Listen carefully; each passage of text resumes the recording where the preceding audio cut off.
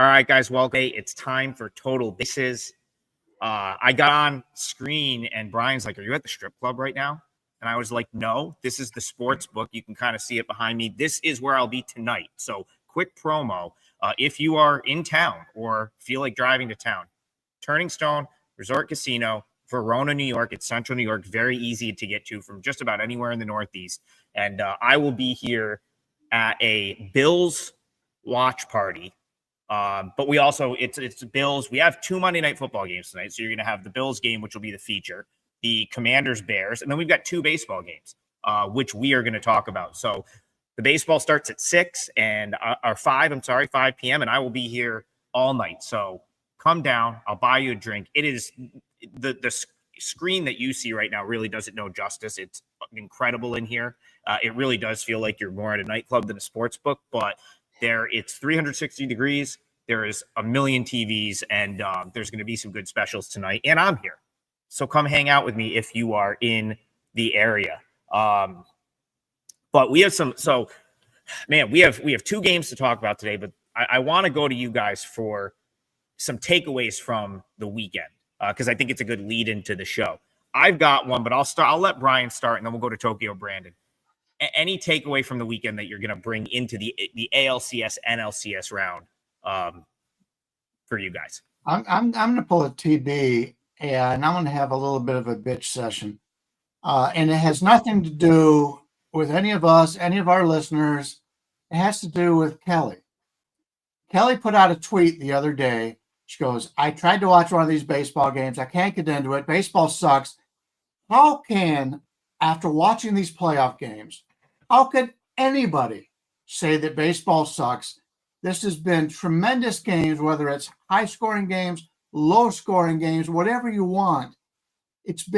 You're on the edge of your seat. It's like going to a hockey game. If anybody's ever gone to a hockey game in person, you're on the edge of your seat the entire game. Baseball is that way. She could take her NFL or whatever she likes. I don't know. But come on, Kelly. You're doing it for stubbornness at this point. There's no way you can not like baseball. Love Kelly, but this is a bad decision on her part, and I need to take her to a game one day, and I'll just fly out and take her wherever she wants to go and let her sit there and watch a game that's actually important." Dude, go ahead, if we took the baseball cappers at WagerTalk versus the football cappers at WagerTalk, we would destroy them. Baseball is by far the best sport to bet in sports betting and win money. Football is almost impossible to win money. I'm sorry, but baseball is a much better sport to bet. So I'm going to counter Kelly on that point. So when you're sports betting, you have to separate entertainment from making a profit. TB, we lost you there. I think we lost your mic. Am I here? Yeah, you're back. Now you're gone. We lost you again. You need to buy some American equipment on your. No way. First of all, their equipment. I would say Japanese equipment is better than the stuff. Yeah, I got you. Right. No.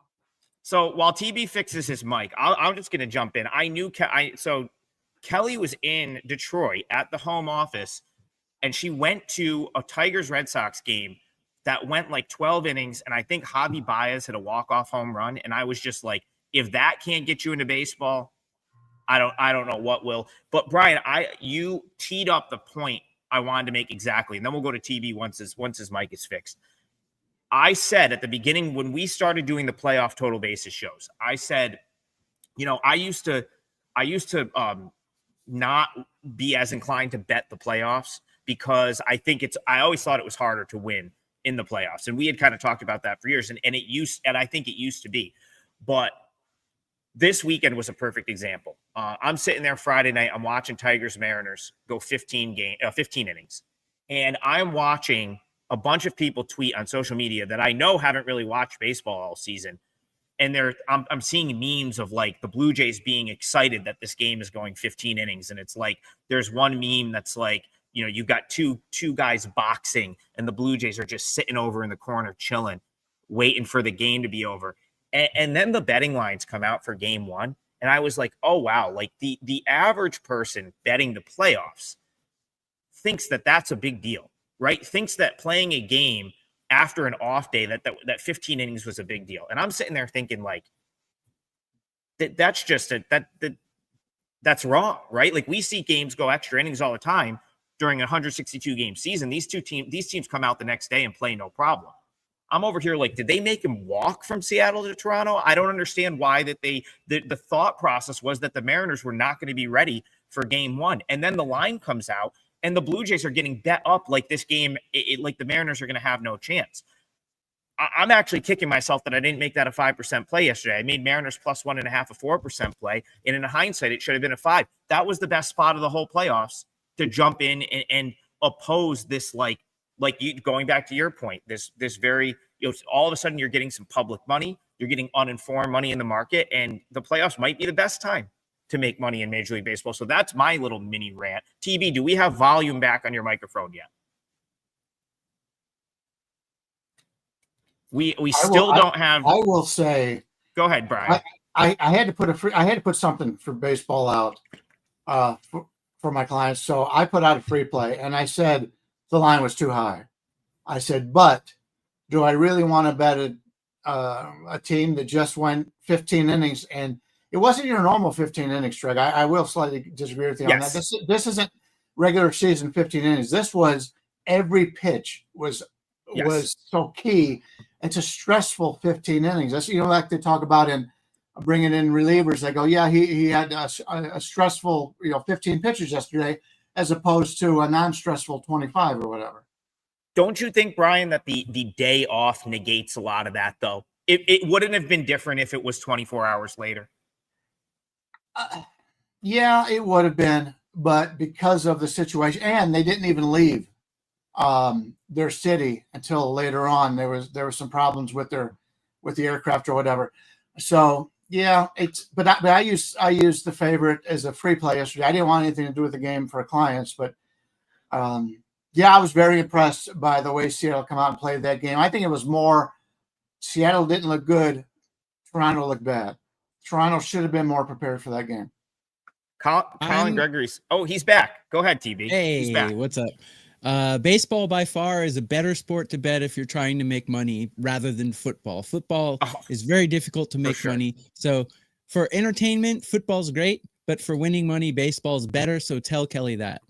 I will say college football is easier to win on the NFL. Not anymore.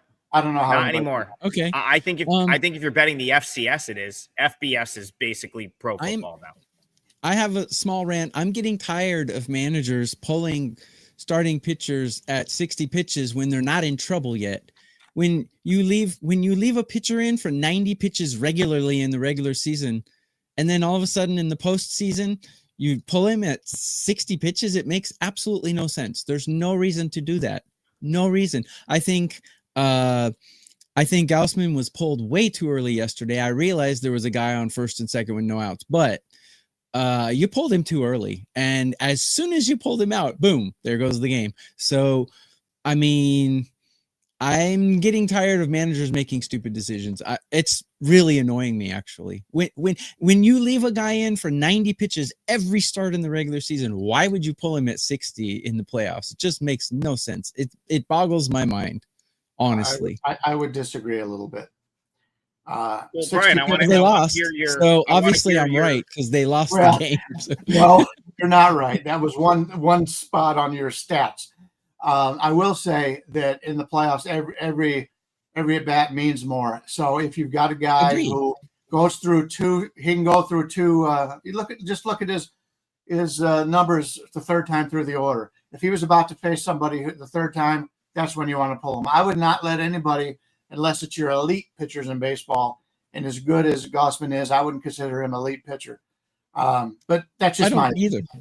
Yeah, but yeah. Look at the teams that are winning and look how long they leave their pitchers in. That's all I'm going to say. Well, that's a good point, TB. And I'm going to go to Brian here, and it'll be our segue into our first game. So I will say just one quick comment because I've got to, I guess, take a little bit of an L here. I have been highly complimentary of AJ Hinch, saying that he's the best manager. I think he did too much in that big game. Mistake. Big mistake. Like two mistakes. Two mistakes. And I think he overmanaged, and I think it was the reason the Tigers lost. I gotta you say, gotta let your players win the game. You can't insert yourself in the game. You just can't do it.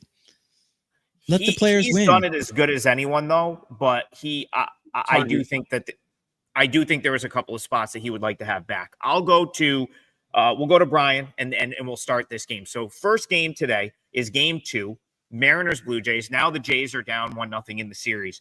One thing I will credit Dan Wilson with, and this kind of goes, you've got to be complimentary of this, TB, is the fact that he seems to stick to his guns in terms of like managing the games like he manages the regular season, maybe more so than anyone. Like he's pretty much letting his starting pitcher navigate trouble.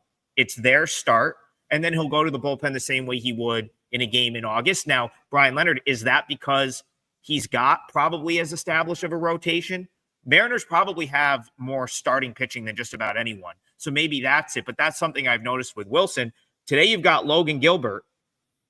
You're probably going to see that again. He's probably going to go deep again here. How are you looking at Mariners Jays? Yeah, it's a lot helpful when you've got the best pitchers in baseball on your team. Yeah.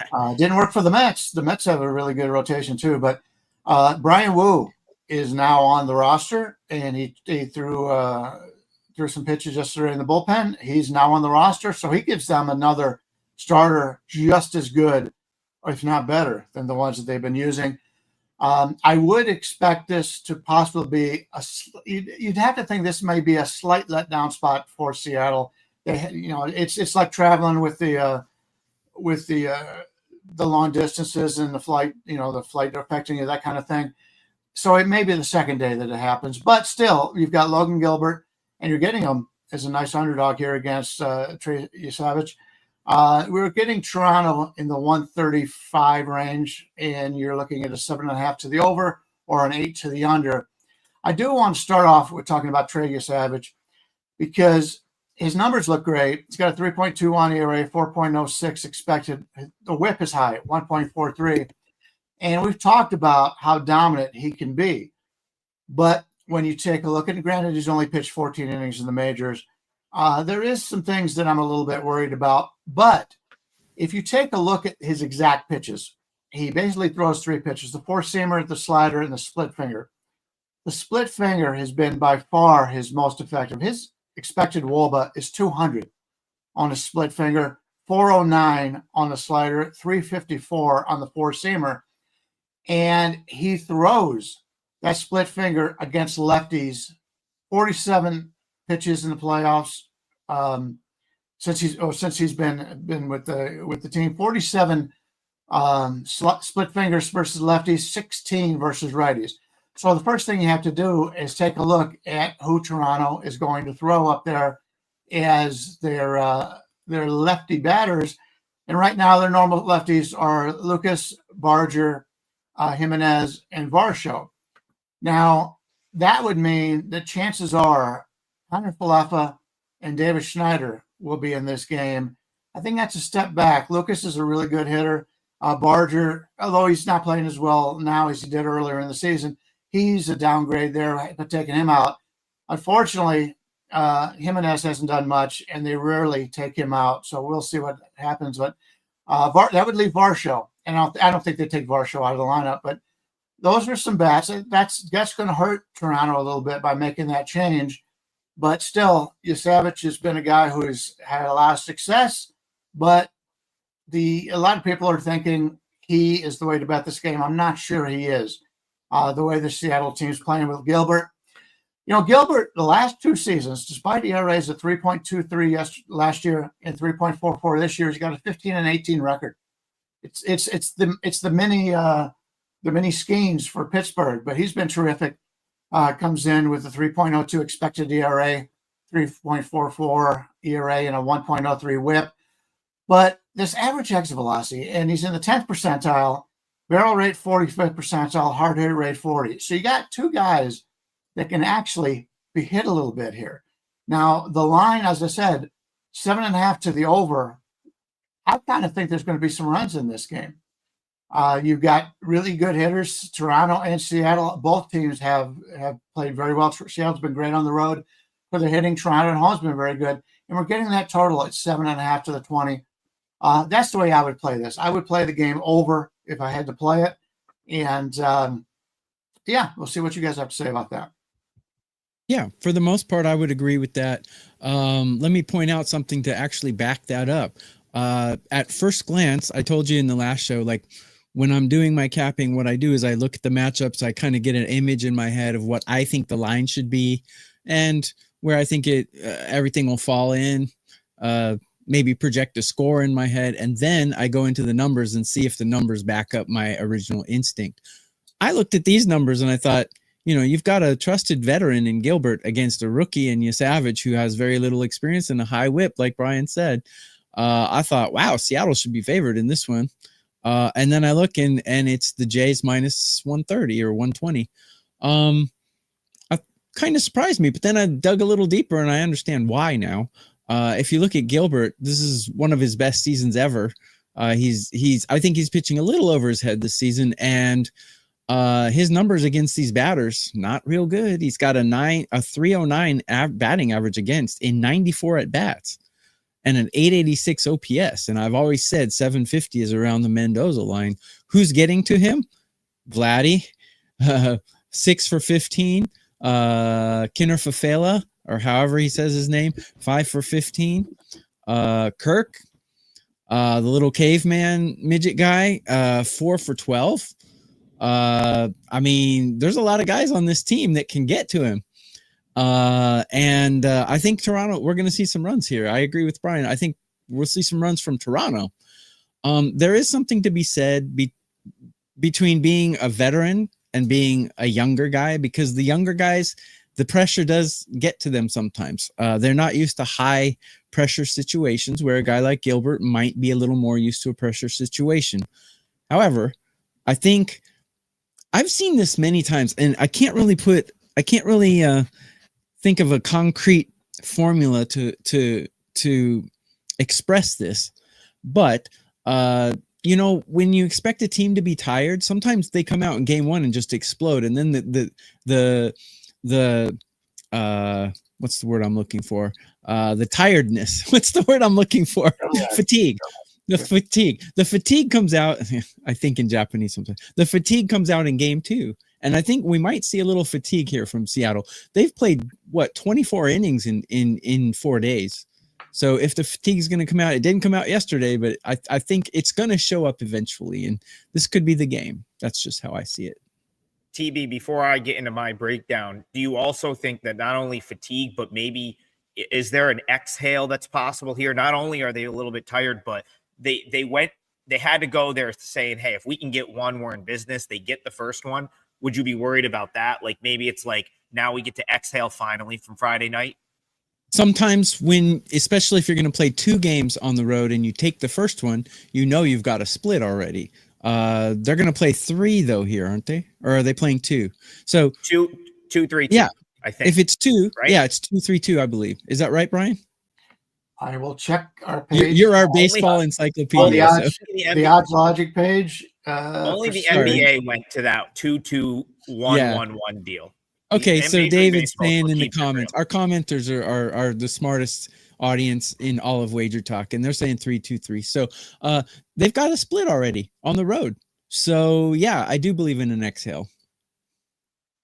I had to get my thought back to this. Last night I'm in a Discord trying to explain the KBO playoffs to someone, and it's like I'm realizing I'm typing out a whole paragraph because they do like a pyramid, right? And you beat him, you go up, you beat him, you go up, and every time is kind of cool. I like, and every team, every it. time the top team has a 1-0 advantage before it starts.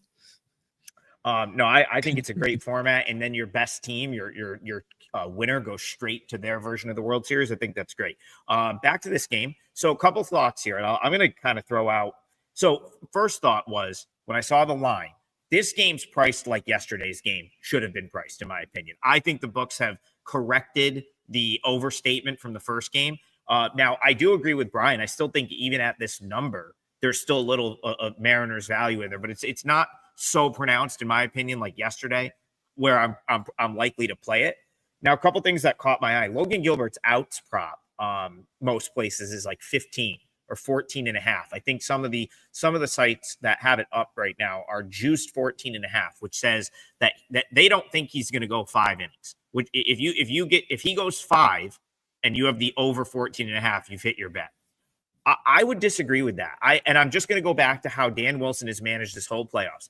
He's putting his starter out there, and it's their start. Now, I understand he came in and threw 34 pitches, and they were, as Brian was pointing out, they weren't your typical. It's not the same as throwing 34 pitches in the side session on your throw day, right? Like he was in throwing 34 high leverage pitches in Game 5 of the ALDS. But I still don't think it's going to it's going to deter Dan Wilson from keeping Logan Gilbert in this game if he's throwing the ball well. Now, maybe he doesn't go 7 innings, but I certainly think 5 is the target. Like if you're Dan Wilson, you're looking at this game. I think 5 from Gilbert would be like almost like the minimum that he would like. The only way he's coming out before that is if he gets into so much trouble that they feel like they have to take him out. Whereas if he like doesn't have it, but some of these guys too, like I don't think the short rest is super like we saw Bryce Miller on a day of short rest and he looked as good as he's looked all season. So I wouldn't read too much into that. I think the books have made a little bit of an over adjustment there to think that you should be like, they're basically saying, okay, Gilbert goes 5 and you cash. He doesn't go 5 and you don't cash. I got to like the over 14.5 outs for Gilbert because it's still your ace, Logan Gilbert. He's still your ace. 1, 2, I don't know how much you can really count on Brian Wu. I think you might see him out of the bullpen. I don't know if you're going to see him start a game in this series.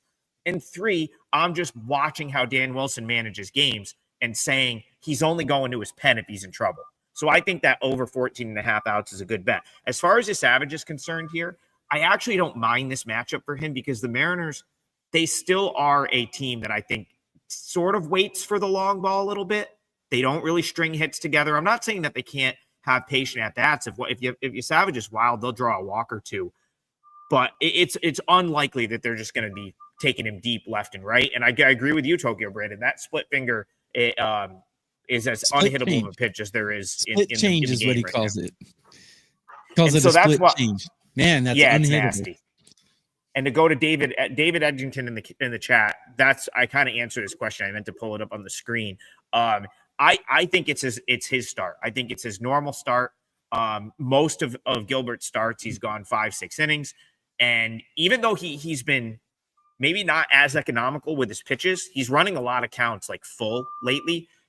He seems to make the pitch, doesn't really walk many guys. He'll get in a 3-2 and then he'll throw something that you can't lay off of. And the Jays will swing the bat. I mean, they will come out and swing a little bit. And I think they could be inclined to swing a little bit more after really doing nothing offensively last night after the Springer home run. So that would be my play for this game. I'll go Gilbert over 14.5 outs. It's currently minus 140 a lot of places. I think that is a good bet. Brian Leonard, one thing about ahead, Savage, if I may, check in the first inning if he's locating that split change. Because if he's locating it, he could easily go 5 innings here. I don't see why they would pull him out. He's a young guy. And like Adam said in previous shows in the minor leagues, he was going like 6-7 innings regularly, right? So he can take the weight on his shoulders if he's locating that pitch. If you see him walking guys in the first inning and he's not, and his command's not there, look for an early hook because I don't think they're going to wait for him to explode. I do think, if I remember correctly, Gilbert has gone like 6 or 8 starts without walking more than one guy in a game. Do they have his walk prop up there right now? Well, Brian, I'll let TB look for it. He's good at finding the walk props. I'm going to let him look for that. That's interesting because he has gotten himself into an incredible number of 3-2 counts without walking guys. So do you think with the magnitude of this game and the fact that it's the Blue Jays, a very good lineup 1-9, that maybe the walks over would it be walks over you look at? Because so many of those counts are 3-2. Are you thinking his command is just that good? I mean, when Logan Gilbert's on, he is an ace. I mean, he would be in the Cy Young conversation if he wasn't injured earlier this year. So I'm curious to see how you're looking at that. No, I would look towards the walks under. It was 1, 2, 3, 4, 5. 6, 7. Out of his last 8 games, he's averaging 1 walk. He did walk 2 batters against Cleveland. a team that does take a lot of pitches. So yeah, I would look for it to go under because he's going to want to stay in this game as long as he possibly can. And he's got the stuff. I mean, if you take a look at his chase rate, 76 percentile. He can strike you out. His walk rate doesn't walk any better. So he's the guy that can get out of there. There's some of these other guys that they have to come into the strike zone.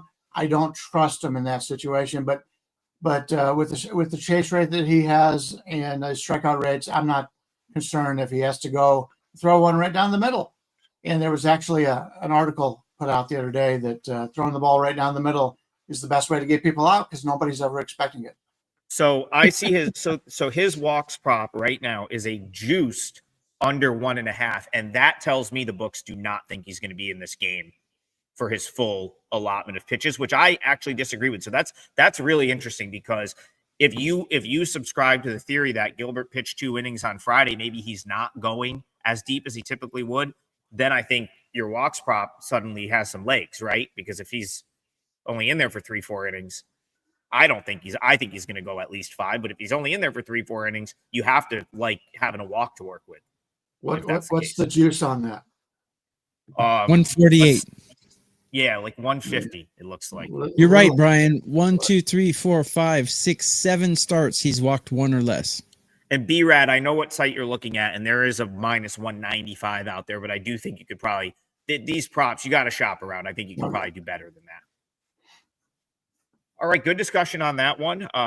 Let's head to the National League. The Brewers end up getting it done in Game 5, and we get the series that, I don't know. I feel like this is the series that most thought it would be, at least going into the NLDS round. I don't think there's a surprise here. Dodgers, I think, have been the best team in the playoffs thus far.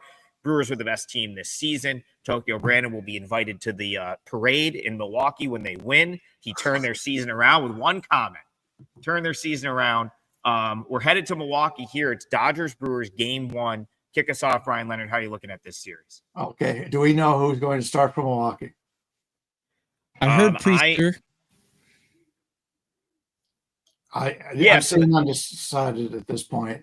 It's going to be more of a bullpen game anyway. It's going to be either Priester or the veteran. The veteran. Yeah. Okay. Peralta. No. Quintana. It's got a Hispanic name. What's his name? I think Quintana comes out here. He's a veteran. Yeah. So I'm just quickly, one of the beat writers for the Brewers said you're probably looking at an opener, Quintana, and Priester as like the plan for the first 6 to 7 innings of the game. Okay.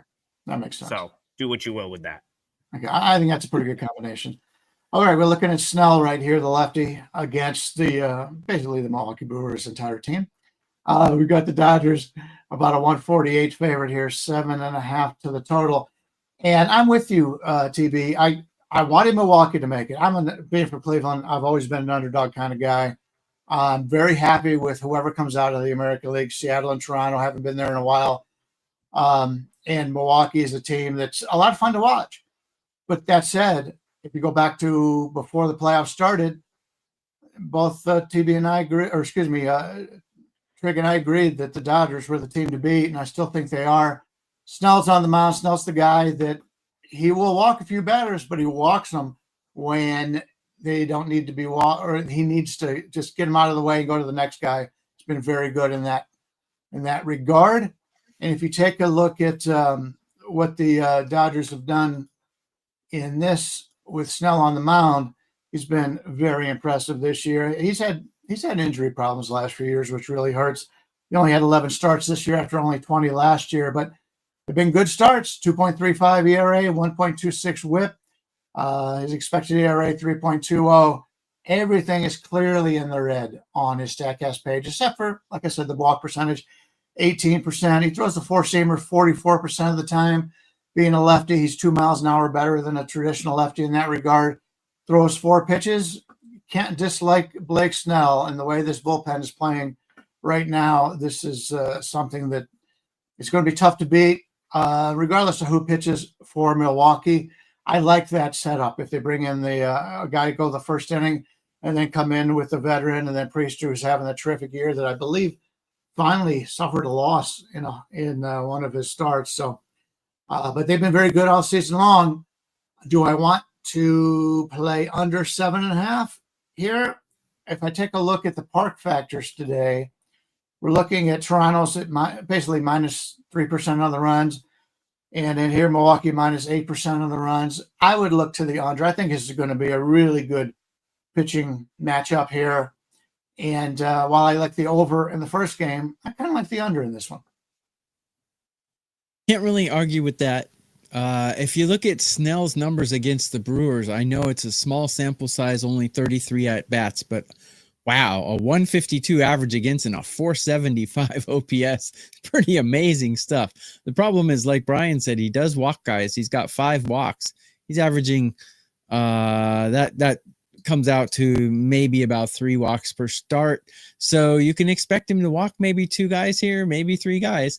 But he has gotten out of trouble when he's putting guys on base, especially against these guys. He's dominated them. So one other stat that kind of contradicts that is Snell on the road has like a 4.7 ERA. So which comes up bigger here? I always like the head-to-head matchups. I think it matters how he goes against these guys, because I look at baseball as kind of a one-on-one matchup, pitcher against batter. In most cases, obviously, you have fielding and errors and all kinds of stuff like that. Ask the New York Yankees. But I think the under would be a way to go here, or take whoever the underdog is and give them plus runs here, because I think we're looking at a tight game. The Brewers, the Dodgers hit almost 100 more home runs than the Brewers, but the Brewers have more hits than the Dodgers. So it means the Brewers manufacture their runs and the Dodgers crank their runs out. Hard to take an under with this Dodgers lineup, but if there's any way to go, I think that's the way to go. Yeah, I gotta say, I think the books got the pricing right on these 2 games, which is not going to be uncommon in the playoffs. I think we've kind of talked about that the entire time with the playoffs here. It very rarely are you going to see a scenario like game 1 where, at least for me, I thought that number was way off, and I thought it was because game 1 of the Mariners Blue Jays, which I thought was because of how the betting public was betting it. These 2 are much more in line with where I would have priced the game. So I'm not really seeing any like number value, line value in the full game side or total. I do think the Dodgers should be favored here. I'll go back to what Brian was saying. I think they're the best team, and getting Will Smith back in the playoffs is huge. I think they're going to be the team to beat. Now, the Brewers certainly could do it. I think if I was going to bet the Brewers here, I think I would look at the first 5. The reason for that is I think if you're going to get Snell, you typically have to get him early. The only real issue I have with Snell ever is he'll maybe walk a guy or 2. And it seems like if he's going to give up a big hit, it's typically early in the game before he settles in. Almost any time I've watched Blake Snell pitch this year, once you allow him to sort of find his groove, he's very tough to break through on. So right now you can get Brewers plus a half run, minus 115 or minus 120 a lot of places for the first 5. I'm with Brian. I don't mind the setup early in this game from Milwaukee.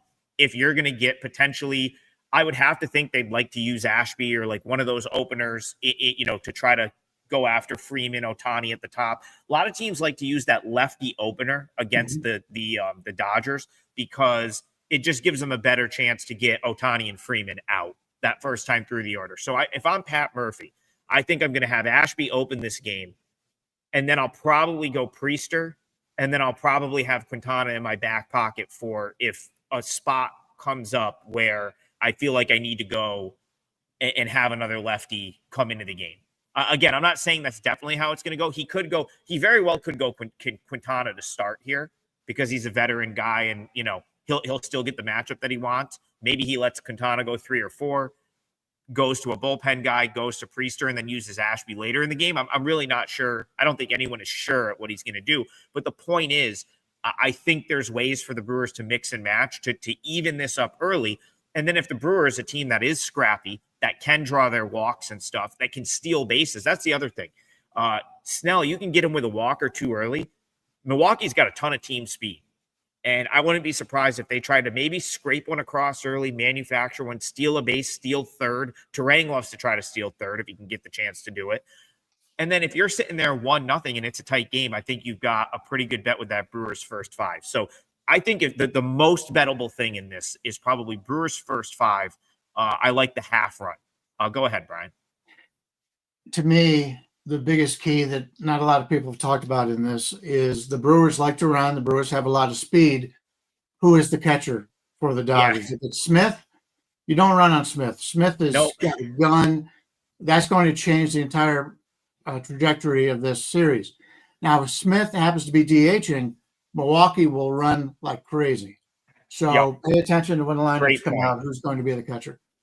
Their last game, Smith picked off a guy at second. Man, he threw it right on. Awesome. It was a laser. Guy's got a great arm. Yeah, amazing. One thing about Ohtani, he's one for 13 or maybe even worse now. He's ice cold in the playoffs, so he's doing his best A-Rod impression in the playoffs. We'll see. I can't say Judge anymore because Judge just cranked the ball this year in the playoffs for his first time in his career. But Ohtani's ice cold, so he's going to break out here or not? I kind of think he's not. But then again, when I badmouth people, look where the Brewers are now. So we'll see. But someone in the comments said that Ohtani's hits, runs, RBIs prop was 2.5. I don't see him getting 3 hits, runs, RBIs, but I mean, that might be a good under for that one if we're thinking that the whole game's going to be an under, and Ohtani's ice cold right now. Don Dixon, he says Milwaukee went 3-0 versus LA this year. They actually went 6-0. They actually beat the Dodgers all 6 times, and it was within the span of a week or so. It was that stretch before the All-Star break and then coming out of the All-Star break where the Dodgers looked very uninterested. And now I would say that they're interested. So go back around the horn. Brian, do you put any stock into those 6 regular season meetings? Oh, you have to. I don't. Not in this case. Not because of the Dodgers. The Dodgers, as we've said all year long, they win the games they come into play for, and they're so good they could set games out. A lot of times it does have some meaning. In this one, I totally know there is no meaning in it. Milwaukee was the team playing the champions. They wanted to. They're the team that was having the season where they wanted to show me season. It was much more important for them during the regular season. Now the Dodgers know that if they lose, they're out of the playoffs. It's a totally different ballgame. On the one hand, it shows me that they're capable of beating this team, number one. On the other hand, the Dodgers did not have Sasaki pitching, closing games, and they didn't have Will Smith at the time either. Or did they? I think he was out at that time. Yeah. So couple factors there, but if you can beat a team 6 games in a row, I don't think you can ignore that. So I think it shows that they're capable of winning. So it mentally it'll give them a little bit of confidence, I think, but maybe not. Maybe no factor on the outcome, but. I mean, I don't think why would the Brewers feel like they're not capable of winning? They were basically the best team in the National League all year, 1. And then 2, someone in the chat says Will Smith's been listen, Will Smith's going to start. That's a guarantee. The only thing we're talking about is whether he's going to start at DH or behind the plate, because coming off injury, they're not going to start him every single game behind the plate. And of course, this would be where you'd have to maybe make a decision because they got to play tomorrow as well. I'm with you, Brian. If Will Smith is at the DH spot and he's not behind the plate, that is a huge advantage for Milwaukee because they can definitely run on Rortvedt or whoever would be. I don't know who they're going to have back there, but it would be much more likely they can run, and that might be the path to scraping a run across off Snell. So will be interesting to see how the Dodgers line up in this game, but Smith will definitely be in the lineup. And Milwaukee is a small ball team, and they have one elite base stealer, and they have several decent ones, but they're masters at manufacturing runs. So Will Smith would be a huge difference on his defense. That man, he's got a laser arm. That was amazing, that throw he made. David said Milwaukee looked vulnerable against the Cubs. Like, I feel like we're not giving the Cubs enough credit. I mean, the Cubs were a very, very good team this year. Those are two division rivals. Like the series More wins than the 5 Dodgers. games. More wins than the Dodgers. I don't know why anyone would be surprised that was a competitive series that really like went both ways. So again, maybe the Brewers are a little undervalued just in general. I think the Brewers are a really good baseball team. Like I'm with you on the thought process that the Dodgers are probably the best team of the 4 that are still left, but let's not sleep on the Brewers here. This is a very capable team, arguably as complete of a offense as you're going to find, where they'll hit the ball out of the ballpark, they'll steal bases, they'll play small ball. It should be a very competitive game. I don't kind of tough. I think you can make a very good case for both sides here. I really do. The Dodgers are not overrated, by the way. No, the Dodgers being a 2-1 favorite to win the series, even though Milwaukee has the home advantage, tells you the Dodgers are the best team here. TB did not do any promotions when we started, so I want to do a promotion. I don't know. I think today's a special day in Canada. I don't know. I don't remember what it is. Isn't it their Thanksgiving? Is it Canadian could be their Thanksgiving? Because they have some holidays we don't have in the United States, so I don't know that much about it. But Canada is hockey, and there are hockey games starting in less than 3 hours, going all day long. If you're a hockey fan, great day to be watching hockey. I put out a 5% play in the NHL today, my first 5% of the season, and I'm number 1 all time in NHL net profit in hockey over at WagerTalk. And great card. I've got 2 plays up right now for clients. I'll be doing a little bit more. If I do put anything up in baseball, it's probably going to be the over in that Seattle-Toronto game. So save yourself some money. You don't need to buy that from me. And if you are interested in it, the 5%'s there in hockey. Also, we talked a little bit about college football. They do have that weekend Warriors package. Last weekend was very successful for me. I'm on an 11-3 run in college football. So once they put that up, you can get a nice savings on the weekend if they do that again this week. It's early. I don't know what their promotions are, but keep in mind they always try to do something for the weekend for football fans.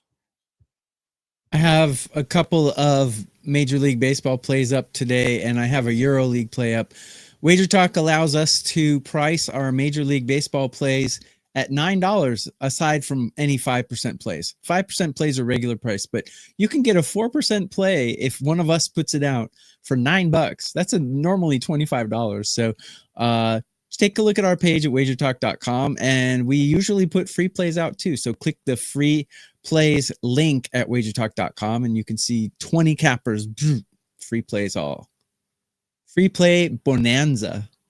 Originally, I wanted to name this show Baseball Bonanza, but Adam came up with the name Total Bases. So Total Bases it was. It's less of a mouthful. I like the word bonanza. I don't know why. I just like it. My selection was, why the hell am I doing this at 6 o'clock in the morning? When I was in America, I felt that way too. Yeah, it's earlier for you guys. 9 a.m. Eastern is like the perfect time for this show. I'd probably have a hard time if I was doing this on Vegas time as well. That's tough. I always, anytime I'm out visiting out there, it always messes me up being that early. Book of Chew in the chat. He does a lot of streaming. Appreciate him stopping by. And if again, I don't have a play up yet for tonight. I will say this: I cashed my 5% play yesterday with the Arizona Cardinals in the NFL. I'm on a really good NFL run, and with 2 NFL games tonight, I may run it back with another 5%er. So keep an eye out on that. I don't know I think if I have any MLB action tonight, I'll probably just post it on my page for free. So make sure that you are always checking the WagerTalk website. We have a free picks tab that lists everyone that puts a free pick up. It's right there, all in order. We try to do it as many times a week as possible. So check out the free picks tab at WagerTalk. And if you are in the area, if you are in any sort of proximity to Central New York, we got a great watch party at Turning Stone Resort Casino tonight, Verona, New York. Very easy to get to. We're in the middle of nowhere out here, so there's plenty of parking. It's really, it's not in a city or anything. It's easy in, easy out. Bunch of places to stay. But I'll be down here tonight from probably the start of the Jays game till the end of the football game. So pretty much all night. I'll buy you a drink. They have some great specials, and we're just going to be hanging out. So I know we have some guys in the chat that are in Central New York. You know what? Actually, we have a bunch of guys that watch the show that are from Canada, and a bunch of them came down when we did one during March Madness. So that's a great way to spend your Canadian Thanksgiving. Come on down here, watch the Bills. Was here for the Yankees watch party last week. It was great. But Central New York is very much Bills Mafia country. So we'll have a great crowd in attendance tonight. And happy. Do people does Prez say happy Thanksgiving to people and then cook a turkey? Is that not how it goes? I need to know this. We need to ask Carmine, Prez, are they having turkey and stuffing and stuff today? I know there's a CFL football game on at 1, so they do the football thing as well. Hockey all day. I got to ask. They probably drink maple syrup and have some Moosehead beer and watch hockey or something. We'll check in with you're going to be on the most wanted list when you go to Canada next time. We got quite a few people at WagerTalk that are from Canada, so we'll need to get. I'll need to get. We got to ask Prez and Andrew and Carmine how they spend Canadian Thanksgiving, which I'm sure will be watching hockey. So if you're going to watch hockey all day, check out Brian Leonard's 5% play. He's been tearing it up. Absolutely. Brian doesn't put out a lot of 5%ers, and when he does, he usually wins them. Can I mention one thing that Ralph put in our post board here?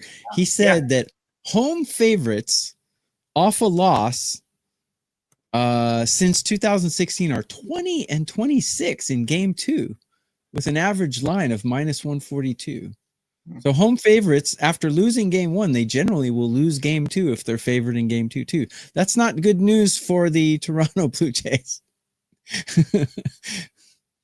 Anyways, that's just a stat. Those are mostly American stats, though, right? Yeah. Canadians, they do. I want to know. Yeah, they have Canadian teams in this far in the playoffs have not lost in how many years now? They drink maple syrup, and they do it by the metric system. The world does it by the metric system. It's the United States that screwed it all up. I learned the metric system living out here. they taught us the metric system 1 year back when I was in school, and that was it. I think it was 79. I was there. It's too hard. It goes on basis of 10. Yeah. We'd rather do ounces and liters or whatever they do. Ethan Bainbridge says, flying into New York City, it's his first time in New York. Where I am in New York could not be more different. It is like a different country here than New York City. To get to here from New York City, you'd have to hop another flight and come to Syracuse. But it is we're out in the country. Central New York is very rural. So that is very, but enjoy New York City because that is an experience. I can't imagine. I've been so many times at this point. I can't imagine going for the first time, but it's got to be that'll be a shock in a good way. It's a very cool city.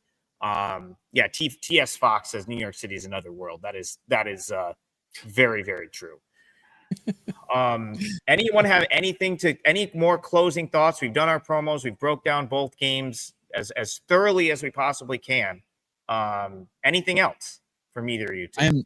I'm not bashing Canada, you guys. I love Canada. I've never been there, but everyone from Canada is much nicer than everyone from America, from my experience. So except for Chris. That's the true. lone Canadian. I hope he's banned from the United States so Canada could keep him. That makes me a favorite of Canada right there, just for keeping the Prez out of the States. I think Carmine's kindness trumps Prez's awkwardness. And Andrew's kind also. Andrew too. Not Trump. Prez is actually a nice guy, but he doesn't want people to know it. Oh, he's the best. I was supposed to go to a Grateful Dead concert with him, and it got canceled. But he was still in Saratoga Springs, and me, Mallory, Prez, and Vivian went out for the night. Had an absolute blast. He's a great time. So shout out to Prez. But I do want to hit the Canadians up and see. I'm curious if their Thanksgiving is like ours. So we'll have to.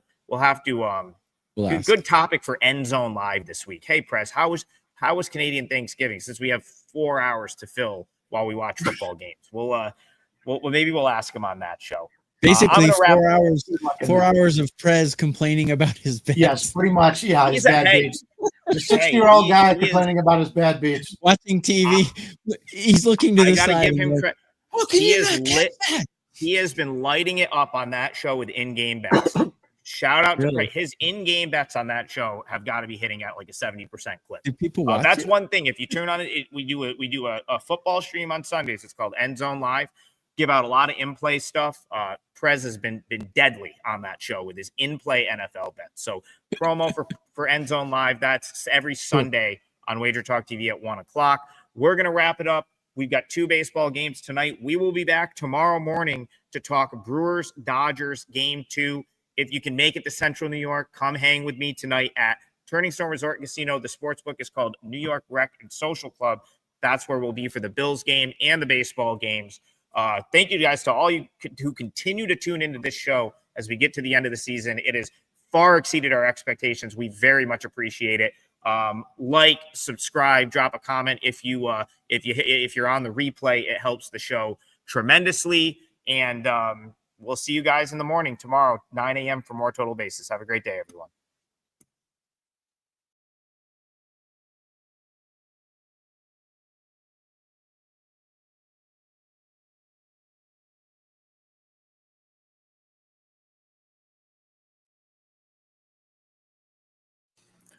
Welcome into Drew Silly Diamonds for Monday, October 13th, 2025. I am Drew Martin, breaking down the NFL slate. 2 Monday night football games going tonight. You got 2 NFL bets coming your way. Let me know in the comments below where you agree, where you disagree, your picks for tonight in any sport. It's more than welcome. It helps grow the show. Smash that like button if you're liking the content. 2 Monday night football games. I think the NFL should do this each and every week instead of stacking, 9-10 games at the 10 a.m. Pacific kick. Maybe take one of those, put them on Monday night. I think it'd be better for the NFL, but hey, what do I know? Let's get into the picks. We are heading to Atlanta, Georgia for the first game up, 7:15 Eastern kick here on ESPN, Mercedes-Benz Stadium, Atlanta, Georgia. Buffalo Bills at the Atlanta Falcons. Bills split line right now as I'm talking early Monday morning, -3.5 or -4, depending what sportsbook, 49 and a hook being the total. The Falcons come in off of a bye. They're 2-2 on the year. Kind of a tricky team to handicap. You just look at their last 2 games. They beat the Washington Commanders 34-27. They also lost to the Carolina Panthers, getting blanked 30-0. So kind of head scratching there. I'll tell you this about the Falcons. I like their quarterback, Michael Penix. He protects the ball well. Even going back to his college days at Washington, even before that in Indiana, he throws a great deep ball. Overall, I'm looking to actually bet on him. And then you put it on the other side of the ball, by some metrics, the number 1 defense in the NFL. And this team, talking about the Falcons, almost plus 120 net yards more than their opponent per game. So they're outgaining their opponents. Last year, Monday Night Football, when they had it in Atlanta, they beat the Philadelphia Eagles, who went on to win the Super Bowl. I actually think the Falcons are a little bit underpriced. Looking at the Bills side, last week, one of the more surprising games of the NFL season, they lost outright as the favorite to the New England Patriots. They've now lost 3 straight against the spread, so maybe a little bit overpriced here for the Buffalo side. Yes, they're 4-1, but losing 3 straight ATS. They got a bunch of injuries on the defensive side. Now, Josh Allen behind center, he's going to always keep him in the games. Tough to go against, but at +4 in our pocket with the team with extra preparation time up against their opponent that has to travel. I think it's looking towards the Falcons here, guys. I mean, even if they lose by 3, we cash this ticket. So you can search for the +4 right now. We're going Dirty Birds over the Bills to kick off Monday Night Football. Got 1 game left, the Chicago Bears and the Washington Commanders.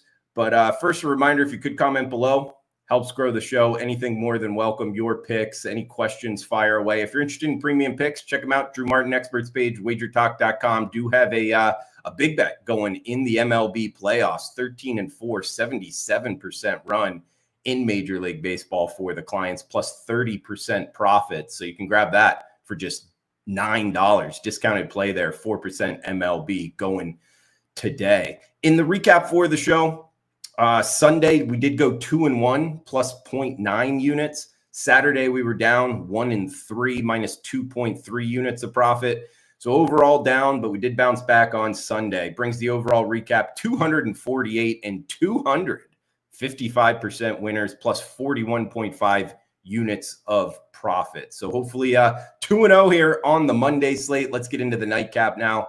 We got 8:15 Eastern start, an hour later on ABC. It is the Chicago Bears at the Washington Commanders. Northwest Stadium, Landover, Maryland. 49.5 or 50 being the total. Minus 5.5. That is the Washington Commanders as the home favorite. They're 3-2 on the season. But, you know, when you look, I don't know that there's a whole lot of meat on the bone. I mean, yeah, Jalen Daniels is back in the lineup, but they won against the Giants in week 1. They beat a banged up LA Chargers team. I don't know. You know, you also bring into the fact last year in this game, the Bears played the Commanders. It was that 52-yard Hail Mary as time expired and Washington won. You know, keep that in mind for this season, just last year. I actually like the Bears in this contest. 2-2 on the year. They are off of a bye week. They won and covered their last 2 games before the bye. And it's a first-year head coach off of a bye week. That's usually a bet on for me in the NFL. And even more so, here's a stat I really like, I guess a trend. I got it from the GoldSheet. Their head coach, Ben Johnson, he was the Detroit Lions offensive coordinator last year. And the Lions put up over 520 yards of offense, 7.7 yards per play. So that same scheme, it's obviously new players, a new team, but that scheme with an extra week to prepare, I don't know that that's fully baked into this line. So plus 5.5 with the Bears. We're going 2 underdogs here. Monday Night Football. Hopefully the dogs are barking here, guys. We got the Chicago Bears plus 5.5, the Atlanta Falcons plus 4. There's your Monday Night Football picks. Guys, smash that like button, comment below, cash those tickets. Thanks for tuning in. Enjoy the rest of your Monday.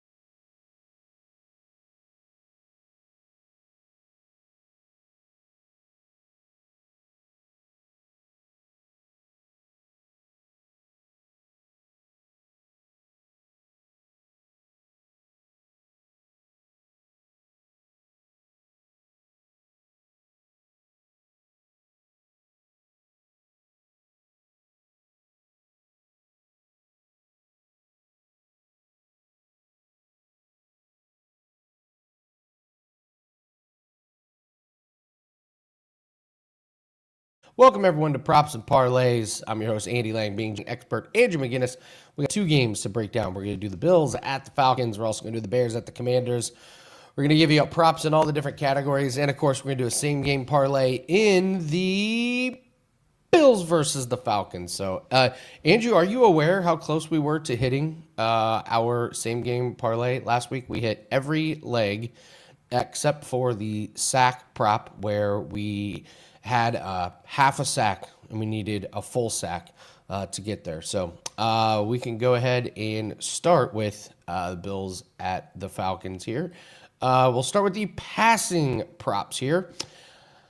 So a quick note here on the Bills and the Falcons. On paper, they have the two best passing defenses. However, there's a grain of salt with this one. The Bills have faced Lamar Jackson week 1. He had a big game. But then they got Justin Fields. They got Tua.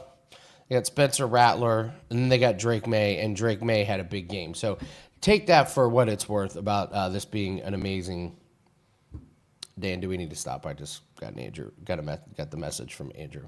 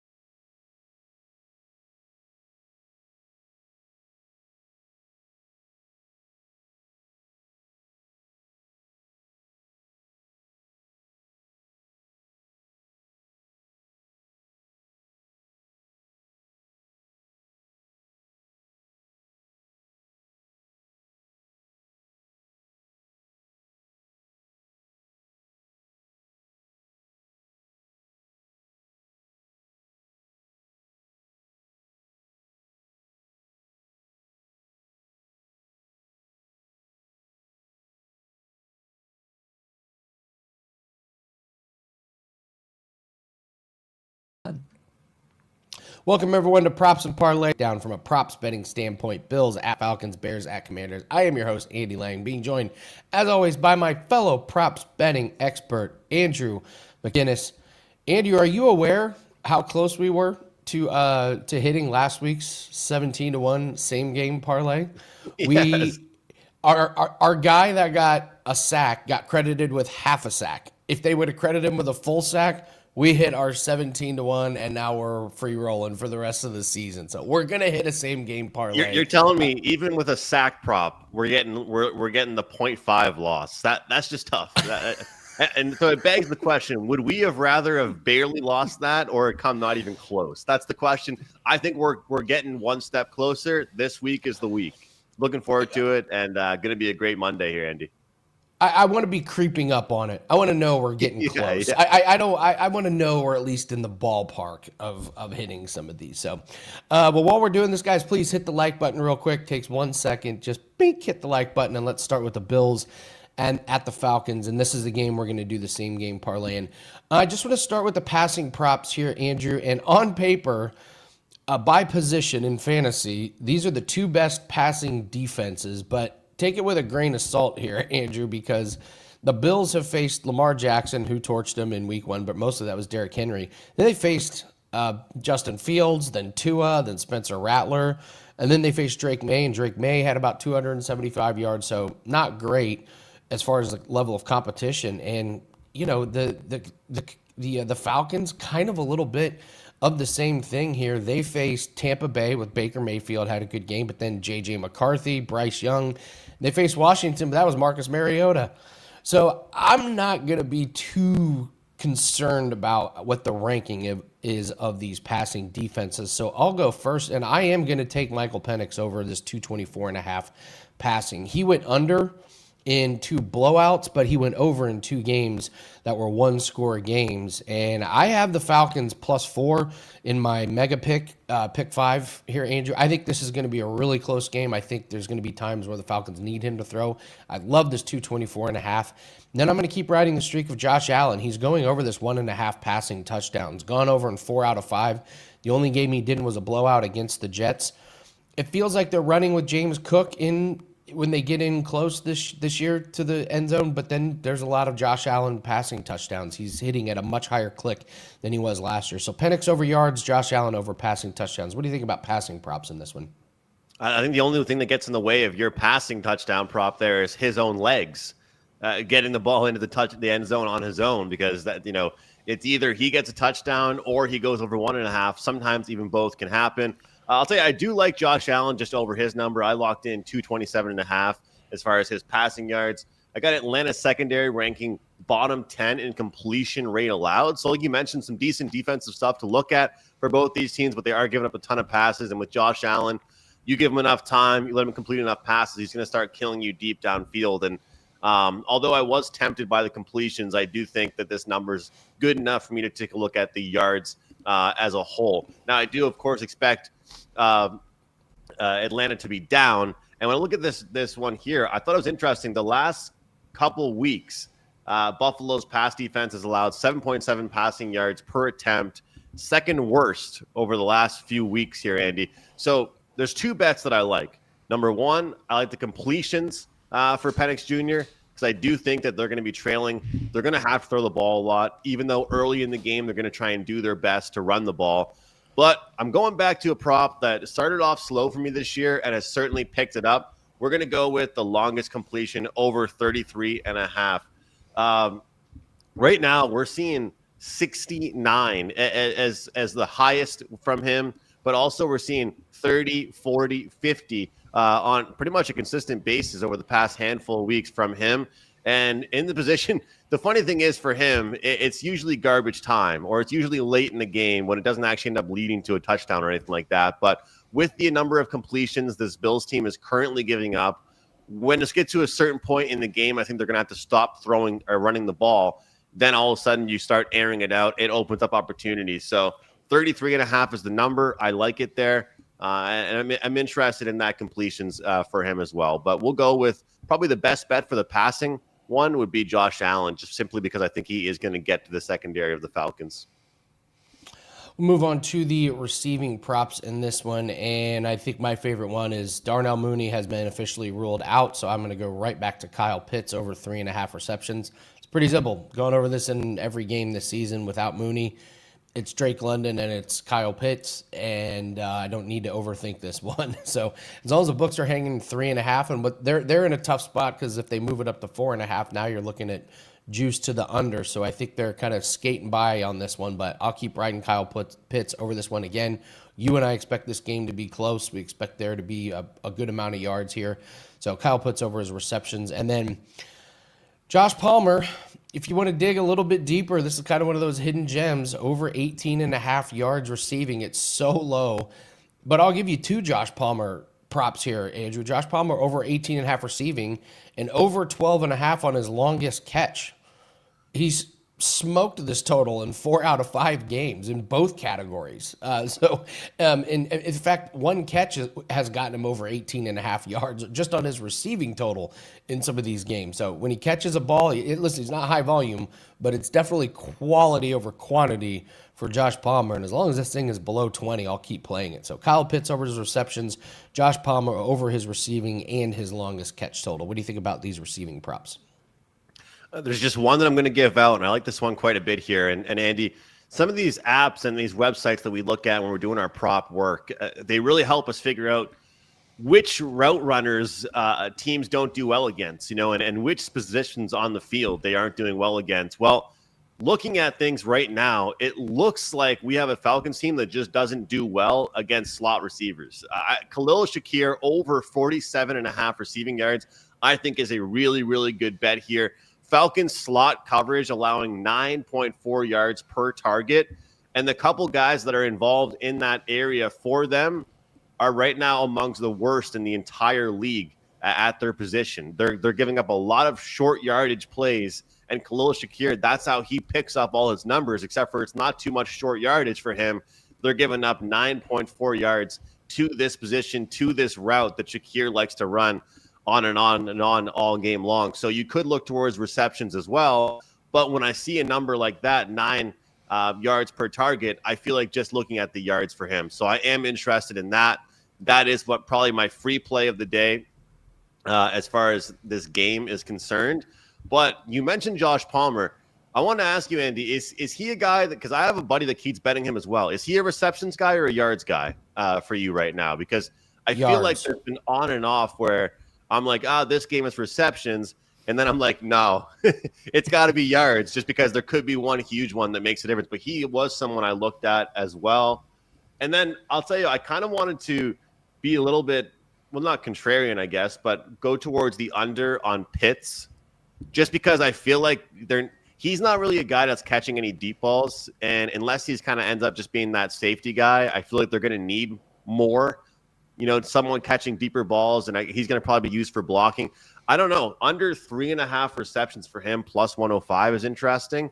But yeah, there's a couple guys today, like you mentioned the Palmer one. I think he's only a yards guy, not a receptions guy. So that could be one of those ones tonight where we look towards under receptions over yards. Oh, I love this. The same game parlay on on one of these. Yeah, with Palmer, it's it's the best of both worlds. If he catches a lot more passes than normal, he's going to probably go over his yards, but he's a bigger play guy. He's one of those where it's like, oh, busted coverage. There's Josh Palmer wide open for 28 yards, and he ends the game with 2 catches for 35 yards. But yeah, if you're taking the receptions, then he may have one for 30, and you're like, why didn't I just take the yards? So with Palmer, it's just about the yards for me on that one. So let's move to rushing. Again, on paper, Buffalo second best rush offense, Atlanta 8th best rush offense. So you got some pretty good rushing offenses here. And I think the books know this because I think these lines are very dialed in. The only one that I'm kind of gravitating towards, and this might be a play every week, Josh Allen over 13.5 longest rush. Ooh. He only did this 6 times last year, Andrew, and he's done it 4 games in a row. It's like this offense has some more explosive plays in the running game. I went back and looked at their yards per play. They're ahead of last year's average.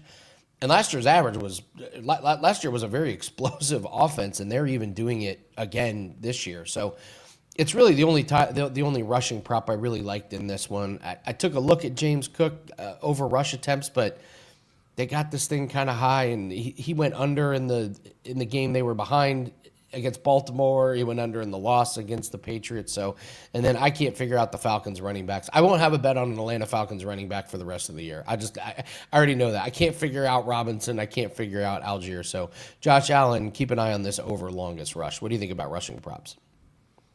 I'm going to take under 15.5 attempts for Bijan Robinson. It's obviously not a great odds there, I guess you could say. It's leaning towards 125, 130 now. I just think it's going to get to a point in the game they're going to be throwing the ball consistently.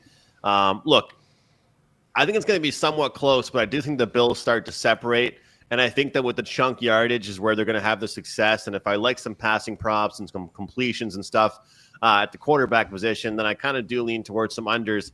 And the best part about this attempts one here, guys, is that realistically, we could see Robinson break off for a huge play. We could see him get into the end zone on a running play. But we're all just looking at the attempts here in this one, and that's all I'm really concerned about. But, okay, Andy, I'm going to throw this at you. I know some people might not care about these type of trends, but Josh Allen rushing yards, I feel like I've had a really good read on him. A lot of times I do like looking at him in big games when they're somewhat of a close spread. Obviously here being 3.5, but this is kind of interesting. He has gone over 33.5 rushing yards in 4 of his last 5 primetime games. So take that for what it's worth. Of course, that one. And if you don't care about that one, this one's kind of interesting. Allen's scramble rate jumps up to 17% against man-heavy defenses, and Falcons run man-on-man 50% of the snaps. This is a guy I think that right now he has been – I mean, you talk about the longest rush, which certainly has been hitting, but he's been pretty smart about his rushes. Like, he's not taking as much contact as he used to. He's seeing the holes and using them and then sliding, which I'm sure coaches are happy to see him protecting his safety. But what people don't realize is, like, as much as I want, of course, you to hit that play, and he is breaking off for one big play, it seems like, on the ground most games, with a number like 33.5, all you need is Josh Allen to get to like 6 or 7, I think, and you're going to get it. It's just the chunk rushing yards that I really think you need. So I think he gets this one here. And hey, you know what? I don't really mind that primetime trend. It's okay with me. I'll take it. It's a different day. You know, these guys play on Sundays. This is a different day to play football. Hey, listen, Corbin, who we do our show with, calls him greedy Josh Allen. It's like, yeah, take us over on primetime games. Take him to score a touchdown. Take his rushing props. He loves showing off in primetime games, which works great for us prop bettors if we can find those trends. So that's a great find on primetime games for Josh Allen. So I couldn't really find a whole lot for anytime touchdown props. The price has gone down on James Cook. Obviously, he was at an unsustainable rate. The price got out of control after the first 3 weeks for Jalen Hurts, and we laid off of it for clients 2 weeks in a row. Price got down to minus 130, so we fired on it this week, and he went in. I feel like the books are giving us a little bit of a discount on James Cook. He was up to minus 200. Now he's down to minus 150. I think I'd go back to James Cook anytime touchdown, but nothing with any big-time confidence. What do you think about touchdown props? Let me just drop a bomb on you really quick here, Andy. You're talking about Corbin's nickname for Josh Allen. Well, I'm going to ride with that nickname here. Let's go 5-1. Not 1, but 2 rushing touchdowns for Josh Allen. We haven't really given out many 2+ touchdowns on the show here since the CMAC days when Christian McCaffrey was doing that, and it was like a minus 130 just to get in the end zone here at least. So 5-1 on that one here. And I got to say, if I think that Shakir is going to be someone that gets targeted quite a bit, that plus 220 number is pretty interesting to look at as well. So kind of more of a fun one, and then one that I'll probably take a little more serious with that Shakir prop. All right, it's time to build a same-game parlay. We were one statistician away from giving our guy a full sack instead of a half sack last week. So we each get one leg. We end up with a 4-leg same-game parlay. I will go first here. I'm going to go the Falcons over 22.5 on their team total. They had a 30-0 loss to the Panthers. They came back, scored 34 the next week at home. And the Bills have played 3 bad offenses, and they held them under: Jets, Dolphins, and Saints.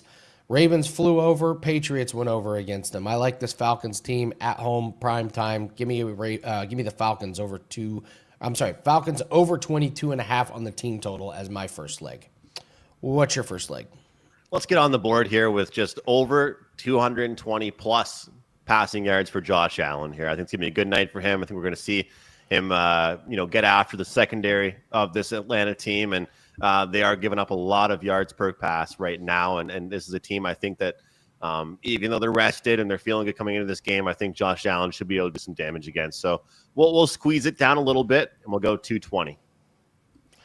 All right, I am going to go with the Josh Palmer theme, and I'm going to take him at plus 141 to have 25 plus yards. I mean, he's averaging 34.8, and I'm getting plus 141 on the 25 plus. So this is one play for a guy like this. So if you think Josh Allen's going to go over, I got to think Palmer is going to be involved in this one. So all right, we have Falcons over 22.5 on their team total. Josh Allen 220 plus on the passing yards, and Josh Palmer 25 plus receiving yards. Last leg, what do you got for us? You know, Andy, I'm really confident in this Shakir one. I mentioned it's my free play of the day. Let's rock with it. No alternate number. We're going to go over on his receiving yards. I just think he gets targeted a ton. I feel like they do very poor against his slot coverage, and hopefully he has a huge day for us. This is one of those ones where you could play receptions or yards, but I'm just confident with how many yards they're giving up to the spot that he likes to go to. So I feel good about this week's parlay, man. I do. 7-1, very disciplined approach by us. Very, very disciplined. Let's just get on the board here. Sometimes you just need to see one go in. So the same game parlays, the team total over 22.5. Josh Allen 220 plus passing yards. Josh Palmer 25 plus receiving yards, and Shakir over his receiving yards. I've got that locked in at 47.5 and a 7-1. All right, great job on the same game parlay. Let's get this one home. Yeah, reasonable. Guys, in the comments section, give us your favorite prop for tonight. Give us your thoughts on some of the props we're going over. What do you like in this game? What do you like in the Bears game? Before we do that, again, hit the like button, guys. It really helps the algorithm out. You know how the algorithm boost works. Andrew, what do you have up for clients up at WagerTalk today? You got a busy day with all the hockey starting early. Yeah, it is a really busy day. The NHL schedule makers, look, you know I'm the biggest hockey fan there is. There's one thing that they're bad at, it's marketing. So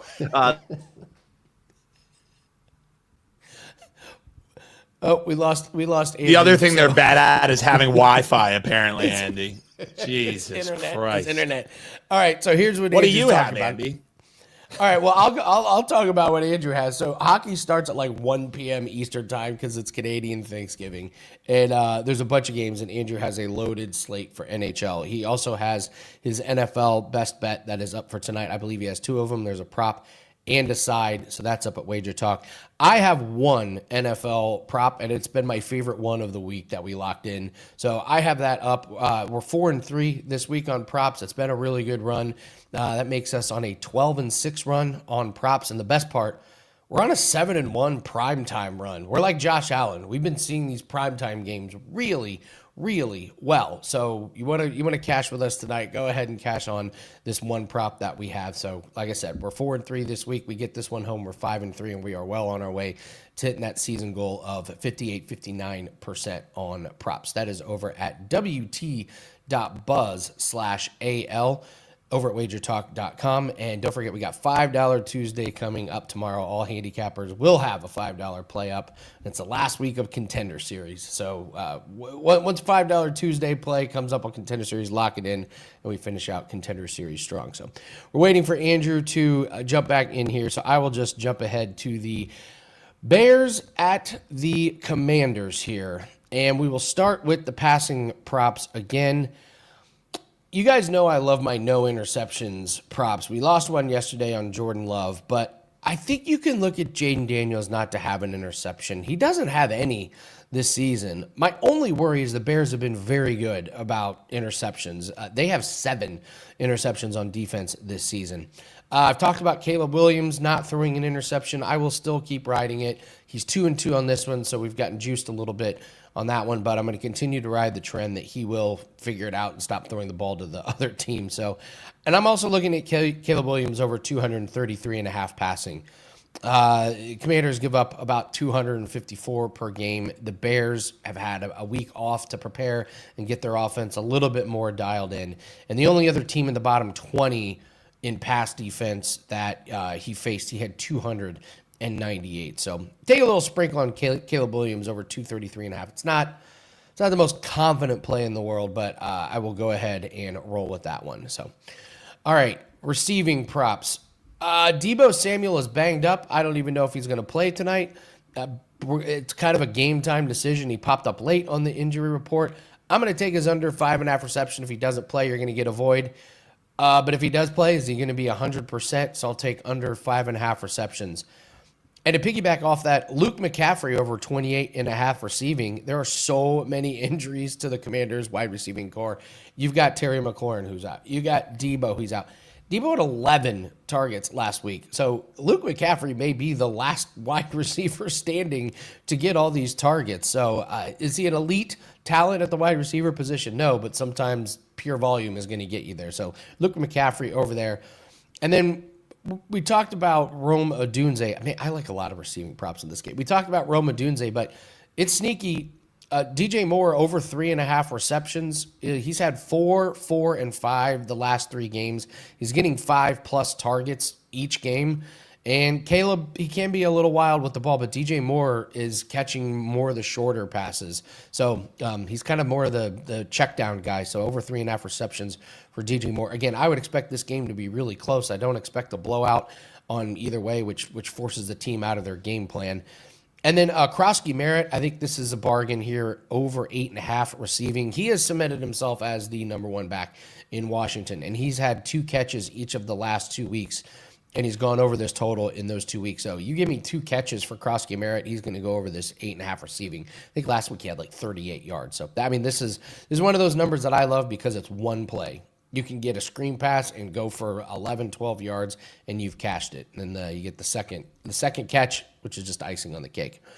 We move to rushing, and I'm going to take a sprinkle on DeAndre Swift under 13.5 rush attempts. The Commanders give up 23-plus rush attempts per game.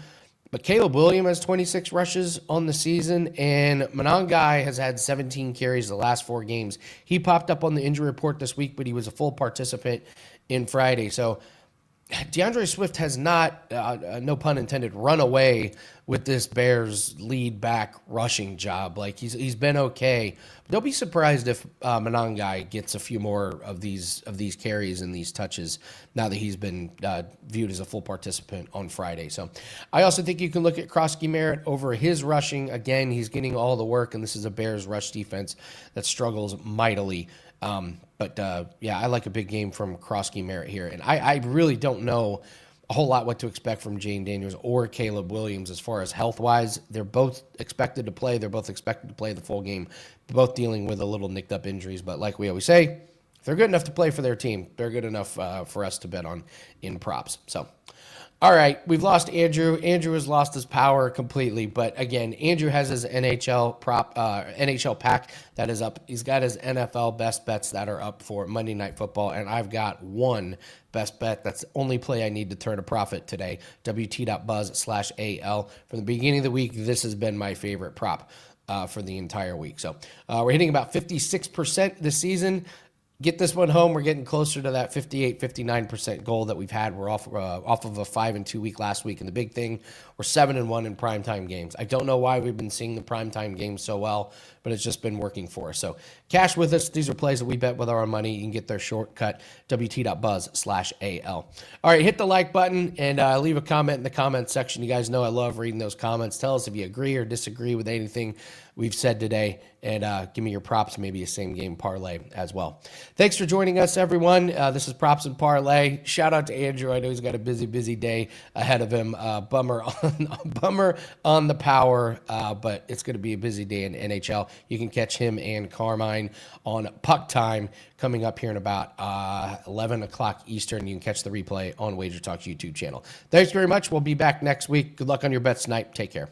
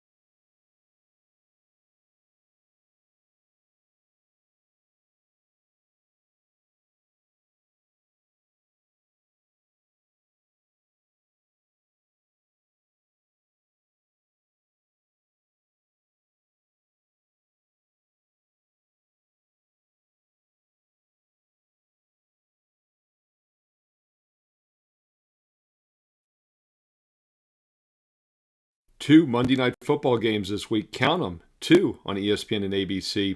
Bills, Falcons, Bears, Commanders. I've got free plays and analysis for both of your Monday Night Football games right here in this video right now. Hi, this is Steve Merrill, WagerTalk.com, right back here on WagerTalk TV. And I love these double headers, especially with the staggered start times. Maybe stagger it more than just an hour, but it's still nice to get 2 games on Monday. Let's spread out the schedule. What are your thoughts? Comment below. I do read the comments and I reply back. And we'll start with the first game at 7:15 Eastern, Buffalo, Atlanta. And by the way, we have teams coming off bye weeks in both games. Both underdogs are coming off bye weeks, so that's an interesting dynamic. And I do think it helps Atlanta here. Yes, they played well in their game before the bye. Of course, they played horrible the week before that, and they were shut out by the lowly Carolina Panthers. But they bounced back with a strong game against the Commanders, who played the other Monday night game. And by the way, we had a strong best bet on Atlanta in that game a couple weeks ago. And if you recall, it also made my Fade the Public video, as the public faded the Falcons. They were on the Commanders, and we thought that was a mistake. In fact, the Commanders were a public underdog 2 weeks ago. Falcons were -2, closed as high as -3, and they won the game 34-27. Nothing misleading about it. Had over 430 offensive yards after being shut out the week before against Carolina. And Penix played much better. His really one bad game this season was that Panthers start, but he had a QB rating of 80 or higher in his other 3 starts, with a 3-1 TD touchdown to interception ratio, and an excellent game against the Commanders 2 weeks ago. 77% completions, a 126 QB rating, and 2 touchdowns. And once again, the public is fading the Falcons. If you watch my NFL Fade the Public video for Week 6, you'll know this one made the cut. It was one of the foremost public plays of the week. Public is heavy on the Buffalo Bills Monday night, and we don't just blindly fade the public, but we do use it as a filter. And there's a couple subsets in which I like to use. First of all, quality teams, and that's one of the reasons I mentioned fading public dogs. We got that with the Falcons last time, and I still think the Falcons are a quality playoff caliber team this year, as long as Penix stays controlled and doesn't turn the ball over. And at home off the bye week, I like the schedule set up here. And one of the reasons the Bills are so public is because they're coming off a loss, and everyone thinks, oh, Buffalo can't lose 2 in a row. They can't drop 2 in a row after a 4-0 start. But let's not forget, they were trailing the majority of the game against Baltimore in Week 1, and that's sure not looking very good now, as the Ravens have been a vastly overrated team. And then their 3 wins in between came against the Jets, Dolphins, and Saints, 3 of the worst teams in the NFL. They lost outright as over a touchdown favorite to the Patriots. Not sure the Bills are the powerhouse team everybody thinks. We'll fade the public in this one with the Atlanta Falcons plus the 4.5, a live home dog on Monday night, 7:15 Eastern on ESPN. Now, your other game is on ABC at 8:15 Eastern, Bears and Commanders. I was about to say Bears, Redskins, because, boy, I think of those 1980s playoff matchups. Darrell Green, punt return, pulled rib muscle, and he still scores. I know there's a lot of Redskin fans that watch these videos. You see all the memorabilia behind me. I was a lifelong Redskin fan, but I'm not a Commanders fan, not my Washington Commanders. Change the name back. Is there a hashtag for that? HTTR. And look, I joke about it, but I do think the Commanders are a bit overrated this season, and a little bit of a phony win last week. They were down 10-0. Chargers were driving the length of the field to go up maybe 17-0. They fumbled, and that turned the game around. Washington outscored LA 27-0 after that fumble when they were almost about to be down 13 or 17-0 late second quarter. Washington is a dynamic offensive team, and Jaden Daniels is back under center. So while the situation seems to favor the Bears, by the way, they're coming off a bye week like the Falcons. I mentioned how both Monday night dogs are coming off byes, and that's kind of strange, isn't it? You give a team a bye week, and then you give them an extra day with Monday Night Football. Nonetheless, Chicago playing pretty good football heading into the bye, back-to-back wins and covers against the Cowboys and Raiders. They put up 56 points in those games, and the offense is coming to life, throwing the ball a little bit better. And they should have success against a very weak Washington defense. The problem, though, and the reason it's hard for me to lean Bears here, is that I think Washington is going to have offensive success as well. Bears' weakness this year has been a terrible run D. I mean, talk about terrible. 6.1 yards per rush allowed. It's one of the worst numbers I've seen into October ever in the NFL. Over 164 rushing yards a game allowed. And yes, the Commanders are a run-based offense. Jaden Daniels a mobile quarterback, and the Commanders are averaging almost 6 yards per carry. So on paper, huge mismatch here with the Commanders' rush attack against the Bears' rush D. Bears also not a good pass D. In fact, overall this year, they're giving up almost 7 yards per play and almost 29.5 points a game. So the Commanders should be able to move the ball, but I'm not sure Washington can slow down Chicago either. Commanders have also one of the worst pass defenses in the NFL this year, and the Bears are starting to throw the ball better. So two offenses have the edge. Let's not overthink it. No pun intended. Well, actually, there was a pun intended. I like the over in this one. Over 49.5. It's 49.5, 50 as we head into the weekend. 51's a key number. 50 is a dead number. 51, about a 3% chance this game lands on exactly 51. So you want to get 49.5, 50, even at 50.5. But once again, below 51, I like the over in Monday Night Football, 8:15 Eastern, between the Bears and Commanders on ABC. Hey, there you go. Doubleheader Monday night. What are your thoughts? Do you like these doubleheaders? I love them. Wish maybe they staggered the games more than an hour apart. Although if you're on the East Coast and you got to get up for work early in the morning Tuesday, I guess you can watch both games instead of having to wait for a 10 or 10:30 Eastern start. So it makes sense. What are your thoughts? Comment below. I read the comments. I reply back. And also thumbs up like. If you're liking these free play videos, I will keep them coming. All I ask is that you click the thumbs up like. It takes 2 seconds. I've done every Thursday night game. We finally missed a Thursday night play this week. Still 6-1 on the free Thursday night NFL plays. I do the Sunday, the Monday night games every week as well. Free for you here on WagerTalk TV. All I ask is a thumbs up like. And hey, a positive comment below is nice as well. Also, make sure you subscribe to WagerTalk TV. Over 223,000 subscribers can't be wrong. Don't cost nothing. Click subscribe and also click the bell as well. You will get an instant alert when one of my free play videos is posted each day throughout the week, including the baseball playoffs. Hey, don't forget the NBA starts in about 9 days. Woo! The following Tuesday, the NBA starts, and also college hoops right after that. And speaking of all these sports that are going on right now, yes, it is a great time to be a direct client at WagerTalk.com. If you go to my page right now, you'll see the last chance to get some very special offers.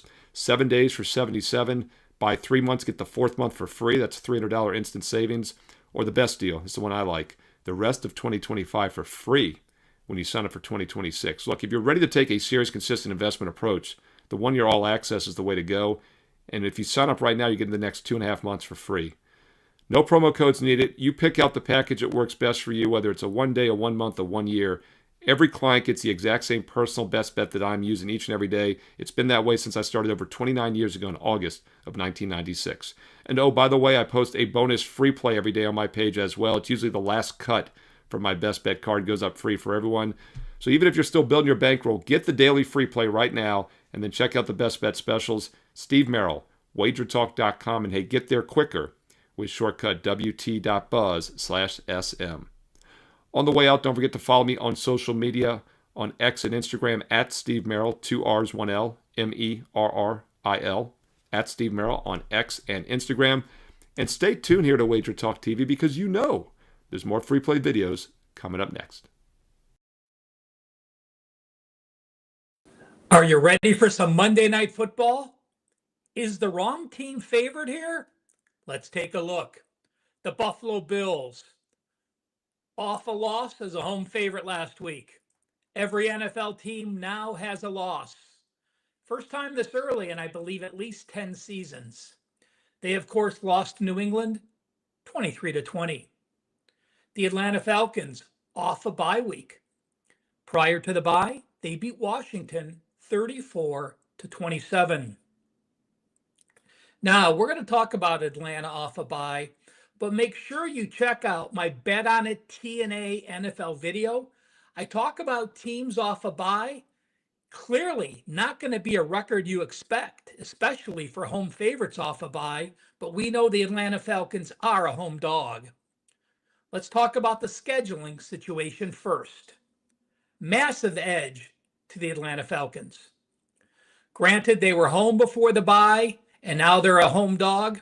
By the way, teams as a home dog with a bye week, 16-10-4 against the spread since 2020. That is 61.5%. But home dogs off a bye and now getting 3 points or more, 14-5, 74%. Plus, remember, this Atlanta Falcons team is young. They drafted young defensive players, Penix in his second year, a lot of young guys. They're excited. Monday Night Football means diddly squat to Buffalo. They're used to being on prime time, the better slots of Thursday night and Sunday night. Being Monday night on the road is not a positive thing. But for this Atlanta team, they were prime time twice last year. I was actually surprised. Only 2 home games in the last 2 seasons. But it will be a big deal for the fans and for the team, the owner, everyone involved for the city of Atlanta. The second scheduling situation, You look at Buffalo, they started home against Baltimore. Then they went to the Jets. They win that game pretty handily. Then they host Miami, they host New Orleans, and they host New England. So they have played 5 games. They're 4-1, and they're traveling for only the second time. They're traveling out of state for the first time, and they're traveling after having played 3 straight home games. Oh, yeah, by the way, if we look at the Bills on the road last year, their 3 losses to the Rams, to Baltimore, to Houston, all the good teams. But again, on the road, they dropped all 3. They were perfect at home, undefeated at home in the regular season. But when we look at the stats, their home stats show they were plus 64 yards per game. On the road last year, they were outgained by 23 yards per game. That's a massive 87 yard per game diff from home to away. I said Buffalo. Do they deserve to be an away favorite here coming off a home loss? Well, Buffalo is the number 2 team in the NFL. They're plus 96 yards per game. But would it shock you if I tell you the number 1 team in the NFL at plus 118 yards per game, 22 yards per game better than the Buffalo Bills, is the Atlanta Falcons? Folks, their defense is legit. It could be the best defense in the NFL. I think the Browns are better. It's a lot of the competition they played. But again, decent teams. Minnesota, they played a younger quarterback in Minnesota. They played a younger quarterback in Carolina. Daniels, I believe, missed that game. So this is the first time they're truly playing a star quarterback with the exception of Baker Mayfield in their opener. But again, their defense held Tampa Bay to a season low, Minnesota to a season low, Carolina to a season low. And on the season, they are number 1, holding their opponents to 108 yards per game less than they've averaged against their other foes. By the way, the offense has had 2 number 1s against the opposing defenses and 2 number 2s as well. Remember the Tampa Bay loss in the season opener? It was a game that they could not get the run game going. Byron Robinson struggled, only had 10 carries. Other running backs had 16 carries. Since that time, Bijan running back has been the bell cow and is going to. And we've seen after the team rushed for 69 yards in the first game, rushed for 218, 131, and 28, averaging 5.6, 5.7, and 3.5 yards per carry. I'm going to share 2 systems with you on Buffalo, one a positive, one a negative. And I just want you to remember this. It's important to note. I give out a lot of trends, a lot of angles. Some of them are wow numbers. But it's more important to look for the trends that are against you than they are on you. When you like a team and you're writing down positives, it's much more difficult to write down those negatives. Every team has negatives in every game. Your job, handicapping a game, or my job, is to look at, do the advantages outweigh the disadvantages, or are there more of one than the other? And if they are, you continue to make them a play. So Buffalo is an away favorite of 3 or more off a loss as a home favorite. Those teams have been excellent. 57-17 against the spread, 77%. But teams from week 6 on who lost their last game and it's their first loss of a season and are now a favorite, they're only 36-61 against the spread. So they do switch off, a positive on Buffalo and a negative on the Bills. If you're an NFL fan and a part-time historian, you will love this because both teams are wearing their featured alt uniforms. Buffalo is wearing the uniforms they wore from 65 to 73, all white. Falcons are wearing theirs that they wore up until 1990, the all blacks. They're going to look cool. This game is Monday night. I said that I do believe the Falcons will be ready.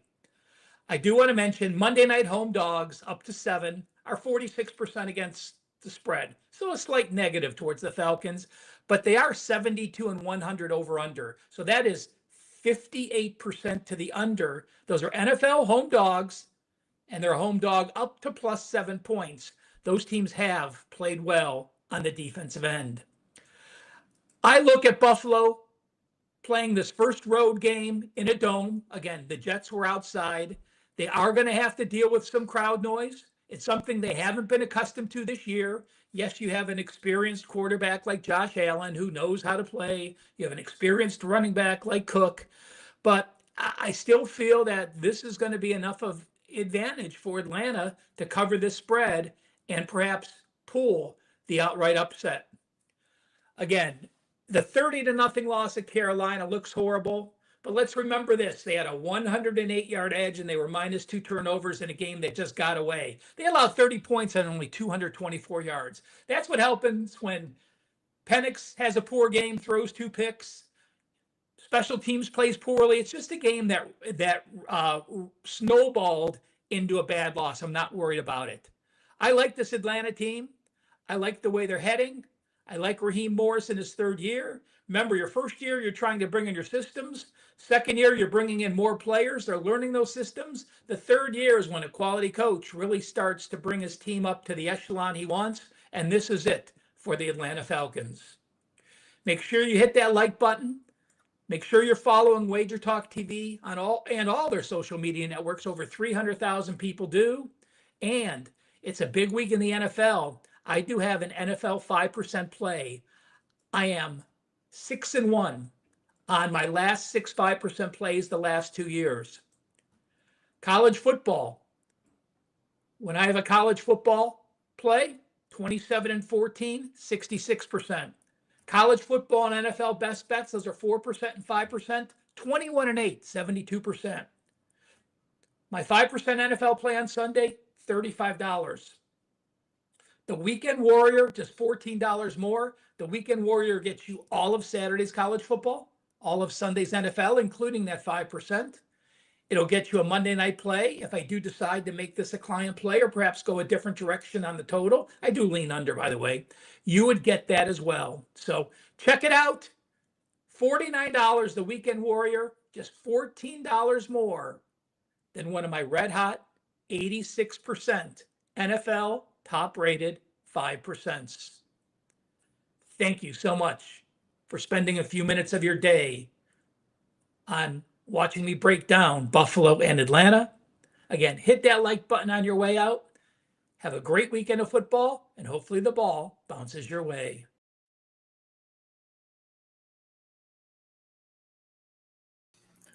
Welcome into Drew Silly Diamonds for Monday, October 13th, 2025. I am Drew Martin breaking down the NFL slate, 2 Monday night football games. Going tonight, you got 2 NFL bets coming your way. Let me know in the comments below where you agree, where you disagree, your picks for tonight in any sport. It's more than welcome. It helps grow the show. Smash that like button if you're liking the content. 2 Monday night football games. I think the NFL should do this each and every week instead of stacking, 9, 10 games at the 10 a.m. Pacific kick. Maybe take one of those, put them on Monday night. I think it'd be better for the NFL, but hey, what do I know? Let's get into the picks. We are heading to Atlanta, Georgia for the first game up, 7:15 Eastern kick here on ESPN, Mercedes-Benz Stadium, Atlanta, Georgia. Buffalo Bills at the Atlanta Falcons. Bills split line right now as I'm talking early Monday morning, -3.5 or -4, depending what sportsbook, 49 and a hook being the total. The Falcons come in off of a bye. They're 2-2 on the year. Kind of a tricky team to handicap. You just look at their last 2 games. They beat the Washington Commanders 34-27. They also lost to the Carolina Panthers, getting blanked 30-0. So kind of head scratching there. I'll tell you this about the Falcons. I like their quarterback, Michael Penix. He protects the ball well. Even going back to his college days at Washington, even before that in Indiana, he throws a great deep ball. Overall, I'm looking to actually bet on them. And then you put it on the other side of the ball. By some metrics, the number 1 defense in the NFL. And this team, talking about the Falcons, almost plus 120 net yards more than their opponent per game. So they're outgaining their opponents. Last year, Monday Night Football, when they had it in Atlanta, they beat the Philadelphia Eagles, who went on to win the Super Bowl. I actually think the Falcons are a little bit underpriced. Looking at the Bills side, last week, one of the more surprising games of the NFL season, they lost outright as the favorite to the New England Patriots. They've now lost 3 straight against the spread, so maybe a little bit overpriced here for the Buffalo side. Yes, they're 4-1, but losing 3 straight ATS. They got a bunch of injuries on the defensive side. Now, Josh Allen behind center, he's going to always keep him in the games. Tough to go against. But at +4 in our pocket, with the team with extra preparation time up against their opponent that has to travel, I think it's looking towards the Falcons here, guys. I mean, even if they lose by 3, we cash this ticket. So you can search for the +4 right now. We're going Dirty Birds over the Bills to kick off Monday Night Football. Got one game left, the Chicago Bears and the Washington Commanders. But first, a reminder, if you could comment below, helps grow the show. Anything more than welcome. Your picks, any questions, fire away. If you're interested in premium picks, check them out. Drew Martin Experts page, WagerTalk.com. Do have a big bet going in the MLB playoffs. 13-4, 77% run in Major League Baseball for the clients, plus 30% profit. So you can grab that for just $9. Discounted play there, 4% MLB going today. In the recap for the show, Sunday we did go 2-1 plus 0.9 units. Saturday we were down 1-3 minus 2.3 units of profit. So overall down, but we did bounce back on Sunday. Brings the overall recap 248 and 200. 55% winners plus 41.5 units of profit. So hopefully 2-0 here on the Monday slate. Let's get into the nightcap now. We got 8:15 Eastern start. An hour later on ABC, it is the Chicago Bears at the Washington Commanders. Northwest Stadium, Landover, Maryland. 49.5 or 50 being the total. -5.5. That is the Washington Commanders as the home favorite. They're 3-2 on the season. But, you know, when you look, I don't know that there's a whole lot of meat on the bone. I mean, yeah, Jalen Daniels is back in the lineup, but they won against the Giants in week 1. They beat a banged up LA Chargers team.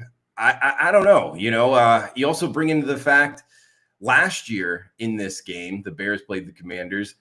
It was that 52-yard Hail Mary as time expired and Washington won. You know, keep that in mind for this season, just last year. I actually like the Bears in this contest. 2-2 on the year. They are off of a bye week. They won and covered their last 2 games before the bye. And it's a first-year head coach off of a bye week. That's usually a bet on for me in the NFL. And even more so, here's a stat I really like, I guess a trend. I got it from the GoldSheet. Their head coach, Ben Johnson, he was the Detroit Lions offensive coordinator last year.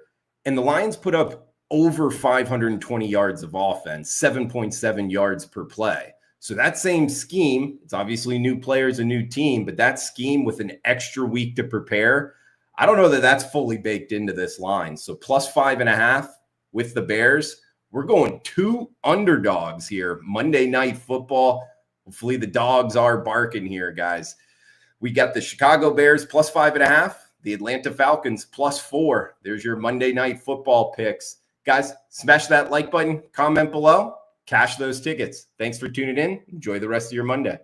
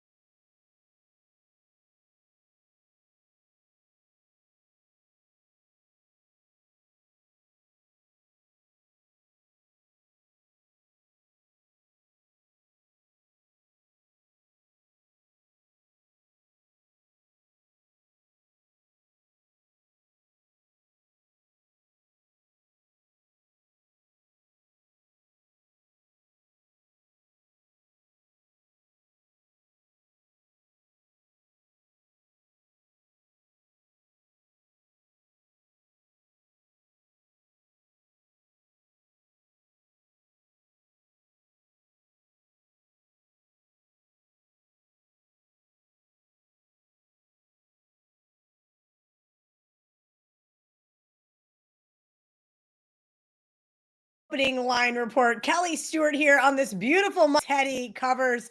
Teddy, the bright spots of my day yesterday were named the Dolphins and the Panthers. That is not something I thought I would say, but we're going to get into the other games from week 6 in the NFL. We're also going to hit on some Monday Night Football, and maybe we've got a couple emergency betting alerts for you guys. So come hang out with us here on the Opening Line Report. Jump in the comments section. Tell us who you like, as well as anything else you would like to see from Teddy and I.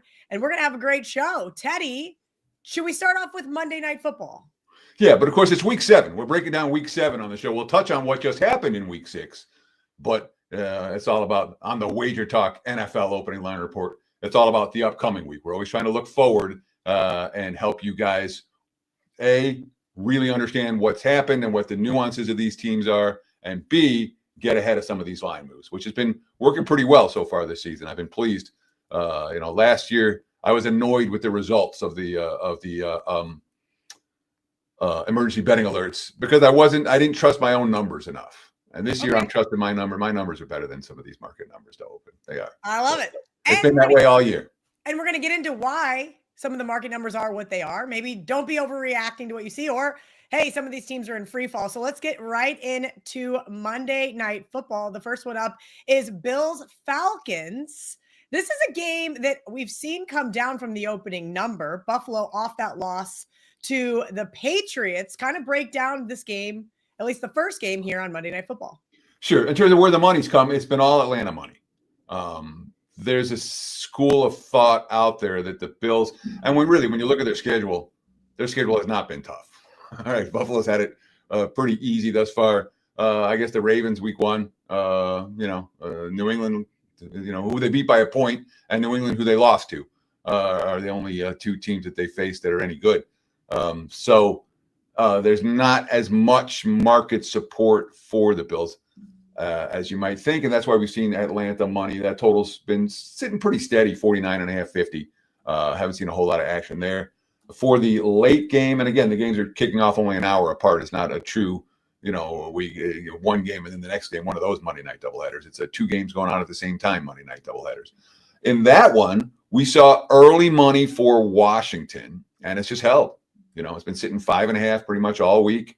Total 49.5, the prevailing number. There's rain expected in the DC this evening, so be aware that could affect gameplay in this one. Chicago, some pretty ugly defensive numbers full season. They're at the very bottom of the NFL in a number of different defensive categories. And yet Washington missing their top 2 receivers this evening. So I guess those 2 have neutralized each other when it comes to how it's affected the betting markets thus far. So again, right now that's sitting steady, 5.5. I thought that we might see a little bit of Bears money earlier this morning. It doesn't look like it's materializing. 5.5 is a number that it's been holding at for quite some time, and I'm not anticipating a move right away. Okay, let's get right into Thursday Night Football. We've got the Steelers at the Bengals, and hey, I was one of the people that did not take the bait with the Browns last week, and I thought, hey, this is kind of a weird game. Steelers looked good. Aaron Rodgers played pretty flawlessly. Yeah, he sure did. And of course, it wasn't a bad weekend for bad beats. Let me just start real there. I had the Ravens. The Ravens were no fun. They went 0-3 in the red zone, had 3 turnovers. They went 2 of 6 on 4th downs. They had more first downs and more yards. The Rams scored a touchdown on 4th down. The Rams might have played 5 minutes of good football, but Baltimore's so bad it didn't matter. They lost by 2 touchdowns. So Baltimore wasn't a bad beat. The Packers-Browns under was probably a bad beat. That game was 10-0 with less than 5 minutes left in the third quarter. And then all of a sudden, Flacco lights up the Packers defense. And Green Bay can't get that last first down to kneel. So they end up having to kick a field goal to go up 9. And it landed right on 45. There were lots of 44.5s out there. There were even 44. So tough push, tougher loss if you had that under. When it comes to Pittsburgh and Cincinnati, again, I give you guys 4 sets of lines for every game. I'll give you the look-ahead line from last week. These are the bettable numbers. So we see how much this past week's games influence the numbers. When you see a big change between the look-ahead line and the opener and the current numbers, it tells you that the markets have finally crashed or finally bought on a particular team after the results. So I'll give you the look-ahead line. I'll give you my power rating number. I'll give you the opening numbers, and this is where the markets open. I usually write it down. Last night I wrote it down in the first half of Sunday Night Football. In the second quarter of that game, I was writing the opener numbers down. And then I'll give you where the numbers are for today.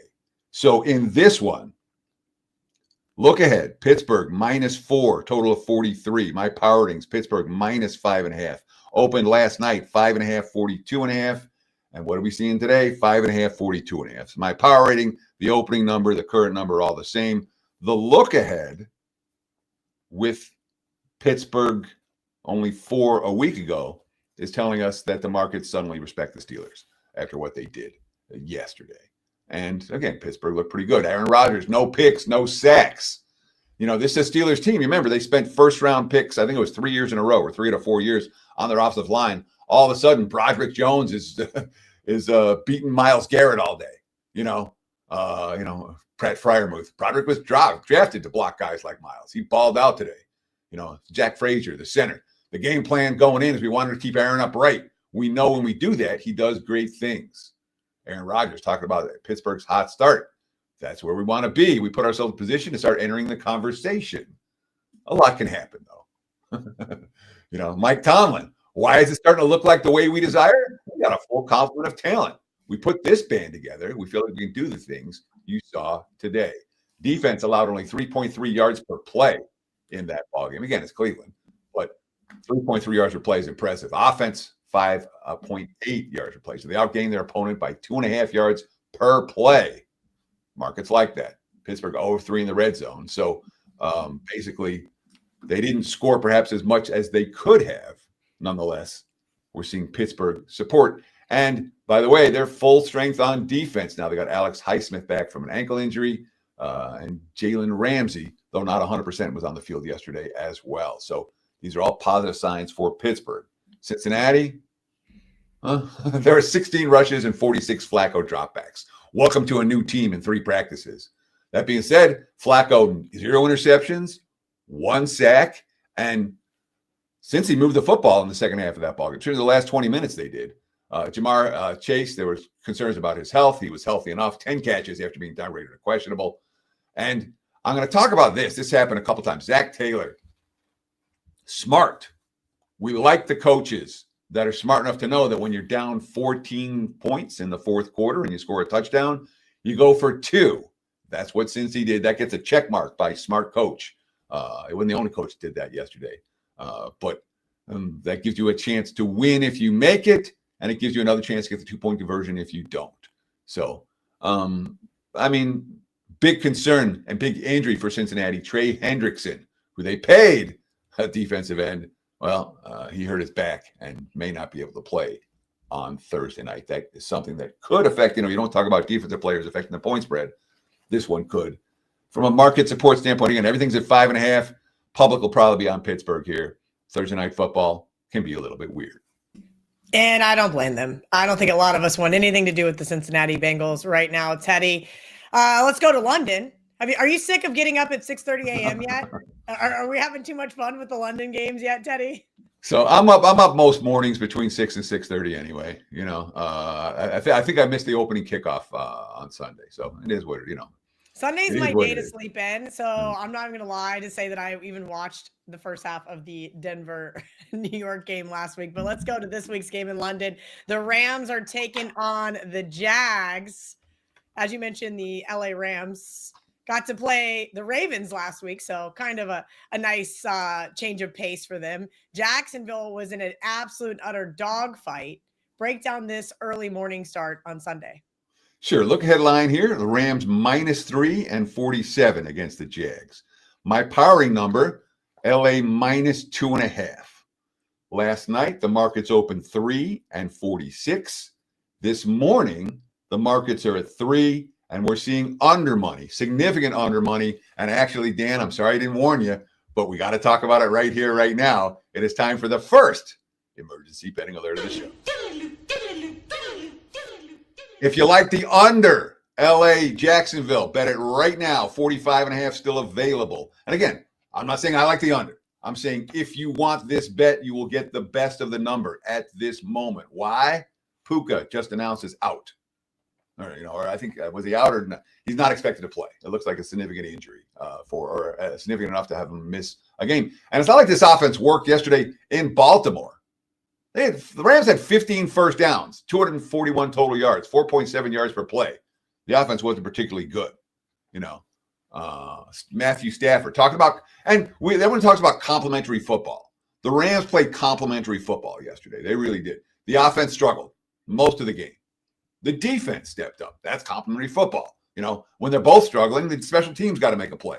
That's complimentary football. And the Rams have been pretty good at that so far this season. Matthew Stafford, quote, I feel like we moved the ball up and down the field last week versus San Fran and had 400 and something yards of offense and lost the game and felt pretty bad about it. I felt good about this one. Nice job getting the W. So they're not that worried. Found a way to win.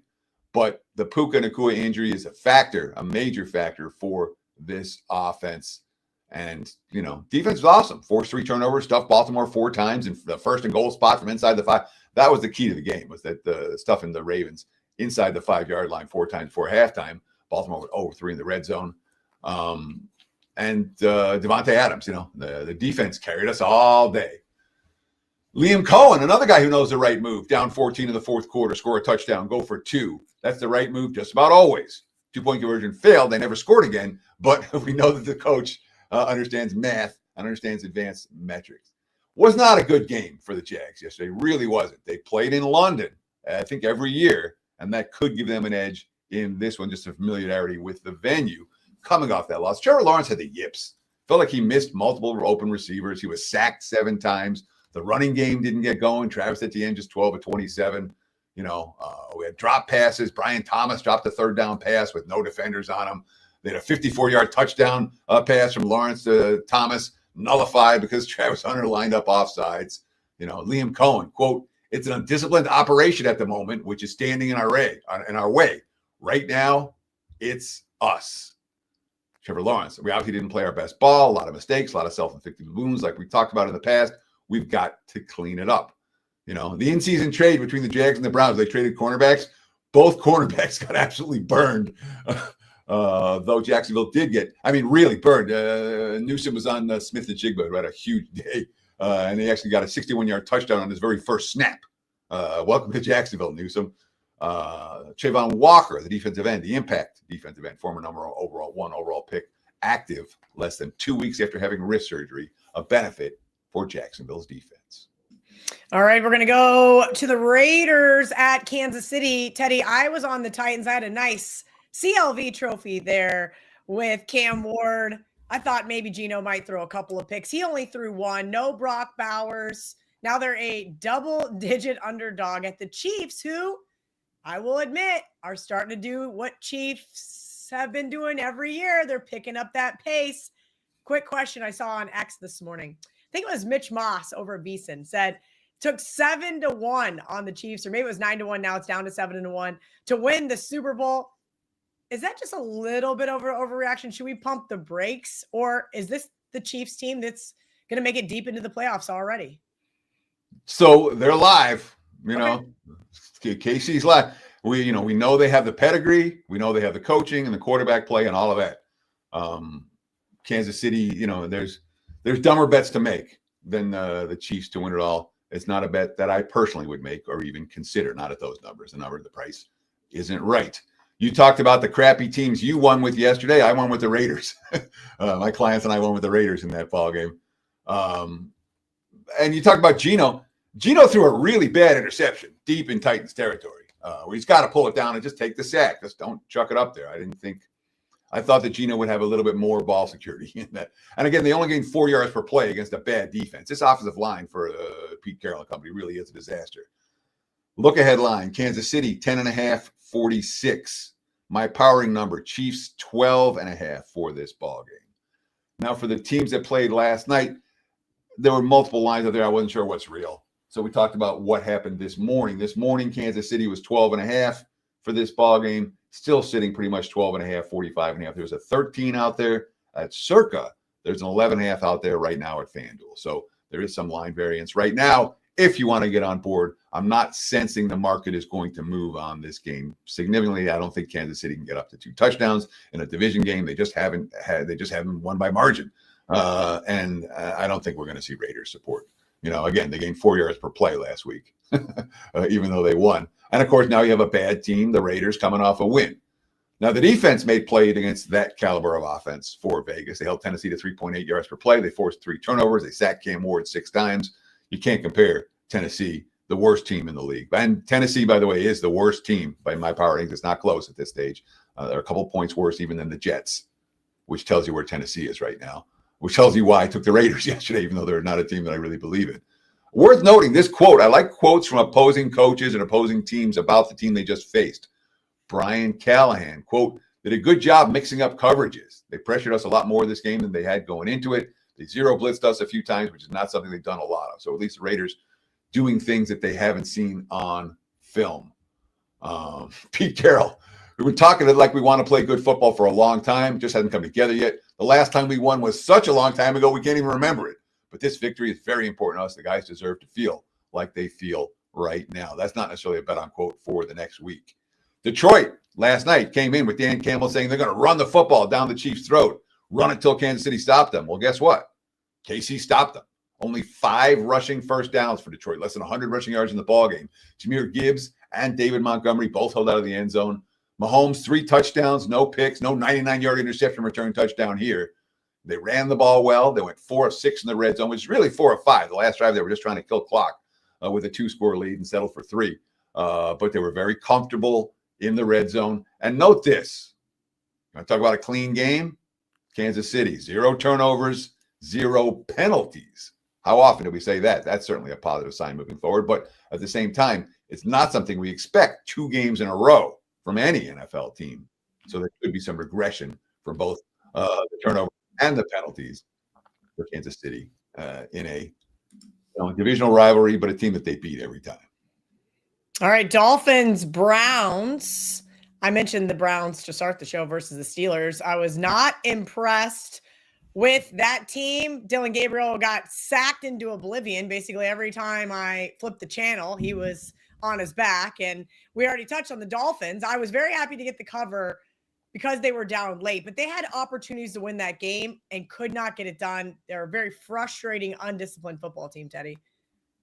Yeah. I mean, Miami snatched defeat from the jaws of victory again. Look ahead line, Cleveland minus 2.5. No, look what I'm saying here. Cleveland minus 2.5, which is not a line you expect to see very often this year with the Browns. That was a look ahead line, 41.5. My powering number, Cleveland minus 2.5. Opened last night, Cleveland minus 2.5, 41. What do we got today? Cleveland minus 2.5, 40.5 for this ball game. We've seen some under money. We could see some more under money. And I was impressed with Miami's resolve yesterday. I really was. They fought hard. They had a 2 touchdowns. They had that little meltdown at the start of the third quarter, and they fought to, really both sides of the ball to overcome that 2 touchdown deficit. And then they had they had Justin Herbert sacked. They had him sacked, and then he escaped and found McConkey, and then McConkey broke a couple of tackles. And the next thing you know, it's a 42-yard completion into easy field goal range, and Miami's losing another game. Tua threw 3 picks, and they were still live to win. They still covered. A-Chain with the big game on the ground, 128 rushing yards, and yet they got booed off the field. The post-game quotes were very concerning. Tua, shocked. This is something we've talked about collectively as a team, about being able to finish games like this. We have the opportunity to win the game, and it's not just one side of the ball. It's every phase. I contributed on the turnovers. It's frustrating to say the least. More Tua. We have guys showing up to player-only meetings late, guys not showing up to player-only meetings. There's a lot that goes into that. It's a lot of that nature. We have to get cleaned up. It starts with little things like that.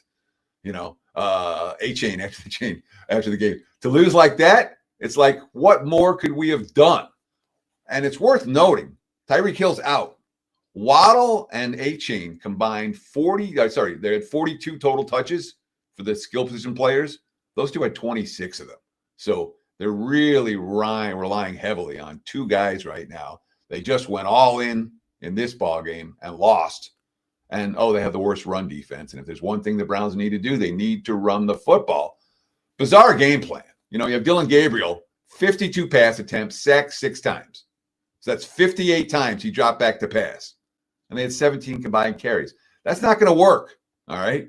They've scored 17 points or less in every game this season. In fact, the Browns have now scored 7. You're going to lay 2.5 with a team that scored 17 points or less in each of their last 11 games. Myles Garrett, quote, losing the same way is frustrating as hell. Basically, he's saying to the offense, get your shit together. They can't. There's just not the talent. The talent isn't there. They had one play longer than 14 yards, all dinky-dunky from that offense. 3.3 yards per play, gained 0-3 in the red zone. Kevin Stefanski. We know Gabriel's tough. He's going to keep fighting. We're just around him. Got to make some plays. Hard to do with that roster. Hard to do with the injuries that they've had. And, of course, the Browns, they got a fair few, veterans on expiring contracts, whether it's the tight end Njoku or the defensive lineman Shelby Harris. Cleveland's a team that's probably going to trade away some talent in the next week or two. Be aware of that when it comes to team chemistry. Hard for me to make a case for either one of these squads.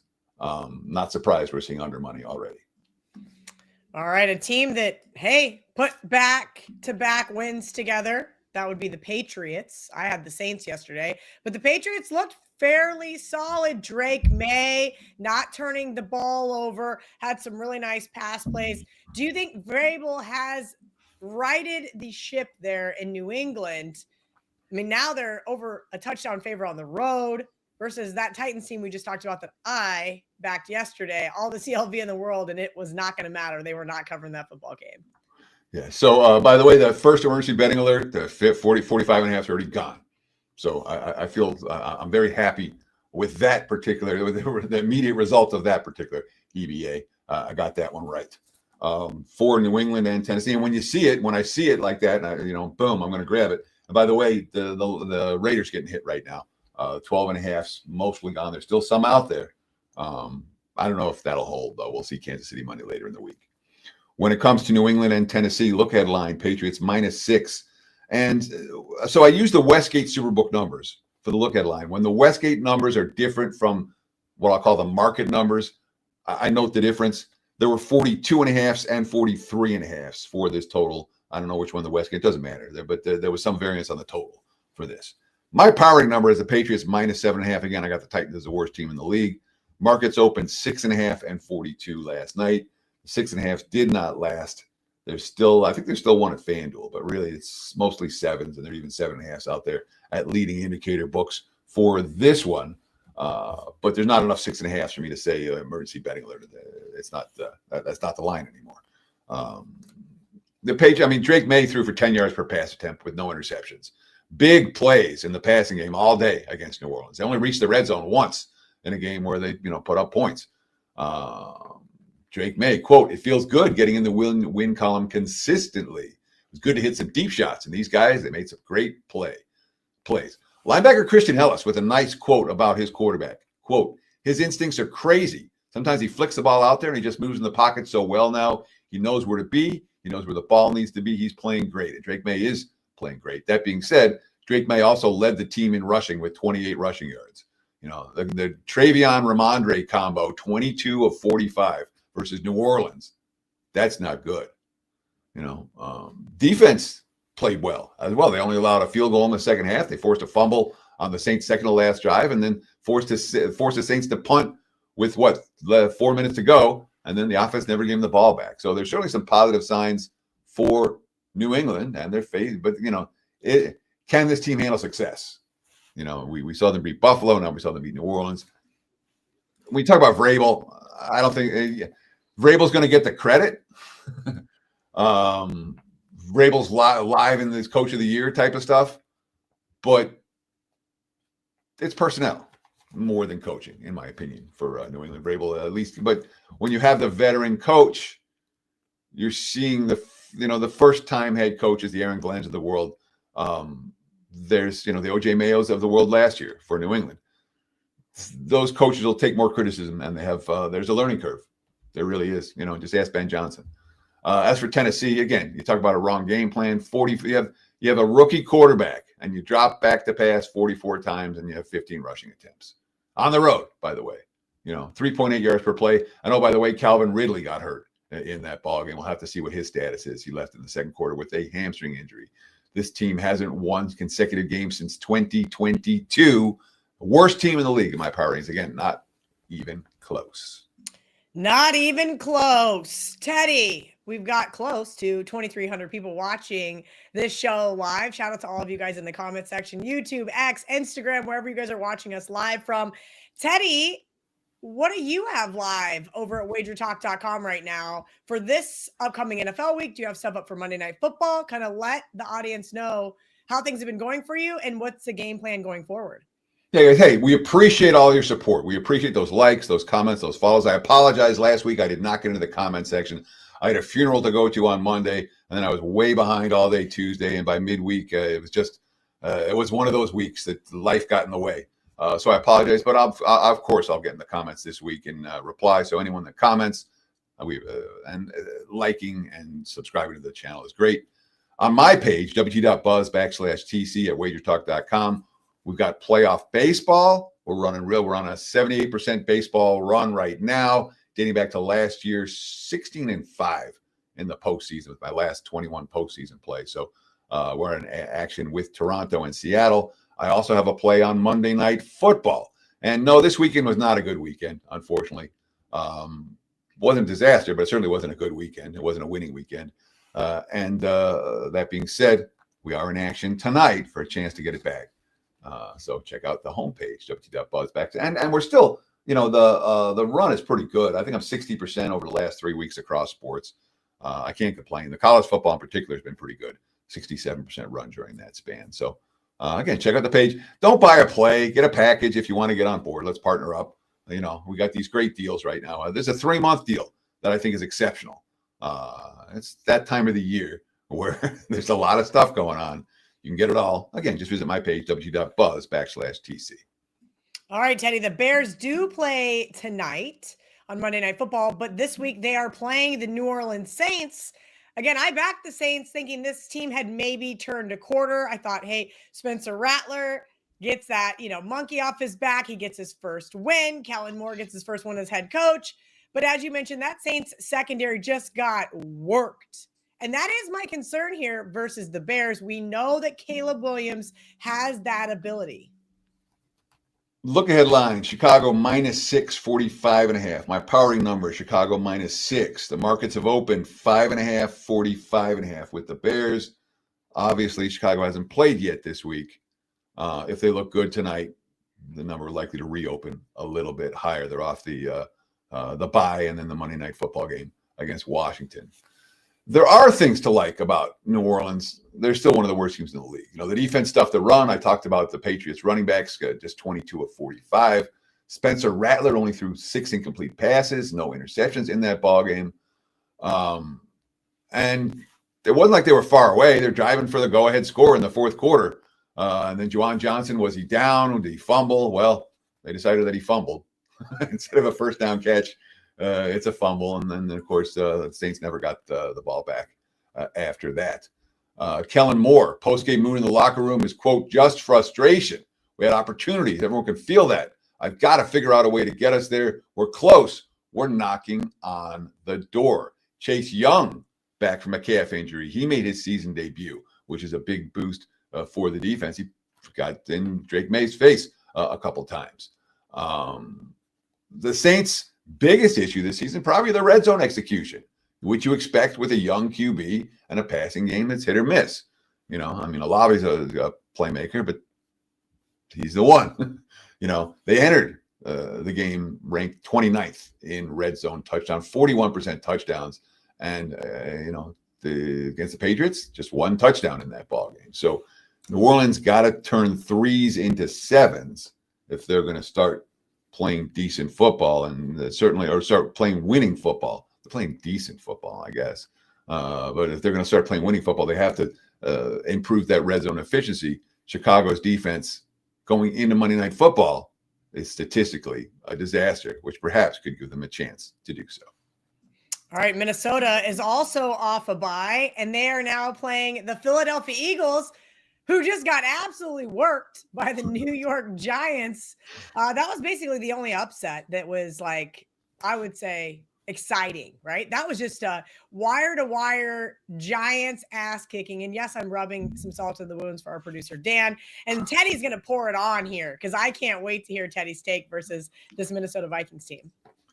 Look ahead line here. Philadelphia -3. They were 42.5/43 for the total. My powering number has the Eagles only -1. The markets are at 2.5 right now. I don't think it's going to 3. I don't like anything I'm hearing out of Philadelphia. And while I'm not seeing signs of it yet, again, the look ahead line was 3. If you want Minnesota, let's emergency betting alert it, even though there's no signs. You want Minnesota now. Grab them on the money line now. Grab them plus the points now. There are issues in Philadelphia, all right? There's 6 games for the Eagles. They've been out-yarded in all 6. Back-to-back losses, lots of chirping. Only 1-9 on third downs. They allowed 11 third-down conversions for the G-men. The first time they suffered back-to-back losses since 2023. They allowed 3 of 3 red zone. Defense forced 0 turnovers. Offense had 2. Saquon Barkley. Was he the MVP last year? He probably should have been if he wasn't. I pay no attention to that award. But complete non-factor. His most rushing yards since week 2 is 58, right? That was 12 of 58 this week. You know, last year, 2,000 yards at 5.8 yards per carry. This year, he's on pace for 900 yards at 3.4 yards per carry. All right. Jalen Hurts, he's not right. He overthrew Devonta Smith on a wide open play. Would have been a touchdown. He's throwing interceptions. You know, first pick of the season. You know, it's only 2 in the last 15 games. Quote, I got to be better. You know, he's due is what I'm saying. A.J. Brown, we're still trying to find our identity. Right tackle Lane Johnson, quote, you know, it feels like we need to be less predictable. Seems a lot harder than it needs to be. Maybe moving forward, have just a bit more variety in the perimeter zone. He said, oh, no, I'm not pointing fingers at new offensive coordinator Kevin Patullo, but, you know, a lot of it comes down to execution. We'll go back and look at this tape, see what we got to fix. But moving forward, maybe be more efficient, less predictable, you know, more injuries. Jalen Carter's hurt. Cornerback Kenyon Mitchell's hurt. And again, this is not a great secondary. We knew that coming in. It's a rebuilt secondary. Minnesota's off a London win and a bye week, not necessarily a bet-on situation. Don't know yet who's going to be starting at QB for the Vikings. But really, between J.J. McCarthy and Carson Wentz, I don't think the market's going to move a whole lot between those two guys. 2.5, I don't think you'll get a better number than that with Minnesota this week or on the money line. I could be wrong. This is not one, you know, when you talk about emergency betting alerts and the confidence, this is not my most confident one. I'm not convinced this line's going to move, but I don't think it gets to 3. I haven't seen any signs that Philadelphia is about to take market support. And Minnesota's a team that people seem to like, and a coach that people seem to like off a bye week. So I would not be shocked at all if we see Minnesota money. Teddy, Minnesota in a teaser seems right up my alley. 43, sure. Right? Okay. See, long it up. Okay. All right. I'm going to start looking for that once we get into this next game. This one's a real thriller. We've got the Jets coming off that London game loss at home, and they get to play the Carolina Panthers. But I will say, as a Panthers backer yesterday, overall, I was pleased. We'll say for betting on the Panthers, I was pleased with the result. I'm sure you were. They won and covered. I had them on the money line. They cashed. But we talked about the Browns being favored. Now the Jets are favored. You know, hey, hello, winless team. And I don't have the Jets as the worst team in the league. I got them right with New Orleans. They're a couple points better than the Titans. Look ahead line, Jets -2.5, total 44.5. My powering numbers, pick them. The markets are 1 and 44 last night. And there's 1s, there's 1.5s, there's pick'ems out there right now, 43, 43.5. The prevailing total. We've seen a little bit of early under money for this one. Bryce Young, when he's not being asked to carry the entire offensive load, is just fine. You know, 17 to 25. When you have a young QB, you need a balanced game plan. And he only, 25 pass attempts yesterday. That's right. 5 touchdown passes over the last 2 games from Bryce Young, by the way, who couldn't make it in the NFL. He's too small. No. What happened is they found a running game. Rico Dowdle, another 200-yard afternoon. The first underdrafted player in NFL history to have 200 yards in back-to-back weeks, 183 on the ground. Offense, 6.4 yards per play gained. Defense, 5.5 yards per play allowed against a pretty good Dallas offense. They had 473 yards from scrimmage over the last 2 weeks for Dowdle, by the way. Only the 7th NFL player in the last 20 years to post back-to-back 200-yard games. The last one to do it. They broke the franchise record. The last guy who had it was Christian McCaffrey. Brian Schottenheimer, quote from the opposing coach, "We knew they were a physical football team. They were able to run it, and we weren't." 5-5. They're playing 500 level football. They're 3-3. 500 for the first time since 2021. Back-to-back wins. Is this a team, Carolina, that can handle success and play with intensity? Of course, the Jets are coming off. I mean, if you watched the London game, it was a debacle. It was not a pretty football for either squad. It was also the worst passing performance in New York Jets history, a -10 net passing yards for the Jets. You know who the last team, the team that was worse than that? Kel, you'll love this one. Ryan Leaf in his game as a starter back in 1998. And whenever you're getting Ryan Leaf comparisons, that's not a good sign. Justin Fields, of course, was 9-17 for 45 yards. He lost 55 yards on sacks. And Aaron Glenn he's struggling right now. We had that issue before halftime where the Jets did some pretty inexplicable, okay, you're going to go forward on 4th down from your own territory and then let the clock run out. It didn't make a whole lot of sense. Aaron Glenn, he was asked if he was considered a quarterback change after Fields had the single worst performance in the history of the New York Jets. And Aaron Glenn said, what kind of question is that? I understand where you guys are going to try to take this, but listen, there's a number of other guys that have to pick their game up too. I don't want to sit there and pin it all on Justin. You can't just sit there and say, oh man, we're going to bench him, because I thought in some other games he's played well. So I'm not looking at this just like, man, he played a bad game. I don't see it that way. Then again, it was all-time bad. It wasn't just a bad game. It was really, really bad. Garrett Wilson, pretty frustrated, 3 catches, 13 yards. Quote, I don't know exactly what the game plan is. I'll just say that. Wilson, quote, I think we've got to truly have we've got nothing to lose mentality. If that's how we feel, it's got to be obvious. Or out there as a players, you feel like, oh yeah, let's go. I think that's where we got to. We're 0-6. Let it fly. I'll say that. Of course, the Jets didn't get 100 yards of offense in that ballgame. No, Denver's defense, heck of a lot better than Carolina's defense. There's urgency for the Jets. They're also a team that doesn't get a bye week coming back from London, worth noting. Jets managed 1 sack in that ballgame, 4 sacks in the first 5 games. The Jets are doing the opposite of complimentary football. When the defense has stepped up, the offense stinks. When the offense has stepped up, the defense stinks. And that's why they're 0-6 right now. All right. We're going to see if they get to be 1-6, but I'm not so sure that will be the case. Teddy, I think this is going to be the best game next weekend. The Colts are headed back to SoFi to play the Chargers here. I almost called it the soccer stadium because when I lived in Las Vegas, that is where we went to go see Chargers game, was at the soccer stadium. Let's just put it this way. The Colts have already been there this year to play the Rams. Is there any point spread, a half a point, or anything like that you would give because they've already played and probably should have won in that stadium? Yeah, so on the one hand, there's the fatigue factor for flying to the West Coast and flying back and then flying back and then flying back. But the fact that they're familiar with the venue, it doesn't hurt. But am I adding anything to the point spread because of it? No. We've already seen Chargers money this morning. Worth noting. And given the Colts injury report, Dan, let's do one more of these. Dan, we would love to do an emergency betting alert. I have no feeling. I told him before, I'm like, we might do one on this. What do you want me to do? If I don't get a heads up, holy, I gotta get. I thought this is one I heads up to you on that it might come.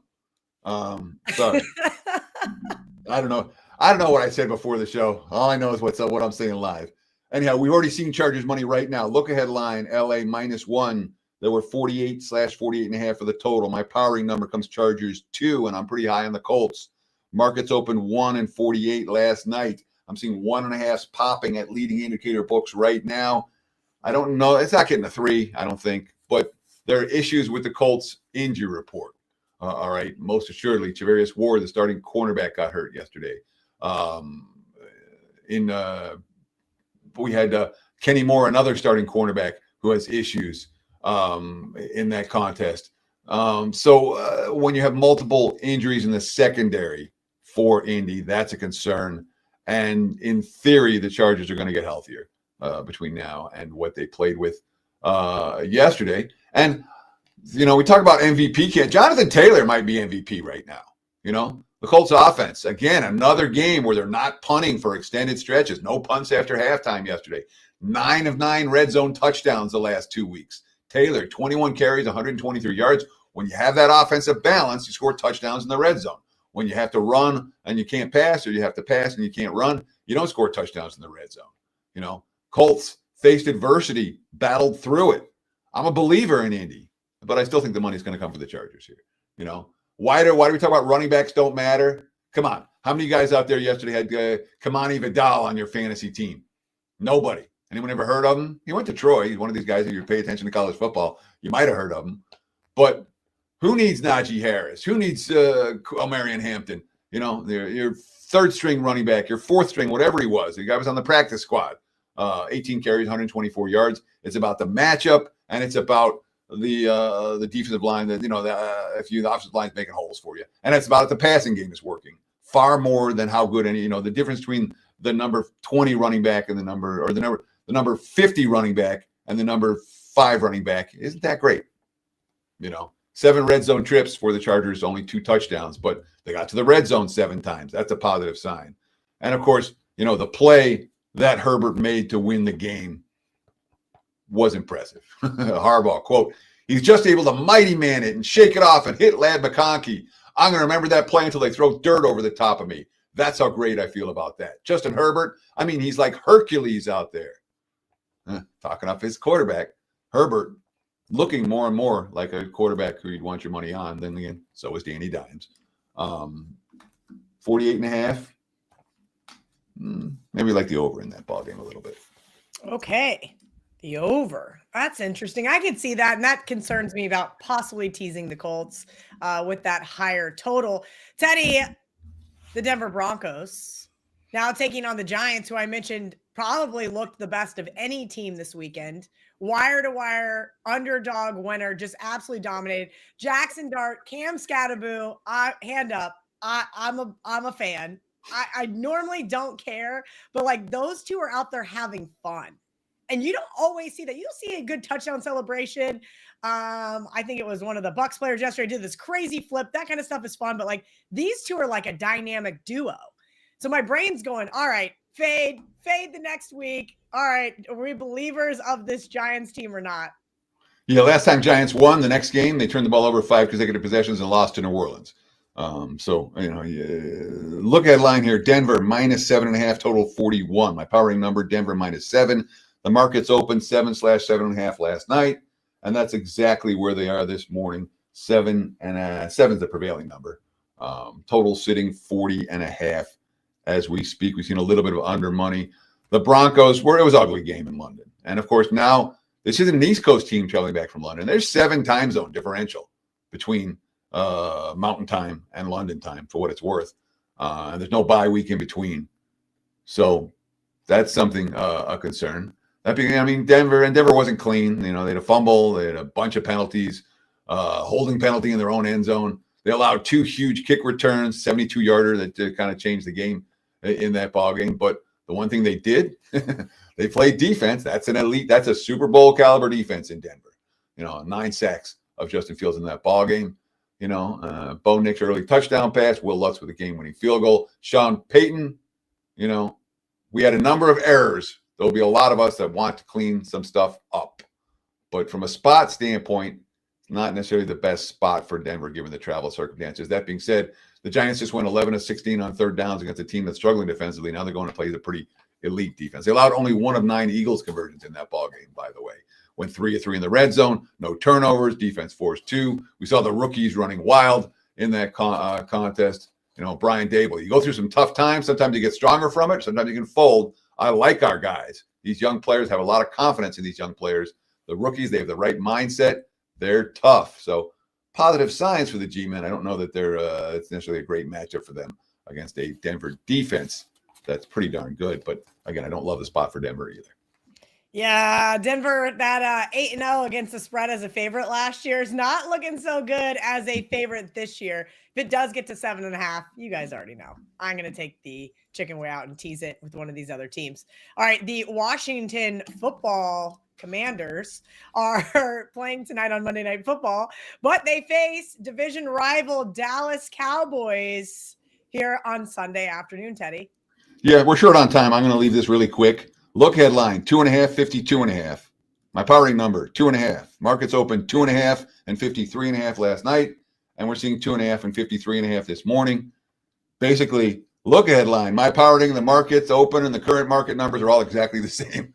Now, if you like Washington tonight, maybe you parlay them, or you make 2 bets instead of 1 and take Washington in both games. If the Commanders look really good tonight, though, they could well be laying 3 in this contest. But if you don't like Washington tonight, I don't think this line is going to move. And the Dallas defense, again, they give up 216 rushing yards, 6.4 yards per play. The offense, 19 of 31 rushing. George Pickens picked up the slack with no CeeDee Lamb, but the rest of the receiving core, just 93 combined yards. Schottenheimer, we knew they were a physical football team. They were able to run it, and we weren't. That's not a positive quote in my mind for Dallas against a Washington team that runs the football pretty well. All right, moving right along, the Green Bay Packers are headed to Arizona. Arizona looked decent with Jacoby Brissett. Not going to lie, I had the Colts. Great number. Didn't matter. Thank God I was smart enough to come back and try to take the middle, because Arizona probably should have won that football game. Yeah, they found a way to lose it, though. They're another team that's finding ways to lose. Look at line, Packers 5.5, 45. My powering number 6. The market's open 6. And I didn't adjust much. I think I'm at a half point or a point from Kyler Murray to Jacoby Brissett. I don't even know what's worth that. The offense actually worked as well with Brissett than it did with Murray. He just doesn't bring that scramblability element to the table.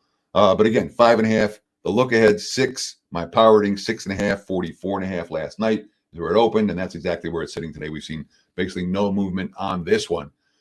So I had Green Bay yesterday, and I really thought that they would destroy that team, especially because I saw Flacco 3 weeks ago, and instead Flacco picked them apart in the second half or down the stretch. This defense just isn't forcing turnovers. 0 takeaways versus a quarterback with the second most interceptions in the NFL this year, playing on a pass-happy team with 3 practices under his belt. Last year, this team forced 31 turnovers. They spent the offseason talking about taking more turnovers. They spent the bye week talking about more turnovers. And meanwhile, only the Jets, with their historic lack of turnover force, have fewer than the Packers, too, this year. They only sacked Joe Flacco once in that ballgame as well. Meanwhile, Jordan Love threw a red zone interception against a bad defense. He did average 10 yards per pass attempt. Yeah, Green Bay, 6.8 yards per play. Cincinnati, 4.3. You're supposed to cover games where you win the yards per play by 2.5 yards, but really the Packers didn't sniff a point spread cover. They allowed 2 of 2 red zone touchdowns, both on 4th downs.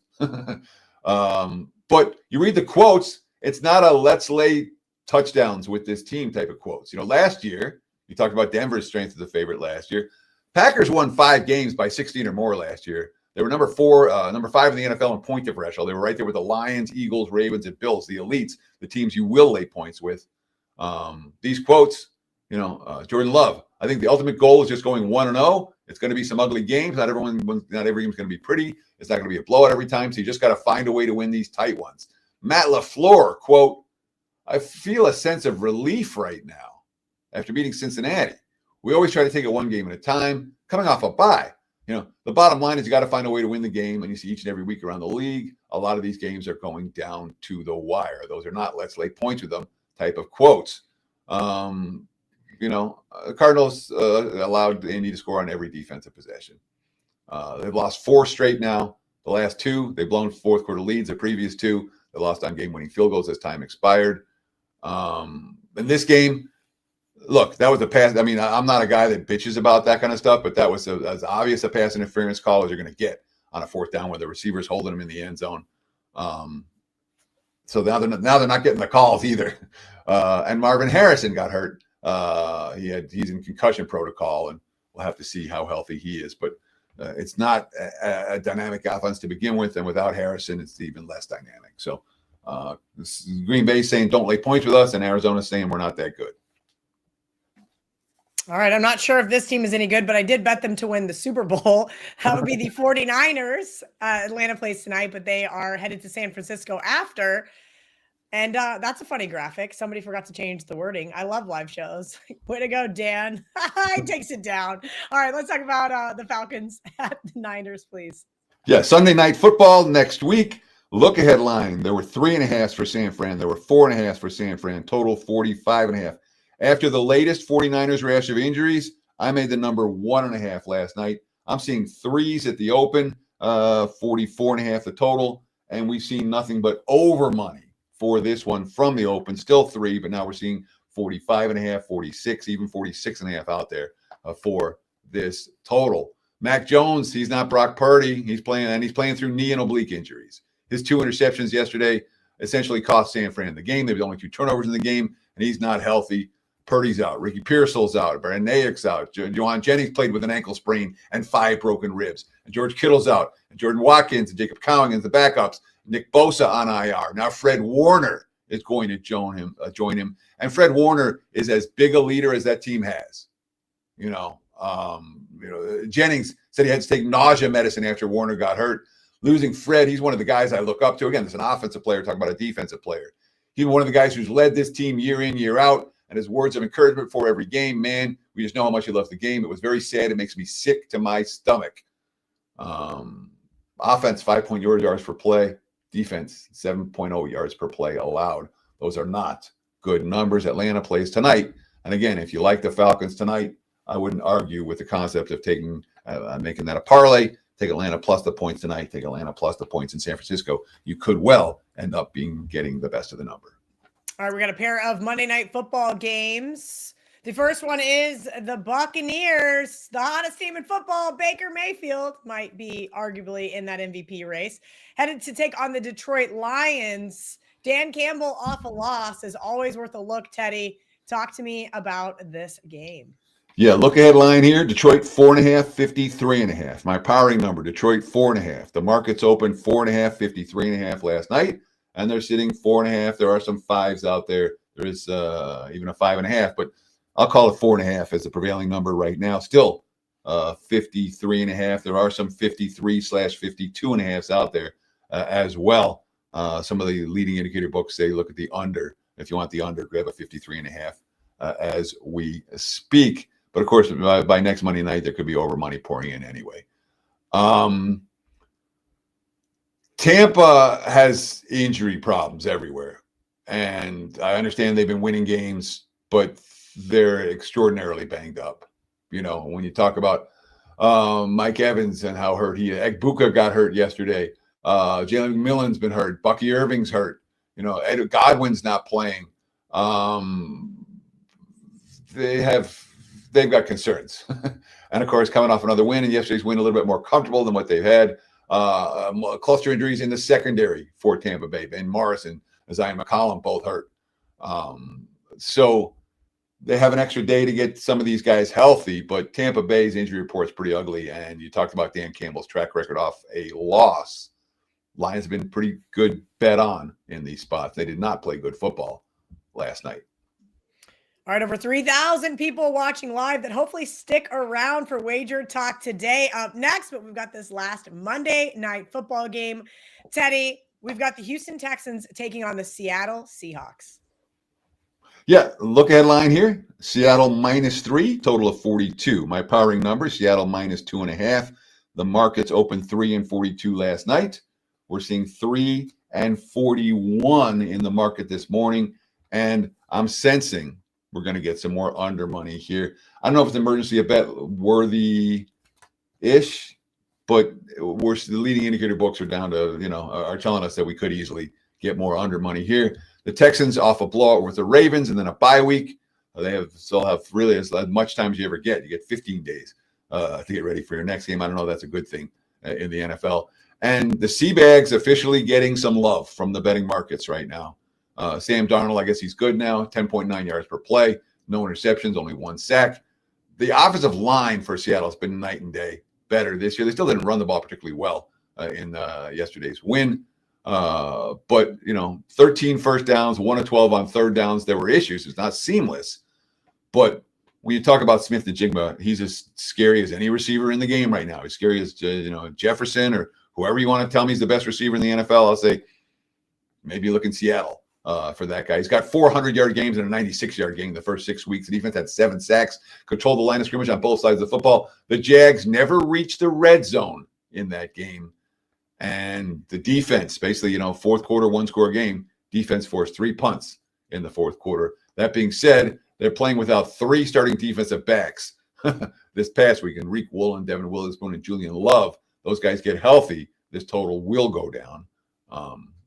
And that could be a part of why this number has already come down. They're expecting some Seattle secondary players to get back in the lineup. Jaron Reed got hurt yesterday, the defensive line. He, too, is an injury worth paying attention to if you like that under.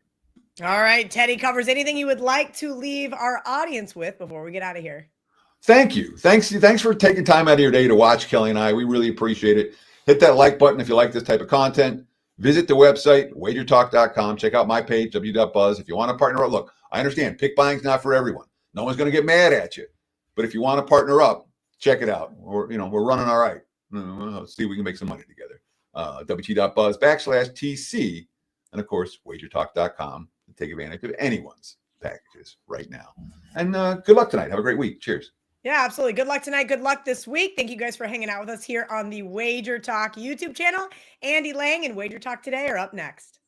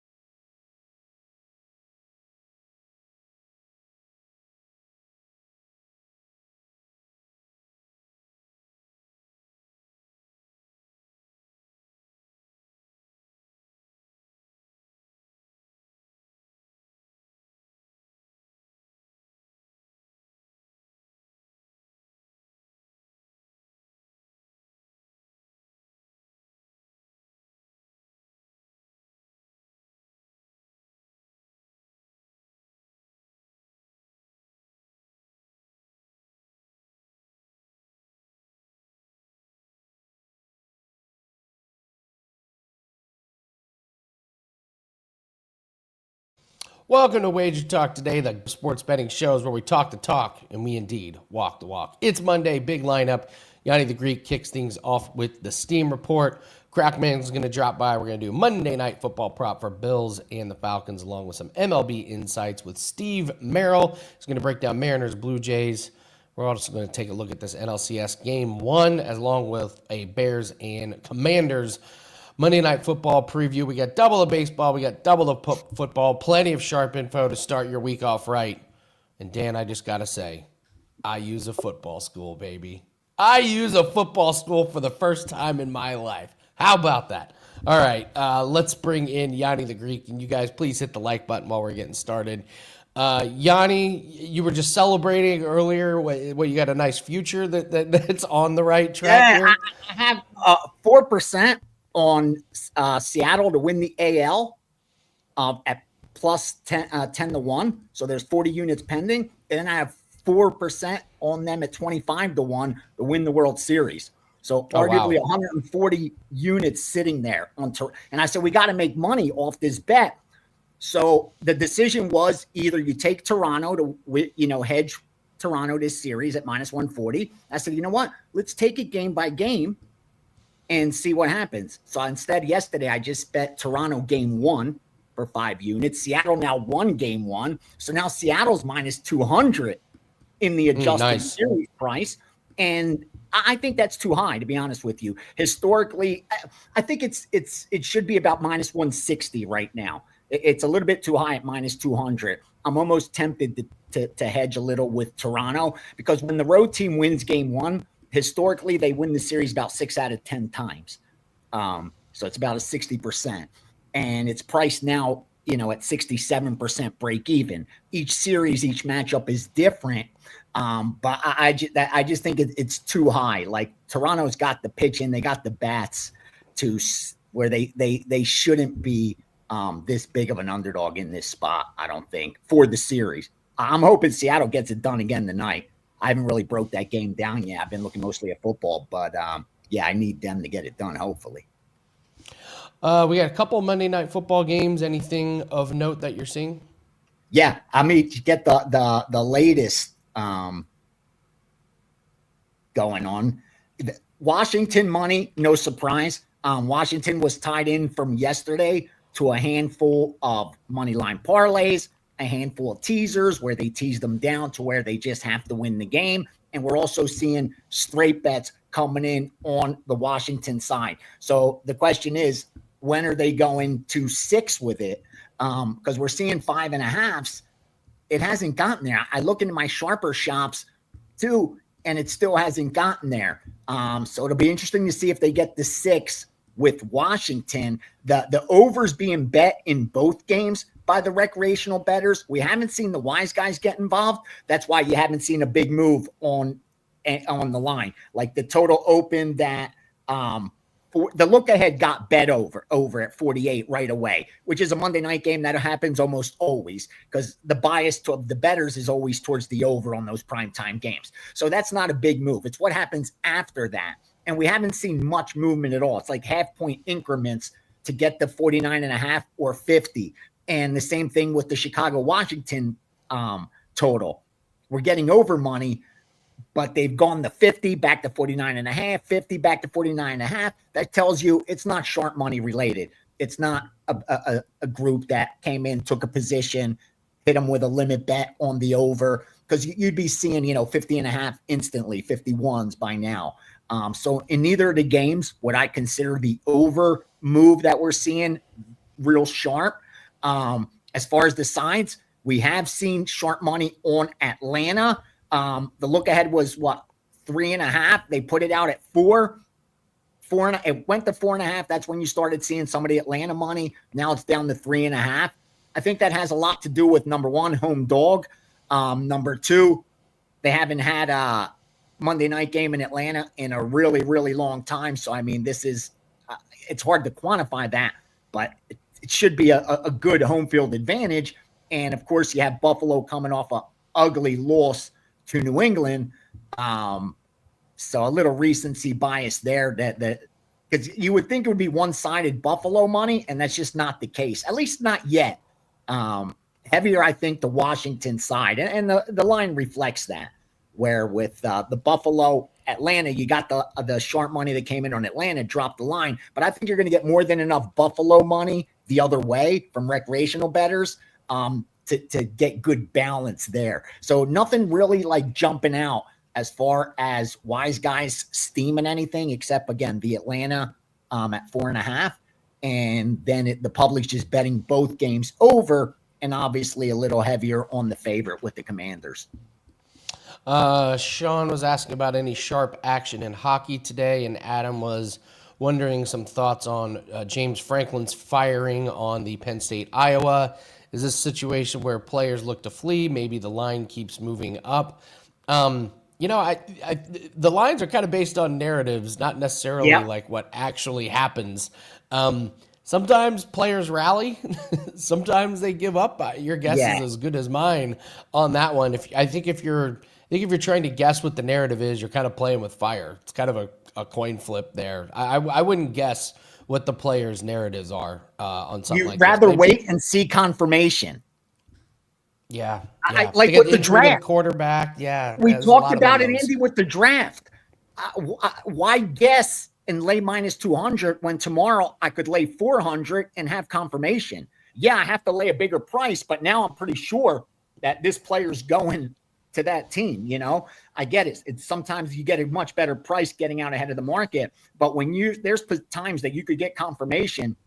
I much rather wait. To answer his question on NHL real quickly, Colorado got steamed immediately at opener. Obviously, you could tell that from the betting line. Tampa Bay was another one that I saw in multiple accounts. Tampa Bay kept getting bet. Columbus over New Jersey as a home dog, I saw on accounts. Who else? Sorry. Just wanted Monday, account Monday. And where was the under in St. Louis, Vancouver, but at 6, and now it's 5.5. They steamed that under Vancouver, St. Louis. So that's some of the hockey that got hit immediately. There's a lot of day games in hockey, guys. It's Canadian Thanksgiving, so these games are like literally starting in a half hour, an hour. So make sure, don't wait until this evening and be like, oh, I got to bet those hockey games, and the game's been over for a few hours. So be careful on those. So someone even in the chat, UC Panda, says he likes the Blue Jackets. So there's your confirmation, Gianni. Panda in the chat. there's your and Rob says the same thing about that. So let's see. Yeah, what's your thoughts when we have a coach fired from a Penn State? Not only that, their quarterback's out for the year. Is it just unknowns? You just wait and see. Why risk your money? Listen, that's a team right now. Here's the problem with a situation like that.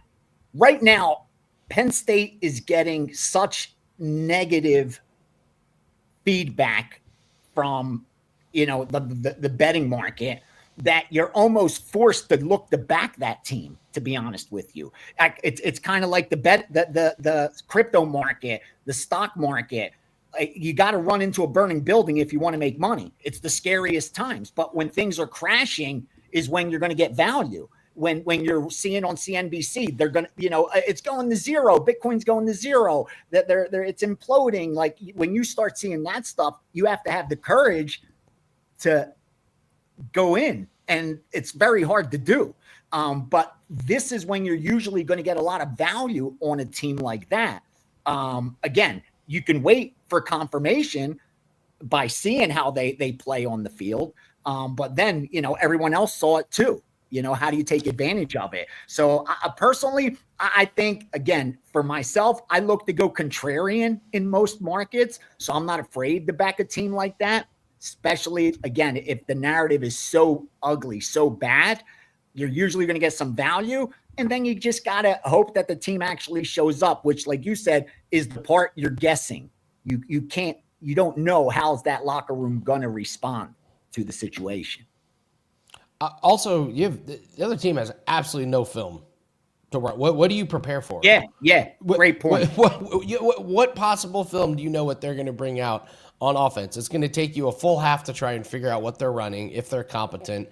Are we running a million times? Are we passing? Are we running and then by the time you adjust to halftime, the other team's adjusted. I see too many of these messy situations Sometimes I love when backup quarterbacks come in, just because there's a Absolutely. complete unknown. The and injured other player team can't get theory, ready. Marco's handicap. You know, it's funny. I just looked real quick at the rankings. I see Notre Dame is 13th in the AP, 15th in the coaches poll. Do you know there's maybe 2 teams in all of college football that would be favored over Notre Dame on a neutral field? Number 1 would be Ohio State. Number 2 would be Alabama. Everyone else, Oregon, Georgia, Indiana, name them. Notre Dame would be favored over them on a neutral field. At least that's what real power ratings reflect. Again, the sportsbook's job is to manage risk. And the narrative out there, a 4-2 Notre Dame team can't be as good as a 6-0 team. With that said, power ratings are everything. I talked about it every single week about the overvalued college football teams, and I'm still seeing it. Miami, number 2. You have no business being number 2. Miami's not even a top 10 power rated team. There, I said it. Miami's not even a top 10 power rated team. Miami's lucky to be in the top 20 power rating wise, and yet they're number 2 because they're sitting at 5-0. Like, I would make Indiana favored over Miami. I would make Texas favored over Miami. I would make Oregon, Alabama, Mississippi, Tennessee, Penn State, old Penn State, Michigan, all those teams I would make favored over Miami, and yet they're number 2. That's how you make money in college football. That's why I've been able to crush the college football market this year. Texas A&M. Texas A&M at number 4. Dude, Texas A&M is barely in my top 15. Barely in my top 15. I could rattle off 10 teams that would be favored over Texas A&M on a neutral field. That will all play itself out as this season progresses. That's the beauty of, having games ahead of us. It's not a long enough season. It's not baseball where you're guaranteed the cream will rise to the top and the numbers will play out like they should. But there's enough of a season that those phonies, the Miamis, the teams like that, they will get exposed, rest assured. And still, best team coming into the season was Ohio State. Best team still is Ohio State. And right behind them is Notre Dame and Alabama. But Ohio State's still at least a field goal better than the next best team in college football. The Ohio State opponent team total under has been an absolute gem, and it's getting ready to flip the other way. The Illinois should have gone over that team total. There's going to be a team that starts going over against Ohio State. So if y'all have been riding those streaks like me, then someone asked about Texas Tech. They're number 7, I think. Yeah, 7. They just made my top 20. This week I just put them into my top 20. So they're not a top 10 team, but they are in the top 20. I give them that with Texas Tech. We still have a lot to see. But again, strength of schedule is everything. Texas showed that against Oklahoma. I got so much pushback on Oklahoma about how they're number 2 defense, number 1 this, number 1. Its strength of schedule is everything.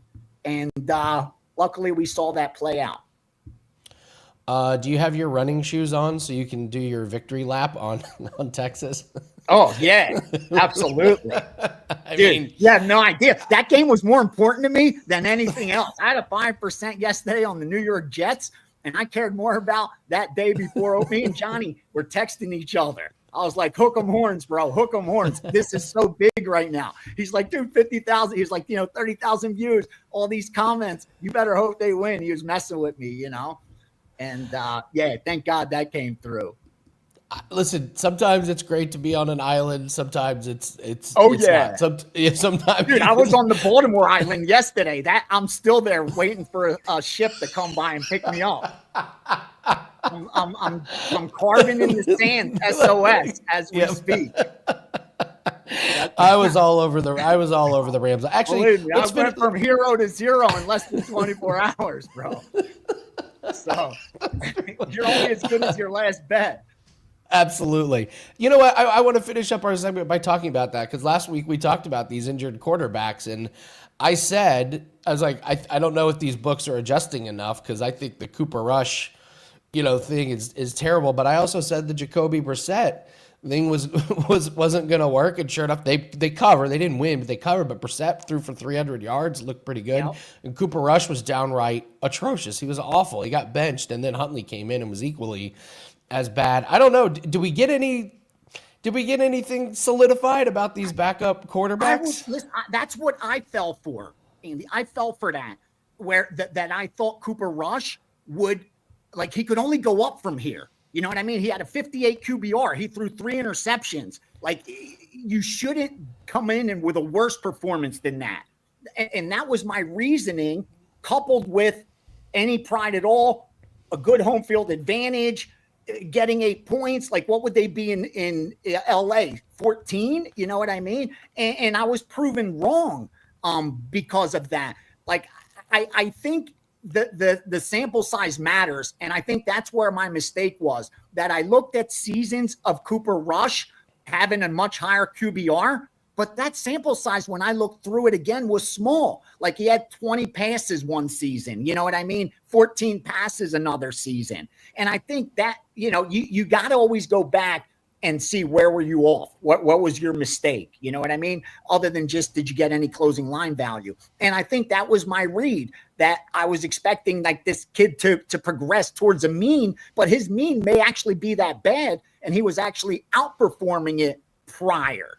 I think that's the key. But that's why after passing success rate, the next highest stat that I know as far as correlation, the highest correlation is value over replacement player. Like, so if you're good at quantifying what that replacement player is worth, you could do a lot of damage in the market. And that's very difficult to do. I think you got to do it on a case-by-case basis, obviously. And yeah, with the backup quarterbacks, the downgrade is usually an overreaction. But we saw yesterday in Cooper Rush that wasn't the case. Like, that was understated, not overstated. And just how bad he could be.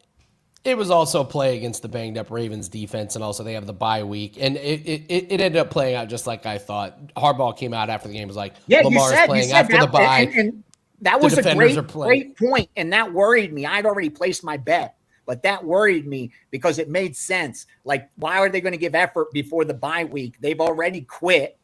They're looking at a week off. They're just going to go through the motions. And that's what happened. I should have bet them first half, to be honest with you. That was another mistake I made. Well, if you're betting bad teams, remember this in the NFL. If you're afraid to bet a bad team, but you like them, bet them in the first half. The cream will rise to the top, but sometimes it takes a little while to systematically break them down. And a lot of times you'll see them be competitive in the first half. They have something to play for. There's a little fire under them, but then the better team dominates. And we kind of saw that. And that was a mistake that I have to put it and post it and start to remind myself. NFL, bad teams, look at first halves, because a lot of times you'll get that cover where you won't for the full game. This tells it all, Gianni, and this might be a bet. Baltimore Ravens, they have one win, and I talked about how easy their schedule gets. FanDuel has their over win total at 8.5. So the books are saying, are they going to win 8 games coming out of the bye? That's exactly what I thought was going to happen. They're going to come out and they're going to rip off 7-8 wins. They're going to be in contention in this division. This division is totally gettable. So the books are telling you what to expect from them. So I'm going to look really, really hard about that one, because this is going to be a healthy Ravens team coming out of the bye. So really interesting. Really interesting. All right, Gianni, it's a big Monday. What do you have up for clients? It's not up yet. It's going up in the next 30 minutes. I'm doing it because it's warranted. I have a really, really, really strong lean on Monday Night Football, and I just got a confirmation on it. I'm going to make it a 5% move. I'm firing tonight, coming off a sweep of Sunday Night Football with Kansas City and under. Those primetime games been crushing them. It warrants it. Big bet coming. Go to WagerTalk.com. That package will be up within the next 30 minutes with a 5% on Monday Night Football. Look out for baseball as well. And, of course, next weekend's packages will be up as soon as I start firing and confirm some moves. First losing week in college football. We had won week 0, 1, 2, 3, 4, 5, 6. We lost in week 7. Gave back a couple units. Didn't get crushed. Still up 98 units for the year. So look for a big bounce back week in college football as well. Best of luck. I'll be in Vancouver for UFC Vancouver. We'll talk about that later on in the week as well. So yeah, best of luck to all. Do some damage, boys. Gianni, you have one job to do though. You have one more week of Contender Series to get me some swag. Bro, I have a bag for you. I didn't. Yes, I swear, I have a bag for you. I have a bag. I love you. it. Just a couple shirts. Love it. Just a couple shirts. It's all I need, brother. All I need. And the water. I got you the Dana White water too. It's great. This is great. Yeah, we got 6 fights tomorrow on Contender Series. Enjoy your last Contender Series of it. Have fun, man. And tell everyone I said hi. Love the crew. We love watching live every week. Gianni The Greek, everyone. Yeah, you too, brother. Last week of Contender Series is tomorrow. My $5 play is going to be on Contender Series. We're looking to wrap up a nice season. We've hit our last few Contender Series plays, so stay tuned for tomorrow. All right, let's bring in Bill, and we got to talk about the weekend. We got to talk about any MLB insight. Bills, Falcons. Bill, happy Monday. How are you? Hey, what's going on? That's what I was just checking. I was just checking the Falcons line. Looks like the only place that has it right now is minus 110 anyway, is BetMGM. So I gave that out earlier in the week. And minus +4, minus 15, a couple sites, but BetMGM +4, minus 110. I'll notice some of the slow moving books. This is something for people that are in Las Vegas here. I'll even go nationwide too, but let me start with Vegas. Andy, amazing how these subjects are just so spontaneous. You said Falcons, it just spawned it. So it's good to have the slower moving books. Perfect example is this game. So I look at all the different sports books. I have my screen up, and it's 3.5 at almost every single book. A couple +4, minus 15, minus 20, but yet if you have MGM. If you have like the slower season, here's what you need. If you come to town, and if you're a serious bettor, and I say serious bettor, I just mean $100 bettor, Andy, because that's a serious bettor to me. You have to have BetMGM, you have to have Caesars, you have to have the Win. That's right, the Win, and stations. And I'm just saying, if you come to town with like $5,000, you're going to be betting. Put 1,000 in each app. You need those extra half a point. And here's a perfect example tonight. I know it's not such a key number. There really is. The key numbers in the NFL have really diminished compared to a decade ago, where the 3 and the 7 were so important. Now with analytics, the 2-point conversions they do, and the 10 extra yards on the extra point. But still, they do fall. Things still fall, 27-23, and and that's tonight. That should be the line, actually, 27-23. The line, total's 50, sides about 4. So you have to have lots of books in your arsenal if you're serious. And let me be blunt: people that watch this show, that watch WagerTalk, they are usually the more serious crowd to try to get more information. So. Yeah, Andy. I was talking about nationwide. So nationwide, yes, I know I'm not allowed to play there because I use my brain. But DraftKings, you should have DraftKings. You should have FanDuel and the other couple. There's a couple Fugazi books that are scared to death. The ESPN bet, Rivers. You need those books, even though I'm not allowed to play there. You guys that are betting, under $500, you should have those books in your arsenal if you're serious. Now, if you're doing this just to have fun and socially, and I understand you want to have one book, or maybe it's just your local guy, and no one's going to talk to you like this too. There's no one only me and maybe Gianni, who has the pulse of local guys. If you are playing with a local guy, there's some advice. You should be getting a rebate. That's right, you should be getting a rebate. It's real simple. There's sports books everywhere now. You should just tell them, hey, you're looking for 10 or 20%. Start at 20. This way you can get down to that 10.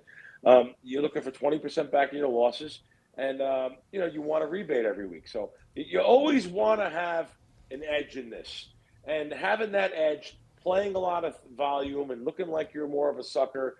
Playing your stuff on Sundays, which is NFL Sundays. You want to make sure though you negotiate the best deal for yourself, and the best deal, locals. I just told you. There's even if you're a more serious bettor, and I mean serious, like $500, then you'll want to get a host at DraftKings, FanDuel, even the ESPN, even these sites. They all have casino hosts that left the casino industry and are now working for these big sites, and they'll incentivize you with different things. To be honest with you, they could save all the seats to the games. You could save the memorabilia, the hats, the shirts. Please take them out. I want cash. Put cash in my account. Put free bets in my account. That's what you ask for, and that's a spontaneous tip that I wasn't even planning to talk about there, Andy. And see what you did? You mentioned the Rams, and that was the end of Rico. So there's this rep here in Indiana, and they reach out to me, not very often, but every once in a while, and it is hilarious. So I hit DraftKings big. I told the story last week. I hit DraftKings big on Tuesday on Contender Series. And this weekend, they were like, hey, we put like 10 boosts in your account for NFL. And I was like, of course you want me betting NFL. No, I'm not taking your boosts. Bet there, though. At least you're still allowed to bet there because, it's amazing sometimes how stupid these sports books are. They literally, I know someone that got thrown out for betting tennis. So he bet tennis. He won $35,000. He loses six figures a year in the NFL 3 seasons in a row, and they cut him down to $500, $350. Like, this guy bets $10,000 a game. He lost $180,000 one year, 100 back-to-back seasons, but they cut him because he got lucky in tennis. It's short, small ball thinking. And I think if like the CEOs or the company presidents, or in this case, the board of directors, this is a public company, if they ever knew what went on with some of these traders that are jealous and upset that someone won on their shift, they would just go absolutely haywire and bonkers. So, yeah, the Bet Rivers and the ESPN bets and the Fanatics, like those are long gone for me. Those are $0 balances. No, they go in and they do a fingerprint and eye scan, and once you get that, you're done. Yeah, they're afraid. Oh, he has a pulse. He bleeds red. Get him out of here. Yeah. Let's turn our attention to a prop for Monday Night Football here. Let's take a look at the Bills and Falcons. What's a prop you like in this one? Well, I'm gonna throw you guys a prop. We gave one out at WagerTalk, but I'll give it to anyone here that watches also for free. Let's go to the Deebo Samuel on the other game. Let's go to Deebo under 58.5 receiving yards, and let me just tell you, widely available still. So Deebo under 58.5. I think he gets less work tonight. And I'm just checking the MGM line. MGM's one of my books here. I mean, they have so many good things that. But we only have like 2 sports books that offer so many different ways to bet and so many different props. I have MGM and Caesars. Of course, I'm not allowed to play in Caesars.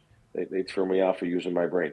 But Deebo Samuel. Yeah, it's still 58.5. So you got a couple. You got a couple things there to couple different. Now, again, isn't it good to get an extra half a yard or whatever it may be? Like you really want to make sure that you have more outs because I'm only giving you one line, but I know that that's still available. So, Deebo, he had some injury there that he still might be reeling from a little bit, but I think they're going to go to him less. So there's a free prop for you guys. What else? Now Atlanta. I sent that out earlier in the week, when it was +4. I really don't do a lot of NFL sides. I do them for you guys. I give you one of my top guys that is a winning NFL side guy. I think I only give out 2 this week. The one was Tampa, and one here is to try to go 2-0 with them this week. May have a couple more for next week. We like a couple lines for next week. So. So that's really it. We have coming off a bye week this game. This should be an interesting. When you look at the public, thinking about the public, they're only gonna know what these teams have done in the past. So when you hear, I'll give you the list: Bills, Kansas City, Super Bowl winners. You want to always go with the Super Bowl contenders, Philadelphia Eagles. Those teams, by betting on those teams on a primetime game compared to a regular game that's a Sunday afternoon, you're going to pay a tax in a lot of markets in the way of an extra half a point or juice because they already know which way you're betting on games. So we may get this 4 tonight on Atlanta again. And again, just to give you an example, you should bet 3 times more on the prop than you should on the side. So I'll just tell you right now, you should bet 3 times more money. It's all about bankroll management and percentage of bankroll. So you should bet more money on your props in general. Props are much easier to beat, as you could tell this season what I'm doing and what I've done my whole entire life compared to NFL sides. I do think we'll have a winning NFL side season, but you know, when you're dealing with a handicapper that's a 56% lifetime winner betting NFL or anything, and he's going right now at 51.5%, now's probably the time to jump on that, because if he's going to return to the mean, he's probably going to have a year where he's going to finish out 57% and bring that number back up. So, you know, the great Alan Boston taught me that. You know, he said, you know, when someone's a lifetime handicapper like he is, 58% in college basketball, and he's hitting 52%, well, now's the time to jump on him probably, you know. One of the genius minds of all time, friend of mine, you know, Alan, I put him on my podcast once a year for March Madness, and he's highly intellectual, Penn grad, super genius, sometimes can't come off socially very well, but he trusts me. It's because he's eccentric, because he is that genius of a guy. And, you know, for people that, I can go off on tangents here, people that sometimes say something about Alan, this and that. One of the most generous guys I know, loaned himself broke. That's right. He loaned himself broke. Gives money to charities, dog charities, helps everybody, and loaned himself broke multiple times. And anyone that knows Alan will know what I'm talking about there. Andy, I don't know if you're going to go off into baseball a little bit, but if you're, I'm sure you were going. Sure. To. I'm going to ask the question. Yeah, give me a little baseball question for you. Hey, Crack, what do you do about baseball? Oh, Andy. Okay, here. Let me just tell you, I love playoff baseball. I love watching playoff baseball. I watched back-to-back games last week, and I usually never do something like that. It was just so cool. I was over at the Westgate. I was doing a show over there on my podcast, and it just so happens that one of my co-hosts from my Fox show on the weekends, he was over there. So I said, come on, I'll watch a game. I wanted to watch 2 games from a back-to-back. Nothing better than playoff baseball when it means everything. The heart and soul of the teams are left out there on the field at the end. It's just so good. Seattle, that 15-inning game, I watched that. I think it was Friday night. That was just so good. You know, we had the 4 best teams left too. I'll just tell you. And unlike what a lot of people think, I think it's kind of a crapshoot. I don't think the Dodgers are. The Dodgers, it's easy. Why even play? Come on. Well, first of all, I have a Seattle future, so yeah, I need Seattle to win. And that's why I'm saying that 15-inning game was unbelievable. But yeah, so I love it though. It's for everything. I absolutely love the baseball, and I think it's a great time of the year right now. The weather's changing now here in Vegas. The last 2 days, I told my wife yesterday, I said, wow, what a difference. You used to go out in the morning and it was 85 degrees. Went out yesterday, it was 70, 65. This morning, forget it, 60 degrees. But you can feel it in the air though. It's baseball playoff, NFL season, just a great time, and even a good time to come out to Vegas. You know, all my guys, they're wearing they'll bring out their hoodies with a pair of shorts. You know, a little bit wackadoos. You know, that's what my East Coast guys though, because they're used to being freezing, they don't care. Get down to 50 degrees at night. But yeah, so good time of the year to be in Vegas. Good time of the year to be a football fan. Who do you like in baseball? Who do you like? You got a team you're betting on? I mean, I'm not betting. I got to go with Seattle. I have multiple futures on Seattle. You know, I'm one of those rare guys that's in, you know, the media space, and you know, a lot of these people that are in media and stuff, they just all talk a good game, and none of them even bet. So here you go. Here's one bet. There's one bet for you, Andy. I don't know if you can see that. I need the Mariners desperately. So yeah, nice. You know, just a nice bet I made. I found that. How can I find that bet? Now I couldn't even get to give that to the public. It was 20-1 everywhere, and for some reason, Circa had 30-1. So on Seattle to win, but I did put out a Seattle future though earlier in the season. So I need them and hopefully we get there with that. But yeah, no, it's been a good season. It's a grind. I'm up 20 some units in this year, and over on WagerTalk in sports on football so far this season. So 22 units. They had it down. I knew what it was, but I see that on the homepage there. The football's been good. College has been good.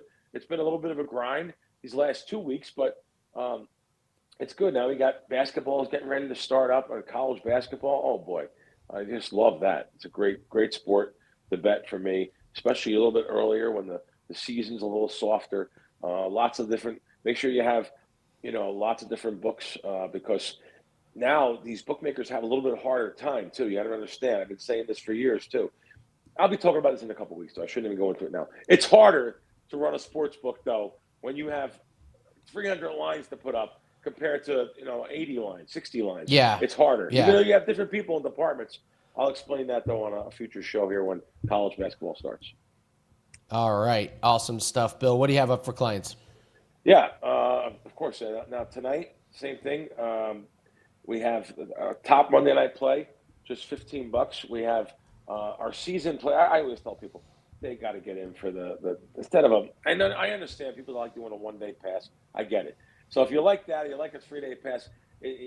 Anything can happen in 1 or 3 days. Long term though, 7 day pass, 30 day pass, 90 day. That's where I say get me, lock me up until the end of at the end of Super Bowl. You want to get in on those props too. So you're going to be happy with that. So every week, great props. We send a lot of things out. Even towards the day of the game when things are available, we get obtainable lines. I'm not one of those people that are going to tell you, you could bet this at Rivers. You can bet this at DraftKings. No, I'm going to give you an obtainable line. I'm not going to pad my record by doing that. I don't do that. It's total BS. All right, I've said enough. All right, Bill Crackman, every Monday, always bringing the heat. Thanks, Bill. Have a great buddy. week. Can't wait to do it again next week. All right, we're going to bring in Steve Merrill here in a bit. But, Steve, I want you to watch this segment because we're doing NFL overreactions, and I want to get your thoughts on some of these before we bring you on. All right, not a big week of overreactions, but we do have a couple dynamite ones. The Jackson Dart, Cam Scatterbo have the Giants completely turned around after one win. This is the ultimate overreaction. So Jackson Dart, Cam Scatterbo, the Giants are Super Bowl contenders now. I got to give a shout out to the chat. A couple of people said Jacoby Brissett was going to be better than Kyler Murray. 300 yards. He looked pretty good. It's kind of a little bit of an overreaction. And then we got Baker Mayfield for MVP. I don't know if that's an overreaction. That just might be a reacting to what we've seen here. So those are three overreaction. Or are we overreacting? I don't know. Maybe they're overreactions. Maybe they're not. So, all right, let's move on to where the books won and where the public won. Books did pretty well here. The Broncos minus the points. That was a big win for them. The Colts minus the points. The Cowboys minus the points. And the Packers minus the points. Big wins for the books. The public won on the Cleveland-Pittsburgh game under. The Baltimore-LA Rams under. And the Raiders minus the points. Those are big wins for the public. Let's move on to props and fantasy football winners and losers. All right. We got a lot of winners here this week. Dallas Goedert for Dan's Eagles is huge. Cam Scatterbo, of course. Trey McBride continues to produce. Tyler Warren is having just an incredible rookie season for a tight end. Normally, tight ends rookie seasons they can struggle, but we saw it last year with Brock Bauer, and Tyler Warren's having a good one. Kimani Vidal looks like he's got that job until Amari Hampton comes back for the Chargers backfield. Kayshon Boutte. He's hit or miss, but he was a big winner yesterday. Rico Dowdle, one of, 6 players in the last 40 years to have 200 yards plus in back-to-back weeks. Brian Thomas Jr., finally, we have a pulse on him. Derrick Henry didn't score, but got a bunch of yards there. Josh Jacobs, big winner. Kendrick Bourne. Cameron Johnson, he's going to get a lot of looks for Tampa Bay with the injuries in that the wide receiver. So look for Cameron Johnson here. Devon Achane and Jalen Waddle and DK Metcalf, really, really good winners. Losers, Saquon Barkley. Dan, we may have a Saquon Barkley problem for this year. He's not looking that good. The Broncos-Jets game, we all lost.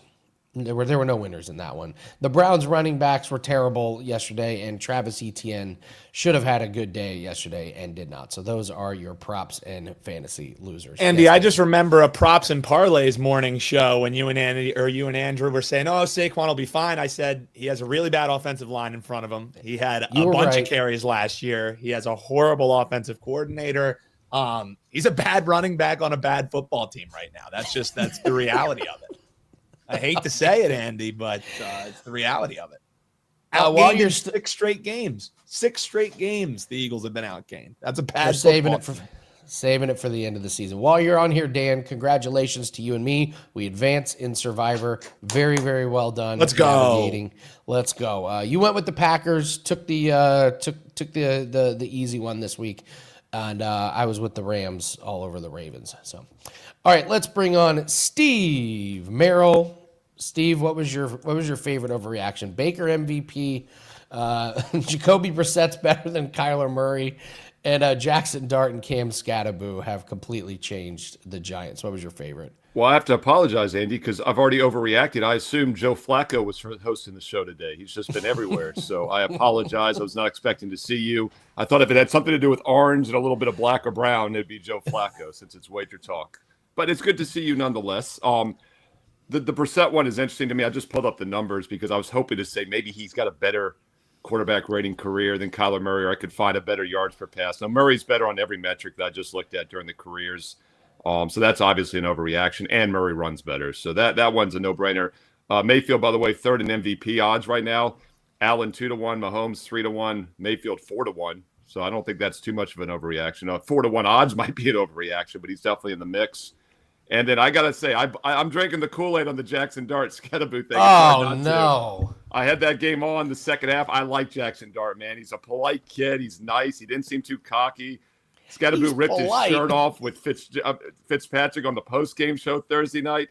I had to watch it. It was the first time we'd missed my free Thursday night prime game all night. We're still 6-1 this year on the Thursday night free picks, and that's the first one I'd missed because I had the Eagles, so I was following it closely. And boy, did Philly catch a break yesterday. Lifelong Eagle friend, my buddy Scott Walton, was so happy the Panthers won that game. So that really made up for the giant loss in a way with Dallas dropping that game yesterday.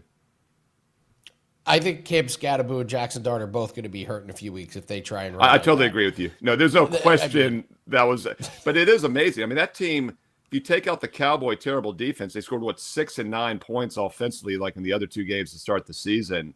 That was interesting Thursday night. We'll see which way it goes. I mean, the Eagles might really be down. The Giants maybe have found a spark. I think it's probably, as always, a little bit in between. And can you explain to me why Jackson Dart gets evaluated for a concussion? The coach breaks into the that was crazy. The tent, but then he sends him out and calls running plays. He's calling running plays for his quarterback that just got evaluated for a concussion. And what are you doing? I will tell you, that's one of the reasons I'm kind of buying in on this, because he was visibly mad that they would not let him back in sooner. The coach, I've never seen a coach. I'm glad you brought that up. I've never seen a coach so upset with like a neutral third-party doctor or protocol guy, whoever that is, that he couldn't get in a play or two sooner. So that tells you the coach is buying into it at least. God. Scatterboo went in the 10 also, but he's so small they didn't see him for a couple plays. But yeah, that was fun. Yeah, I mean, I'm not a Giants fan, anxious, but that does get you kind of want to root for him. Don't call running plays for your quarterback that just got evaluated for a concussion. My God. Andy, I thought of you and Dan, though, because remember when we were doing the season wins, we all said we can't make a case for the Giants over, 5.5, I think? 5.5. And you and I both said, like, this is the most one-sided, like, you can't make a case for it. But I said the one case you could probably make is like the Jaden Daniels scenarios if Jackson Dart comes in and sparks him. And at that point, he was looking really good in the preseason as well. So I do think there could be something there, but we'll have to see. We'll see if that O-line is improved because they've been so bad in years past. Never forget they lost to the Saints, okay? Let's pump the brakes. So let us not forget. I used it as a free. Right. I used the Saints as a free play, and I was mad I didn't make that a best bet a week ago. So that's how quickly things can change in the NFL. Well, let's talk Bears and Commanders here, and then we're going to give out some of your thoughts on baseball. Let's start with Bears Commanders. How do you preview this game? Yeah, first of all, I've got a doubleheader video on WagerTalk TV right now. So I've got a full deep dive breakdown for this game and also for that Bills-Falcons game. And by the way, there is a little bit of a sharp square divide in the game, and I will go deeper into that in the video. Also, my Fade the Public video has the Buffalo-Atlanta game. So Some other homework for you viewers after the live show here today. Dig into that video. I've got Buffalo, Atlanta, and then this game, Chicago, Washington at 8:15 Eastern on ABC. Not my Washington Commanders against not my Chicago Bears. I think back to the 80s when Darryl Green ran that punt return back in the playoff game at Soldier Field, holding his rib. He pulled the muscles. He hurdled somebody and scored. This isn't the same Bears team, obviously. Commanders are up and coming. I still don't think they're necessarily for real. A big win for them last week against the Chargers. But what jumps out to me in this game, I want to talk about the total here for a free play, is the over.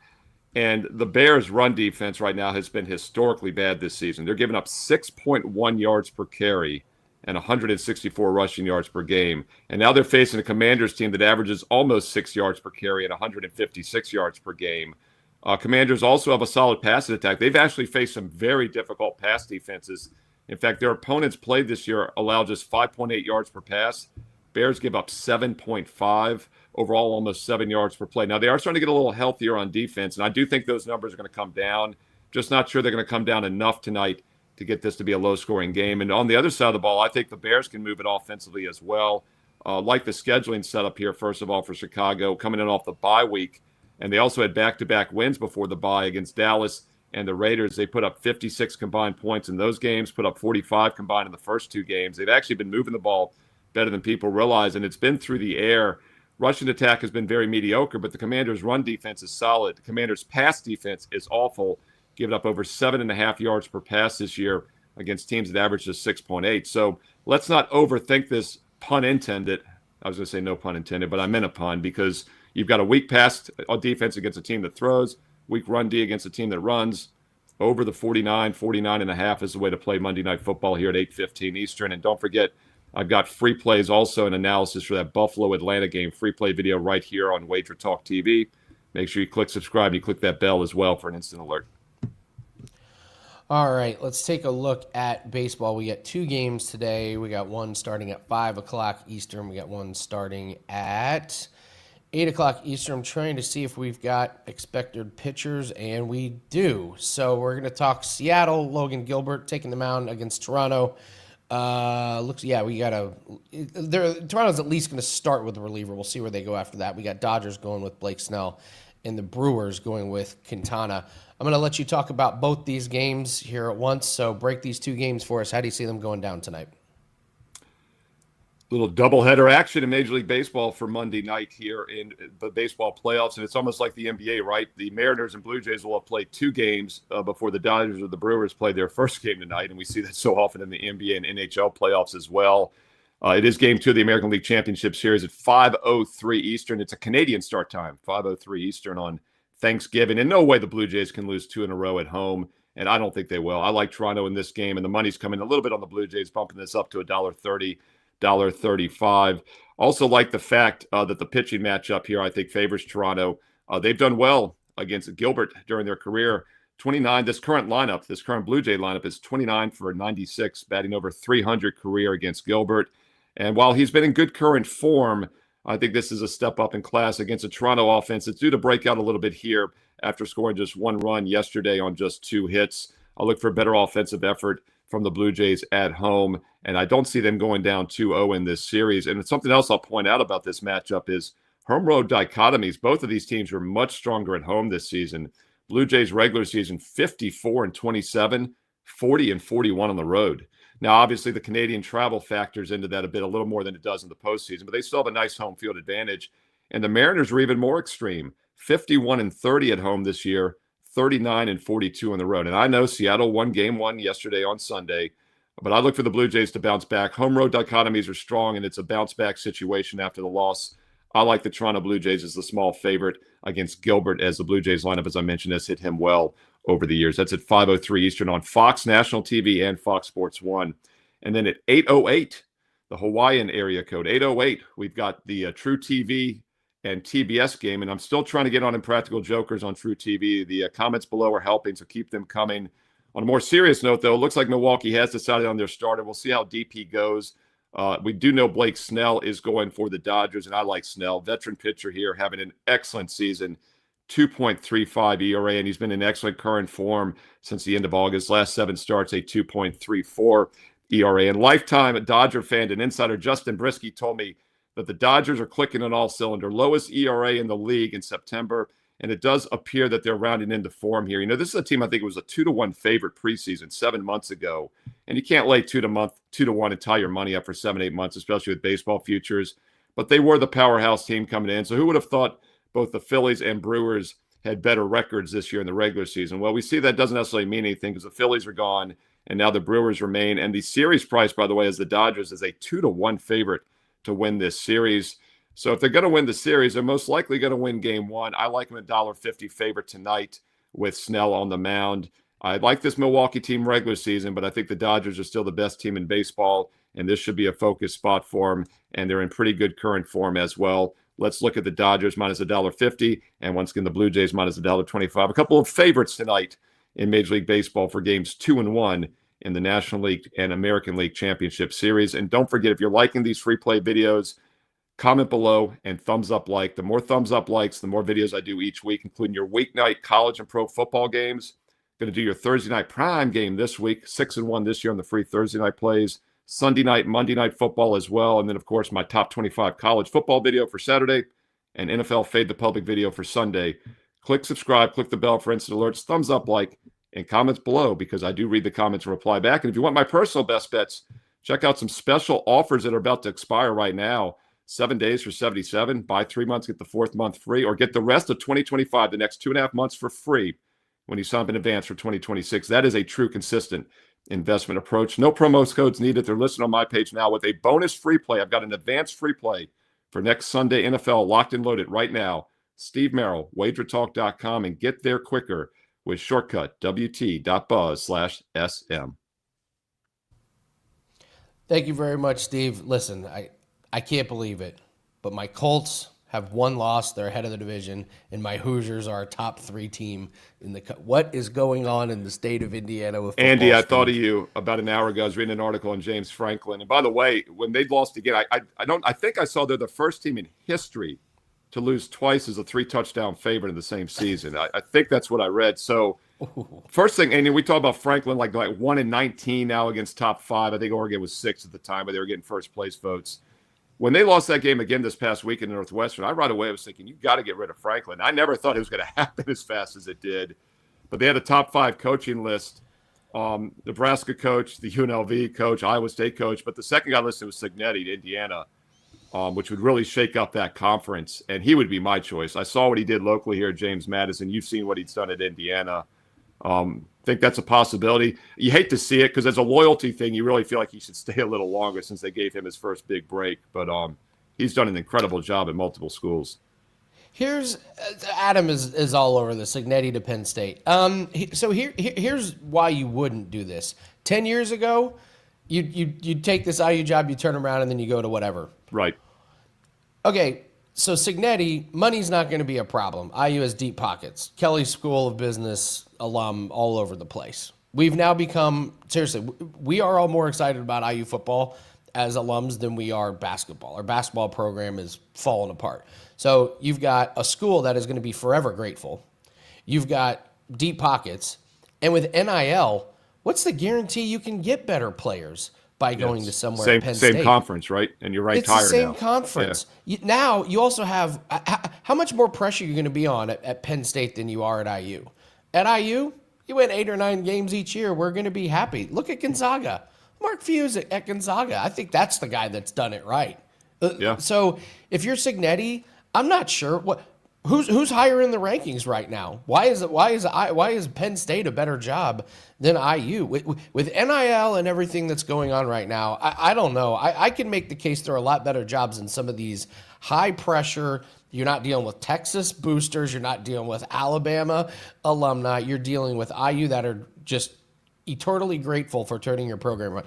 I could argue IU, with what he's done, has now turned this into a top 3 program, and he doesn't have the pressure. I could argue IU's a better job than Penn State. I love it. I mean, I'm a big quality of life balance person with sports betting, everything, coaching on the side. So I'm with you on that. I think it's vastly underrated. And the other thing I'll point out too, I wanted to ask you is, do you think Franklin's relieved? I think they still owe him $49 million. I mean, I said that with the Virginia Tech fired a couple of weeks ago. They owe him like $6-7 million. It's like, you got to do nothing now. You get paid. I don't know. It's interesting. He's taking care of. I feel bad for the assistant coaches that aren't seeing that. They got to upend families and stuff. Hey, listen, it sounds like you're trying to convince yourself. Facts are facts. I just made the case of what kind of quality of life. Like, who's got it better than Mark Hughes? Who's got it better in college basketball than the Gonzaga head coach? Yeah, I'm with you. I think so. I didn't know the money was comparable. That was the only thing I thought would switch them. But I think if they're at that level, like you just said, they've got better players maybe now. They're ranked higher. It's like, yeah, you sold me. I'll stay in Indiana, Andy. I'll stay. Yeah. They have no 4-star or 5-stars, so they don't have better players. Right as I said that, Dan, I knew I missed something. I realized that. No, but you can get the players. The point is you can get the players. You can get the players. I think they'll go to. We've seen basketball guys go to Indiana for decades. Even Bobby Knight was throwing chairs at him. So it's like, I know he threw it. I threw it at the referee once again. I caught myself. I know he didn't throw it at the player. But yeah, I don't think like Happy Valley in the middle of nowhere is necessarily a more desirable like college location than Bloomington. So I agree. I think the one thing that probably Penn State fans will sell themselves on, and I'm not a Penn State fan, so but I think it's the guy is from Pittsburgh. So I did not realize that. It's interesting. There is like you get to coach the team that you grew up rooting for. I mean, there is that emotional edge. All I know is if it's Matt Rule, I am so out on Penn State. That's all. You're just getting James Franklin for less James Franklin. He was the money. top of the article, Dan. That was the first name of the 5 they listed in that article was Rule. He's the odds-on Mullins favorite. was 5th, which I think would be a mistake too. The UNLV coach. He's the odds-on favorite to start. The athletic director is really good friends with him, so with I think it would be an absolute Rule? mistake. It's a lateral move if you bring in Rule. Yeah. It really depends on what kind of personality Signetti has. If he loves jumping from school to school and building up, if that's his jam, then he's going to jump from IU. But if he's like, hey, I found the perfect spot, the perfect job, then I'll stay. For me, Andy, too, my first thought was it's kind of a loyalty thing. I know that has no way in it nowadays, but like they gave him his first big FBS job. Like, I don't know. For me, that would weigh in, but I know it's a different level for these guys. So we'll see what happens. Throw out. Place your bets. I'm sure Dave Mason can give you some odds on that this week from Bet Online. I heard your buyout from WagerTalk's not quite as big as James Franklin. So, I'll tell you right now, I could live with a $49 million buyout and not have to handicap anymore. But I would miss doing the shows, actually. I really enjoy doing the shows with you and the videos. But yeah, I know. There's worse situations than having a crap season, being told you're like 1-19 now in big games your lifetime, including losing to Notre Dame. Not Notre Dame. Yeah, they lost to Notre Dame, and Indiana did as well last year, right? Did they both lose? No. Indiana got killed by Notre Dame. They both lost to Notre Dame in the playoffs, right? Isn't that ironic? So that's an interesting coincidence. All right, Steve Merrill, everyone, thank you so much. Thanks, Andy. Monday. Thanks for joining us. All right, we're going to do all around the world real quick. We've got a Monday Night Football best bet. This is my favorite prop of the week. We put all of our props in before Thursday Night Football. This was my favorite. I've done something kind of special. I included 2 NHL props for tonight. I want you guys to get a look of what we do with NHL props. This is a daily sport where you can build your bankroll really, really confidently. We hit over 60% of our props last year in NHL. So I've attached those to the Monday night play. We just have one NFL prop, but I threw in 2 NHL plays. I want you to see our write-ups and kind of how we operate with NHL props. It's a great source to way to build the bankroll. So 2 props from NHL, 1 in Monday Night Football. So grab that. We're on a 12-6 NFL run. For whatever reason, primetime games have been great. 7-1 this season in primetime games. I don't know why we've been seeing primetime so well, but it's worked. So you can get there at wt.buzz/AL, and we got a couple free picks on that page as well. All right, let's do free picks from all around the world. Then we're done on this Monday. Let's go Bills, Falcons. Let's go Josh Palmer over 18.5 receiving. He's gone way over this total in 4 out of 5 games. In fact, the 4 games that he's gone over, he's had 25 plus receiving yards. Dalton Kincaid is banged up. I think this is going to be a pretty close game, and I think there's going to be a need for both teams to pass the ball through the air. So Josh Palmer over his receiving. We go to Dodgers and Brewers. These outs over props have been really good that I've been giving out on this show. So we'll go to Blake Snell over 17.5 outs. He's gone over in 5 straight games. He hasn't pitched in a week. He's well rested. We know this Dodgers bullpen is a liability. If he's pitching good and the game is close, they are going to leave him in. So let's take a look at Blake Snell over this total. And then Bills, Commanders, DeAndre Swift, or not Bills, Commanders. They're supposed to say Bears, Commanders. My bad.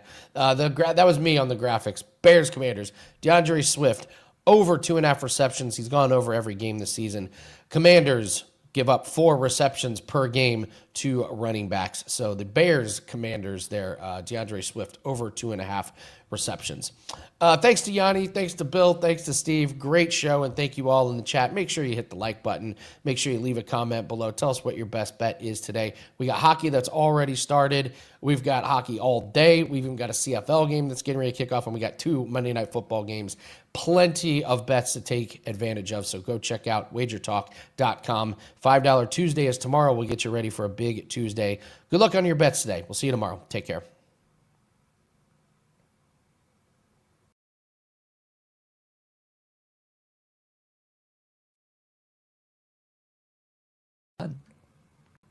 Welcome, everyone, to Props and Parlay. Welcome into Drew Silly Diamonds for Monday, October 13th, 2025. I am Drew Martin, breaking down the NFL slate, 2 Monday Night Football games. Going tonight, you got 2 NFL bets coming your way. Let me know in the comments below where you agree, where you disagree, your picks for tonight in any sport. It's more than welcome. It helps grow the show. Smash that like button if you're liking the content. 2 Monday Night Football games. I think the NFL should do this each and every week instead of stacking, 9, 10 games at the 10 a.m. Pacific kick. Maybe take one of those, put them on Monday night. I think it'd be better for the NFL, but hey, what do I know? Let's get into the picks. We are heading to Atlanta, Georgia for the first game up, 7:15 Eastern kick here on ESPN, Mercedes-Benz Stadium, Atlanta, Georgia. Buffalo Bills at the Atlanta Falcons. Bills split line right now as I'm talking early Monday morning, -3.5 or -4, depending what sportsbook, 49 and a hook being the total. The Falcons come in off of a bye. They're 2-2 on the year. Kind of a tricky team to handicap. You just look at their last 2 games. They beat the Washington Commanders 34-27. They also lost to the Carolina Panthers, getting blanked 30-0. So kind of head scratching there. I'll tell you this about the Falcons. I like their quarterback, Michael Penix. He protects the ball well. Even going back to his college days at Washington, even before that in Indiana, throws a great deep ball. Overall, I'm looking to actually bet on him. And then you put it on the other side of the ball. By some metrics, the number 1 defense in the NFL. And this team, talking about the Falcons, almost plus 120 net yards more than their opponent per game. So they're outgaining their opponents. Last year, Monday Night Football, when they had it in Atlanta, they beat the Philadelphia Eagles, who went on to win the Super Bowl. I actually think the Falcons are a little bit underpriced. Looking at the Bills side, last week, one of the more surprising games of the NFL season, they lost outright as the favorite to the New England Patriots. They've now lost 3 straight against the spread, so maybe a little bit overpriced here for the Buffalo side. Yes, they're 4-1, but losing 3 straight ATS. They got a bunch of injuries on the defensive side.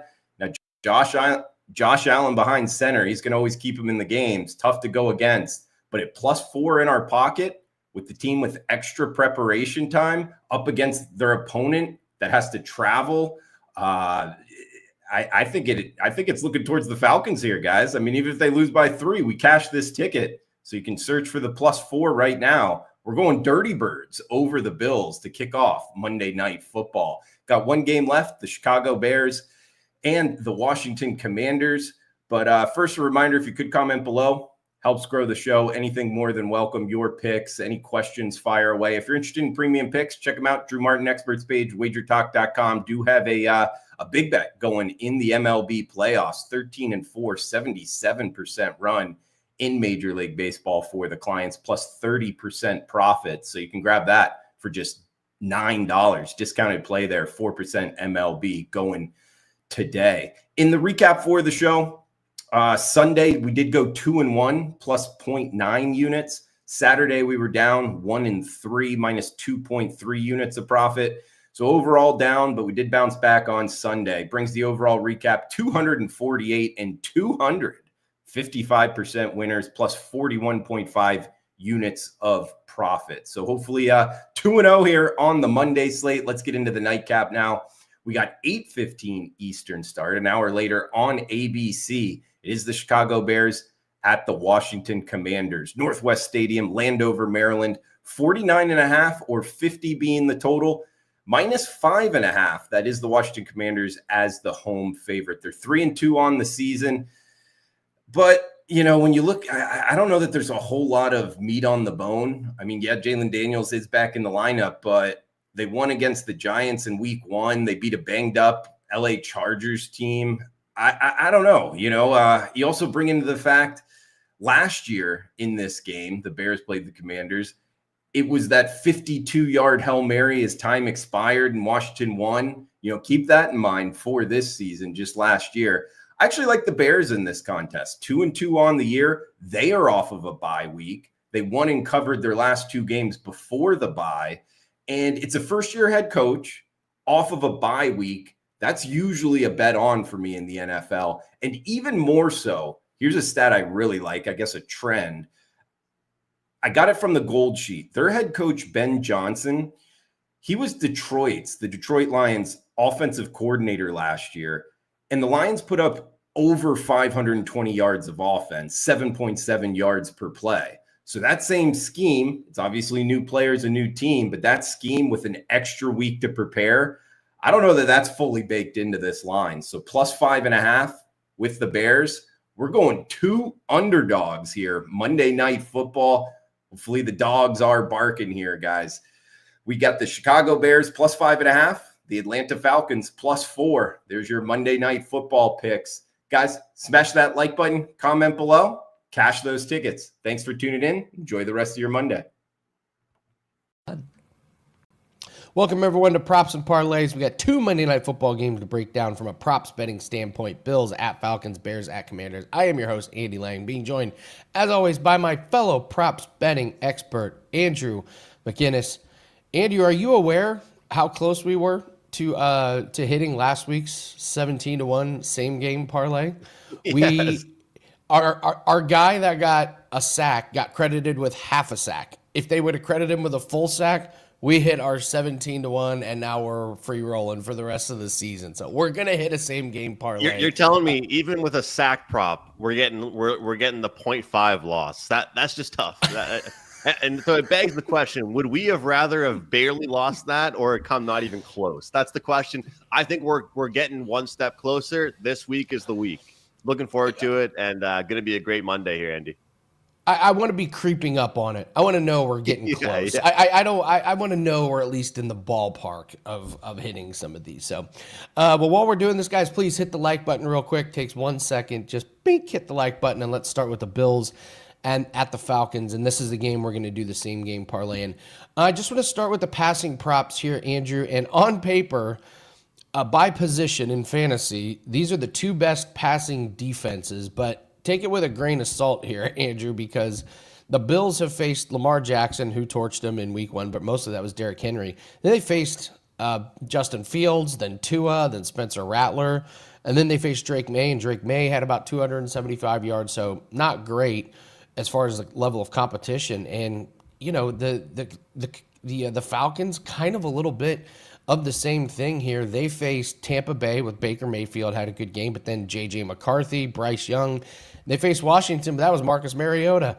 So I'm not going to be too concerned about what the ranking is of these passing defenses. So I'll go first, and I am going to take Michael Penix over this 224.5 passing. He went under in 2 blowouts, but he went over in 2 games that were 1-score games. And I have the Falcons plus 4 in my mega pick 5 here, Andrew. I think this is going to be a really close game. I think there's going to be times where the Falcons need him to throw. I love this 224.5. And then I'm going to keep riding the streak of Josh Allen. He's going over this 1.5 passing touchdowns. Gone over in 4 out of 5. The only game he didn't was a blowout against the Jets. It feels like they're running with James Cook when they get in close this year to the end zone, but then there's a lot of Josh Allen passing touchdowns. He's hitting at a much higher click than he was last year. So Penix over yards, Josh Allen over passing touchdowns. What do you think about passing props in this one? I think the only thing that gets in the way of your passing touchdown prop there is his own legs, getting the ball into the end zone on his own, because it's either he gets a touchdown or he goes over 1.5. Sometimes even both can happen. I'll tell you, I do like Josh Allen just over his number. I locked in 227.5 as far as his passing yards. I got Atlanta's secondary ranking bottom 10 in completion rate allowed. So like you mentioned, some decent defensive stuff to look at for both these teams, but they are giving up a ton of passes. And with Josh Allen, you give him enough time, you let him complete enough passes, he's going to start killing you deep downfield. And although I was tempted by the completions, I do think that this number's good enough for me to take a look at the yards as a whole. Now, I do, of course, expect Atlanta to be down. And when I look at this one here, I thought it was interesting. The last couple weeks, Buffalo's pass defense has allowed 7.7 passing yards per attempt, second worst over the last few weeks here, Andy. So there's two bets that I like. Number one, I like the completions for Penix Jr., because I do think that they're going to be trailing. They're going to have to throw the ball a lot, even though early in the game they're going to try and do their best to run the ball. But I'm going back to a prop that started off slow for me this year and has certainly picked it up. We're going to go with the longest completion over 33.5. Right now, we're seeing 69 as the highest from him, but also we're seeing 30, 40, 50 on pretty much a consistent basis over the past handful of weeks from him. And in the position, the funny thing is for him, it's usually garbage time, or it's usually late in the game when it doesn't actually end up leading to a touchdown or anything like that. But with the number of completions this Bills team is currently giving up, when it gets to a certain point in the game, I think they're going to have to stop throwing or running the ball. Then all of a sudden you start airing it out. It opens up opportunities. So 33.5 is the number. I like it there. And I'm interested in that completions for him as well. But we'll go with probably the best bet for the passing one would be Josh Allen, just simply because I think he is going to get to the secondary of the Falcons.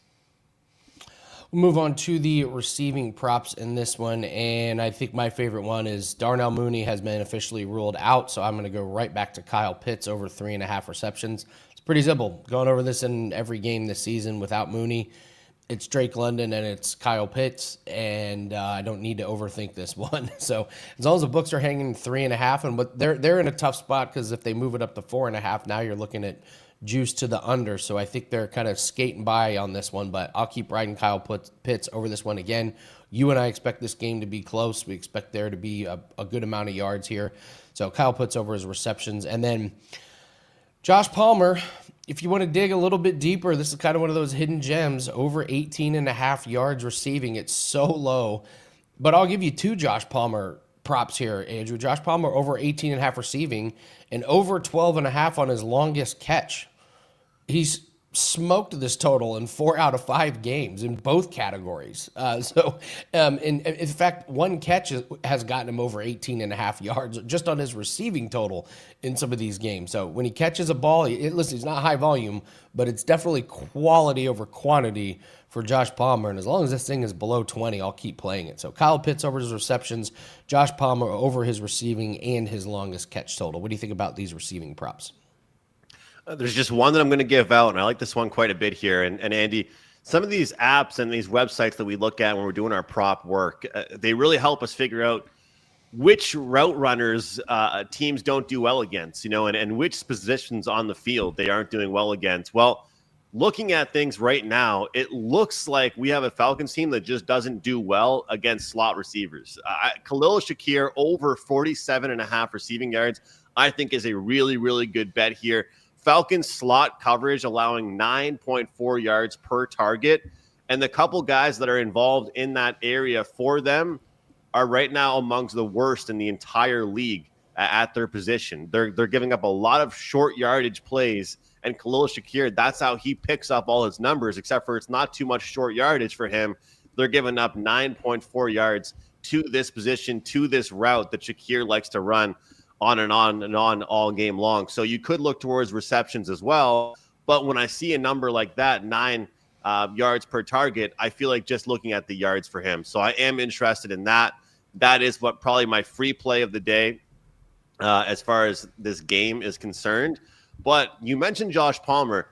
I want to ask you, Andy, is he a guy that, because I have a buddy that keeps betting him as well. Is he a receptions guy or a yards guy for you right now? Because I feel like there's been on and off where I'm like, this game is receptions.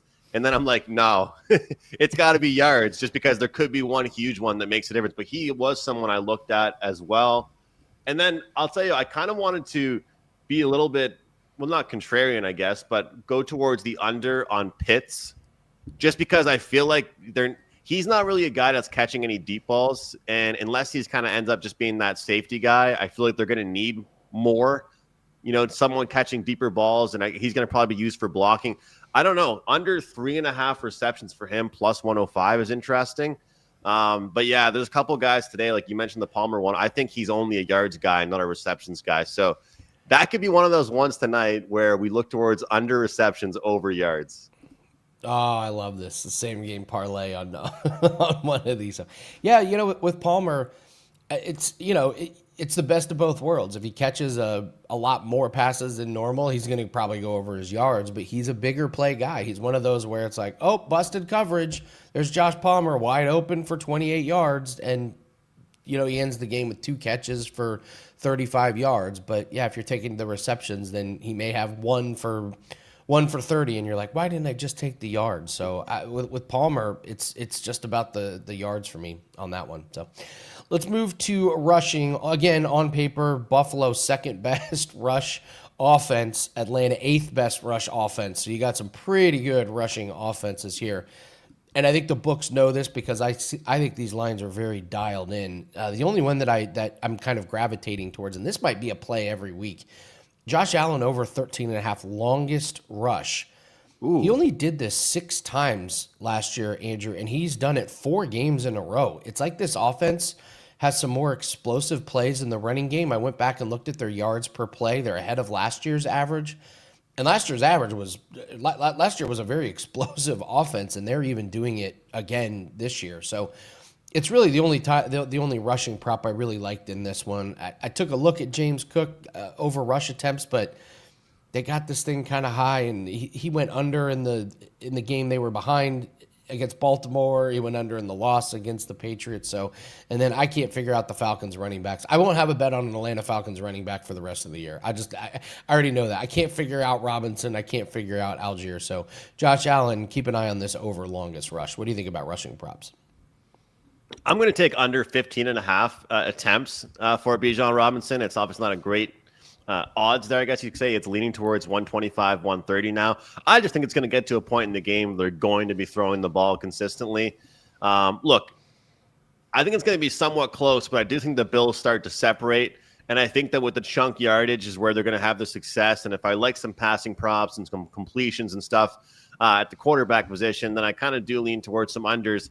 And the best part about this attempts one here, guys, is that realistically, we could see Robinson break off for a huge play. We could see him get into the end zone on a running play. But we're all just looking at the attempts here in this one, and that's all I'm really concerned about. But, okay, Andy, I'm going to throw this at you. I know some people might not care about these type of trends, but Josh Allen rushing yards, I feel like I've had a really good read on him. A lot of times I do like looking at him in big gains when they're somewhat of a close spread, obviously here being 3.5. But this is kind of interesting. He has gone over 33.5 rushing yards in 4 of his last 5 primetime games. So take that for what it's worth. Of course, that one. And if you don't care about that one, this one's kind of interesting. Allen's scramble rate jumps up to 17% against man-heavy defenses, and Falcons run man-on-man 50% of the snaps. This is a guy, I think, that right now he has been – I mean, you talk about the longest rush, which certainly has been hitting, but he's been pretty smart about his rushes. Like, he's not taking as much contact as he used to. He's seeing the holes and using them and then sliding, which I'm sure coaches are happy to see him protecting his safety. But what people don't realize is, like, as much as I want, of course, you to hit that play, and he is breaking off for one big play, it seems like, on the ground most games, with a number like 33.5, all you need is Josh Allen to get to like 6 or 7, I think, and you're going to get it. It's just a chunk rushing yards that I really think you need. So I think he gets this one here. And hey, you know what? I don't really mind that primetime trend. It's okay with me. I'll take it. It's a different day. You know, these guys play on Sundays. This is a different day to play football.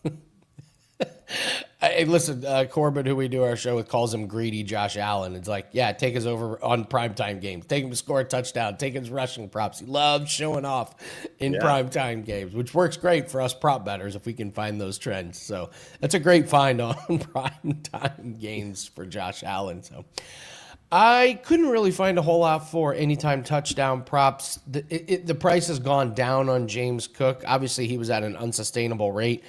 The price got out of control after the first 3 weeks for Jalen Hurts, and we laid off of it for clients 2 weeks in a row. Price got down to minus 130, so we fired on it this week, and he went in. I feel like the books are giving us a little bit of a discount on James Cook. He was up to minus 200. Now he's down to minus 150. I think I'd go back to James Cook anytime touchdown, but nothing with any big-time confidence. What do you think about touchdown props? Let me just drop a bomb on you really quick here, Andy. You're talking about Corbin's nickname for Josh Allen. Well, I'm going to ride with that nickname here. Let's go 5-1. Not one, but 2 rushing touchdowns for Josh Allen. We haven't really given out many 2+ touchdowns on the show here since the CMAC days when Christian McCaffrey was doing that, and it was like a minus 130 just to get in the end zone here at least. So 5-1 on that one here. And I gotta say, if I think that Shakir is going to be someone that gets targeted quite a bit, that plus 220 number is pretty interesting to look at as well. So kind of more of a fun one, and then one that I'll probably take a little more serious with that Shakir prop. All right, it's time to build a same-game parlay. We were one statistician away from giving our guy a full sack instead of a half sack last week. So we each get one leg. We end up with a 4-leg same-game parlay. I will go first here. I'm going to go the Falcons over 22.5 on their team total. They had a 30-0 loss to the Panthers. They came back, scored 34 the next week at home. And the Bills have played 3 bad offenses, and they held them under: Jets, Dolphins, and Saints. Ravens flew over. Patriots went over against them. I like this Falcons team at home, prime time. Give me the Falcons over Falcons over 22.5 on the team total as my first leg. What's your first leg? Let's get on the board here with just over 220 plus passing yards for Josh Allen here. I think it's going to be a good night for him. I think we're going to see him, get after the secondary of this Atlanta team. And they are giving up a lot of yards per pass right now. And this is a team I think that even though they're rested and they're feeling good coming into this game, I think Josh Allen should be able to do some damage against. So we'll squeeze it down a little bit, and we'll go 220. All right, I am going to go with the Josh Palmer theme, and I'm going to take him at plus 141 to have 25 plus yards. I mean, he's averaging 34.8, and I'm getting plus 141 on the 25 plus. So this is one play for a guy like this. So if you think Josh Allen's going to go over, I got to think Palmer's going to be involved in this one. So all right, we have Falcons over 22.5 on their team total. Josh Allen 220 plus on the passing yards, and Josh Palmer 25 plus receiving yards. Last leg, what do you got for us? Andy, I'm really confident in this Shakir one. I mentioned it's my free play of the day. Let's rock with it. No alternate number. We're going to go over on his receiving yards. I just think he gets targeted a ton. I feel like they do very poor against his slot coverage, and hopefully he has a huge day for us. This is one of those ones where you could play receptions or yards, but I'm just confident with how many yards they're giving up to the spot that he likes to go to. So I feel good about this week's parlay, man. I do. 7-1, very disciplined approach by us. Very, very disciplined. Let's just get on the board here. Sometimes you just need to see one go in. So the same game parlays, the team total over 22.5. Josh Allen 220 plus passing yards. Josh Palmer 25 plus receiving yards, and Shakir over his receiving yards. I've got that locked in at 47.5 and a 7-1. All right, great job on the same game parlay. Let's get this one home. Yeah, reasonable. Guys, in the comments section, give us your favorite prop for tonight. Give us your thoughts on some of the props we're going over. What do you like in this game? What do you like in the Bears game? Before we do that, again, hit the like button, guys. It really helps the algorithm out. You know how the algorithm boost works. Andrew, what do you have up for clients up at WagerTalk today? You got a busy day with all the hockey starting early. Yeah, it is a really busy day. The NHL schedule makers, look, you know I'm the biggest hockey fan there is. There's one thing that they're bad at, it's marketing. So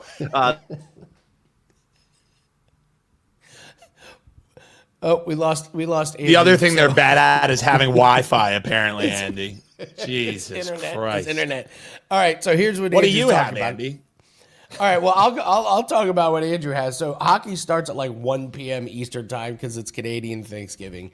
And there's a bunch of games, and Andrew has a loaded slate for NHL. He also has his NFL best bet that is up for tonight. I believe he has 2 of them. There's a prop and a side, so that's up at WagerTalk. I have one NFL prop, and it's been my favorite one of the week that we locked in. So I have that up. We're 4-3 this week on props. It's been a really good run. That makes us on a 12-6 run on props, and the best part, We're on a 7-1 primetime run. We're like Josh Allen. We've been seeing these primetime games really, really well. So you want to cash with us tonight, go ahead and cash on this one prop that we have. So like I said, we're 4-3 this week. We get this one home. We're 5-3, and we are well on our way to hitting that season goal of 58-59% on props. That is over at wt.buzz/AL. over at WagerTalk.com. And don't forget, we got $5 Tuesday coming up tomorrow. All handicappers will have a $5 play up. It's the last week of Contender Series. So once $5 Tuesday play comes up on Contender Series, lock it in, and we finish out Contender Series strong. So we're waiting for Andrew to jump back in here. So I will just jump ahead to the Bears at the Commanders here. And we will start with the passing props again. You guys know I love my no interceptions props. We lost one yesterday on Jordan Love, but I think you can look at Jaden Daniels not to have an interception. He doesn't have any this season. My only worry is the Bears have been very good about interceptions. They have 7 interceptions on defense this season. I've talked about Caleb Williams not throwing an interception. I will still keep riding it. He's 2-2 on this one, so we've gotten juiced a little bit on that one, but I'm going to continue to ride the trend that he will figure it out and stop throwing the ball to the other team. So, and I'm also looking at Caleb Williams over 233.5 passing. Commanders give up about 254 per game. The Bears have had a week off to prepare and get their offense a little bit more dialed in. And the only other team in the bottom 20 in pass defense that he faced, he had 298. So take a little sprinkle on Caleb Williams over 233.5. It's not the most confident play in the world, but I will go ahead and roll with that one. So, all right, receiving props. Deebo Samuel is banged up. I don't even know if he's going to play tonight. It's kind of a game time decision. He popped up late on the injury report. I'm going to take his under 5.5 reception. If he doesn't play, you're going to get a void. But if he does play, is he going to be 100%? So I'll take under 5.5 receptions. And to piggyback off that, Luke McCaffrey over 28.5 receiving. There are so many injuries to the Commanders' wide receiving core. You've got Terry McLaurin, who's out. You got Deebo, who's out.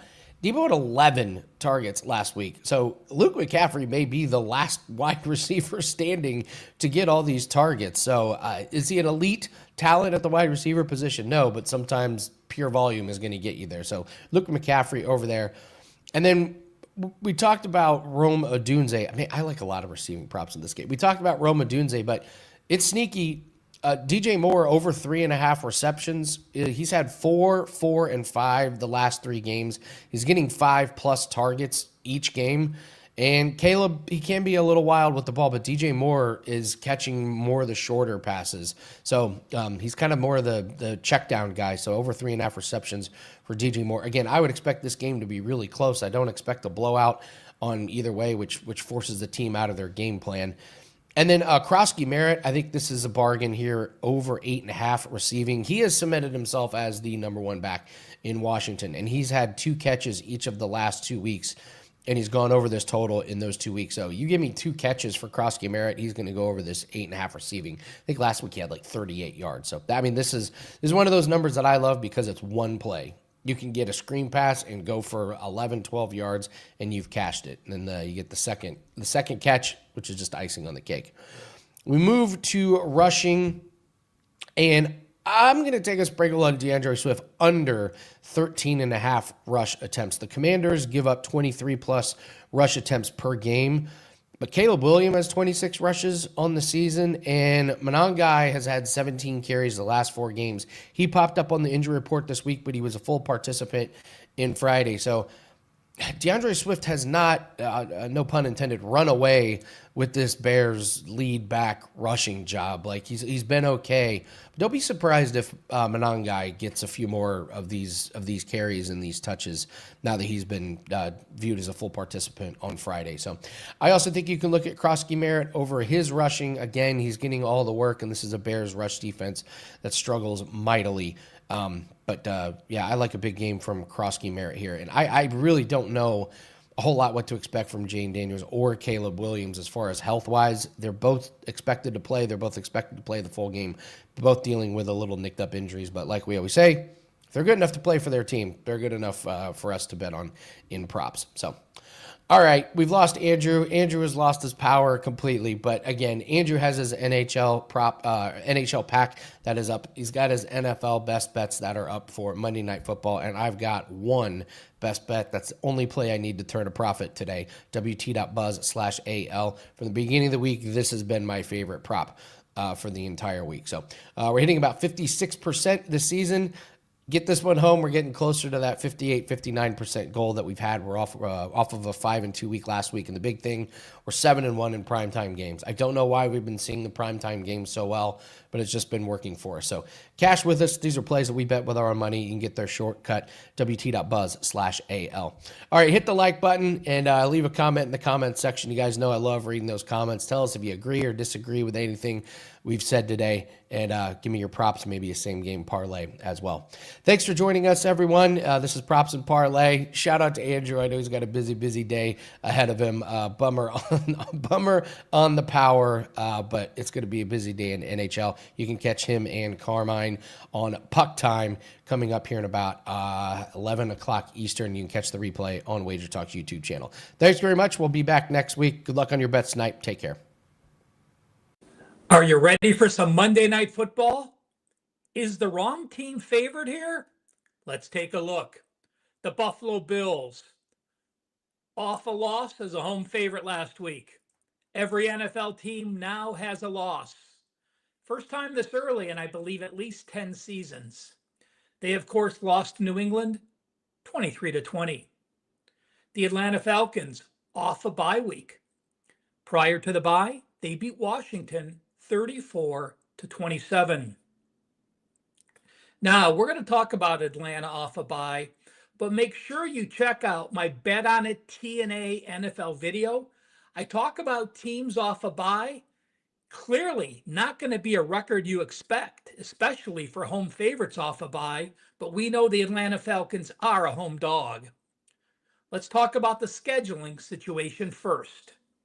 Massive edge to the Atlanta Falcons. Granted, they were home before the bye, and now they're a home dog. By the way, teams as a home dog with a bye week, 16-10-4 against the spread since 2020. That is 61.5%.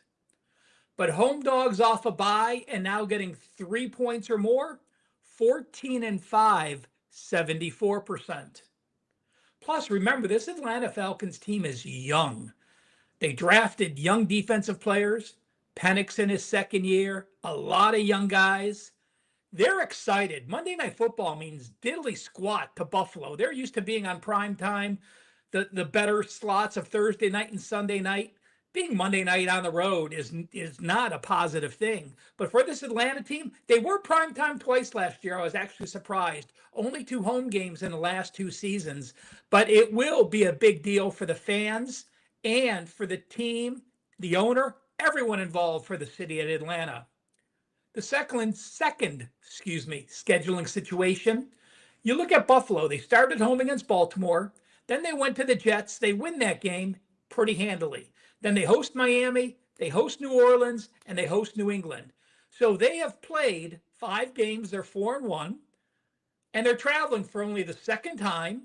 They're traveling out of state for the first time, and they're traveling after having played 3 straight home games. Oh, yeah, by the way, if we look at the Bills on the road last year, their 3 losses to the Rams, to Baltimore, to Houston, all the good teams. But again, on the road, they dropped all 3. They were perfect at home, undefeated at home in the regular season. But when we look at the stats, their home stats show they were plus 64 yards per game.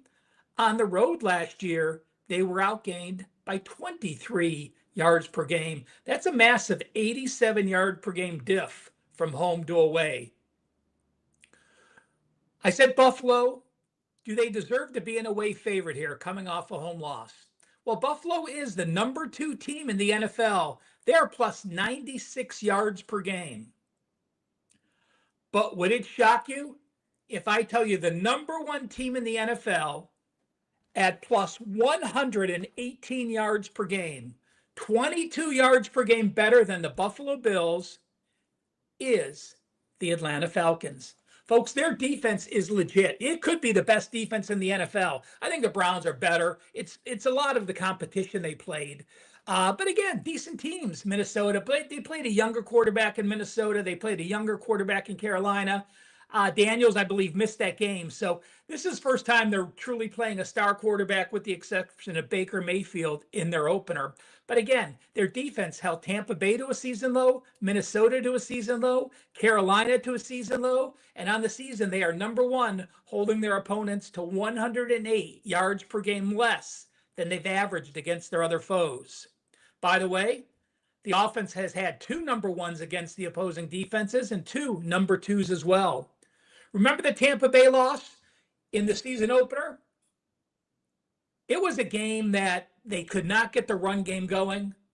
Byron Robinson struggled, only had 10 carries. Other running backs had 16 carries. Since that time, Bijan running back has been the bell cow and is going to. And we've seen after the team rushed for 69 yards in the first game, rushed for 218, 131, and 28, averaging 5.6, 5.7, and 3.5 yards per carry.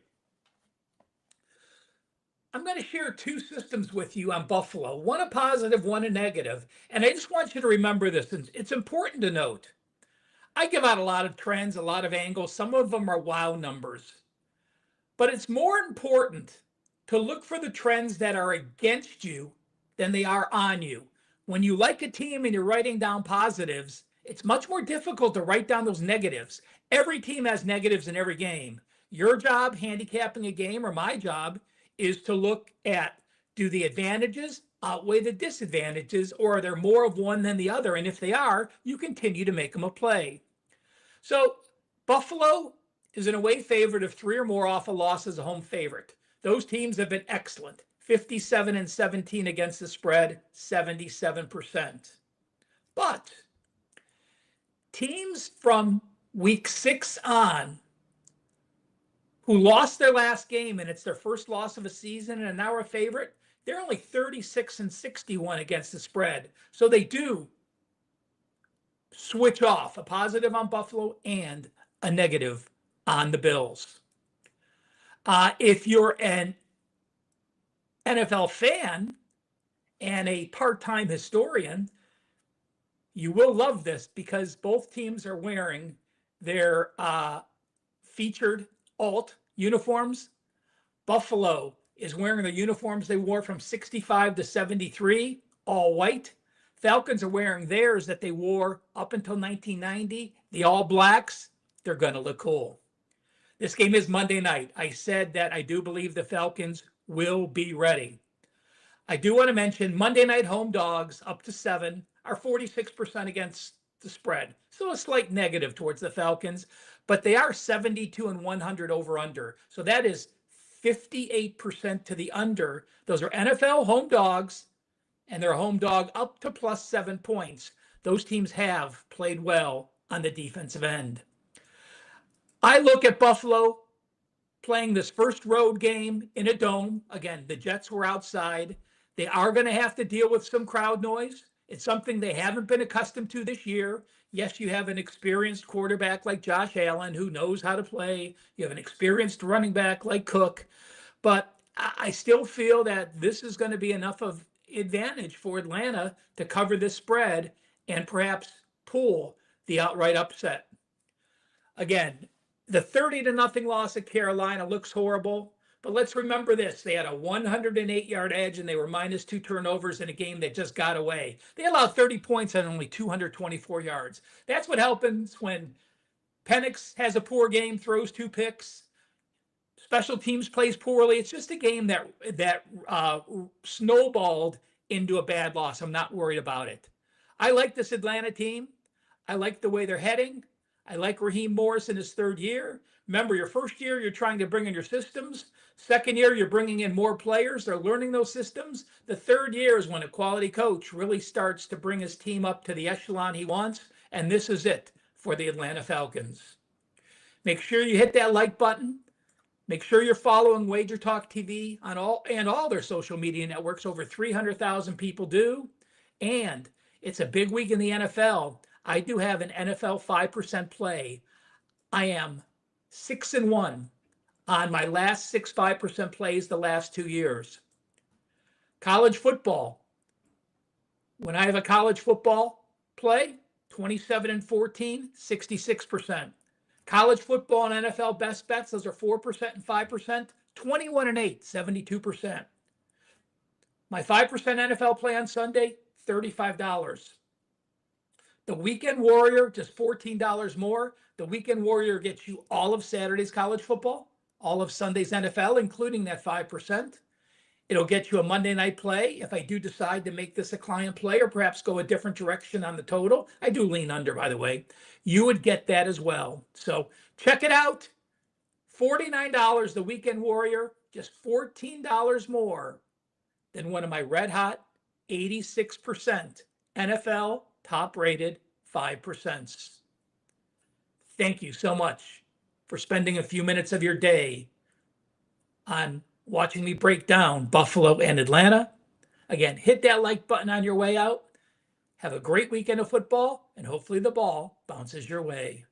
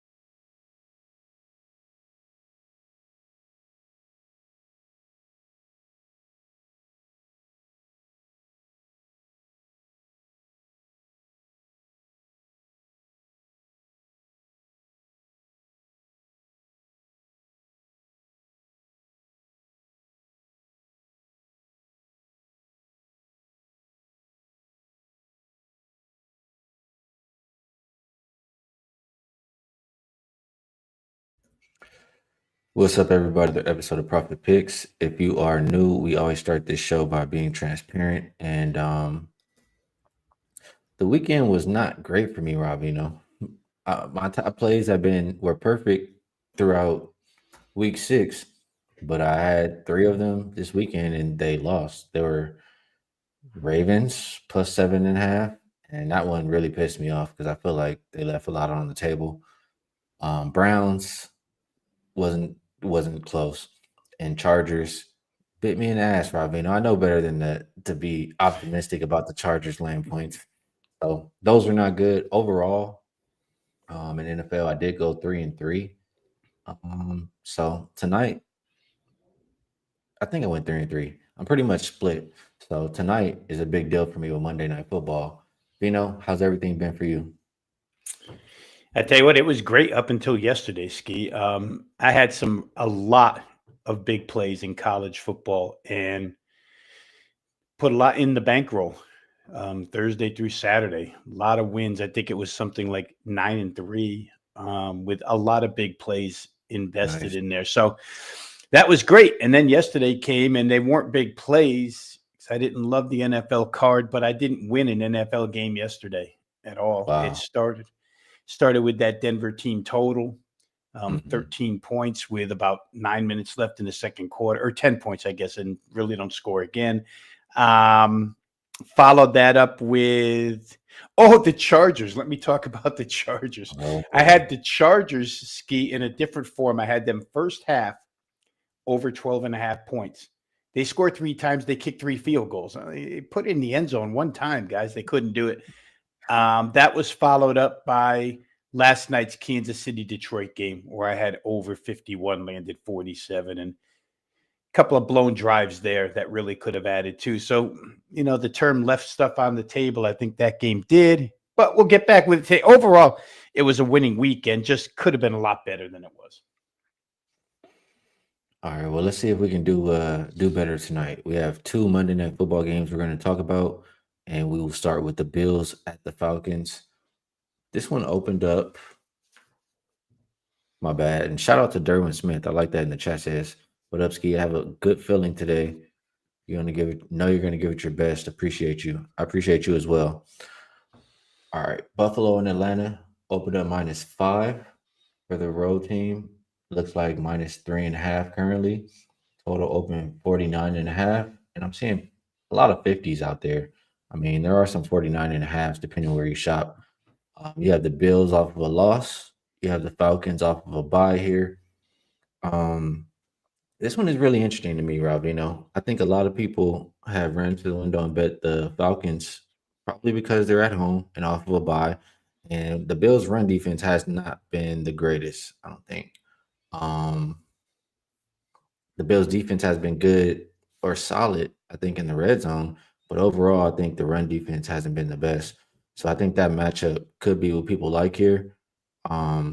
It's tough when I'm thinking about Penix versus Josh Allen to go and run to the window with, you really could just ask Buffalo to win this game. That's how I feel. That's what it's getting close to. So I'm curious, which side of the fence are you on? You like the matchup for the Falcons at home? Or are you going with the better quarterback on the road? What you thinking here? Well, I'll start with what you said in the middle there, Ski. People playing this game because Buffalo's run defense. I mean, a few things, right? Off of a bye, like you said, at home. They've been better at home, although they did lose to Tampa here, a good team, by 3. And the Bills' run defense has been lousy, 145 yards per game allowed. But I think what gets lost in that mix is they played the last 4 games without Ed Oliver. And Ed Oliver is their run-stuffing defender. I mean, without him, they don't stop the run. It's the same with Baltimore losing their top run defender. And tonight, Ed Oliver's back. So all of a sudden, that 145 yards per game allowed, in my estimate, it's another reason why we just can't look at overall statistics and run with him, because he makes a difference. Now, you could counter that a little bit, Ski, by saying Ed Oliver, he went out in game 1. He was playing, got hurt. And that was the game against Baltimore where Derrick Henry was kind of going crazy. And I think Derrick Henry went crazy for the majority of the game, but a lot of it when Oliver was out. So to me, I throw that run defense. Bijan Robinson is a great running back. Next to Derrick Henry, he's probably 1A. Some people would argue better. But having Oliver back makes a big, big difference. Second thing I'll say is when I look at the Falcons, and I've watched them a couple of times this year, their offensive weaponry is so limited, Ski. You have Drake London, a good wide receiver, but your deep threat, Darrell Mooney, is on the injured list. And you have a tight end in Kyle Pitts. But Buffalo's been the third best team defending tight ends this year. So now if Robinson gets slowed a little bit because Oliver's present, if in fact Pitts gets slowed a little bit because Buffalo plays tight ends really well, you're left with Penix and you're left with Drake London.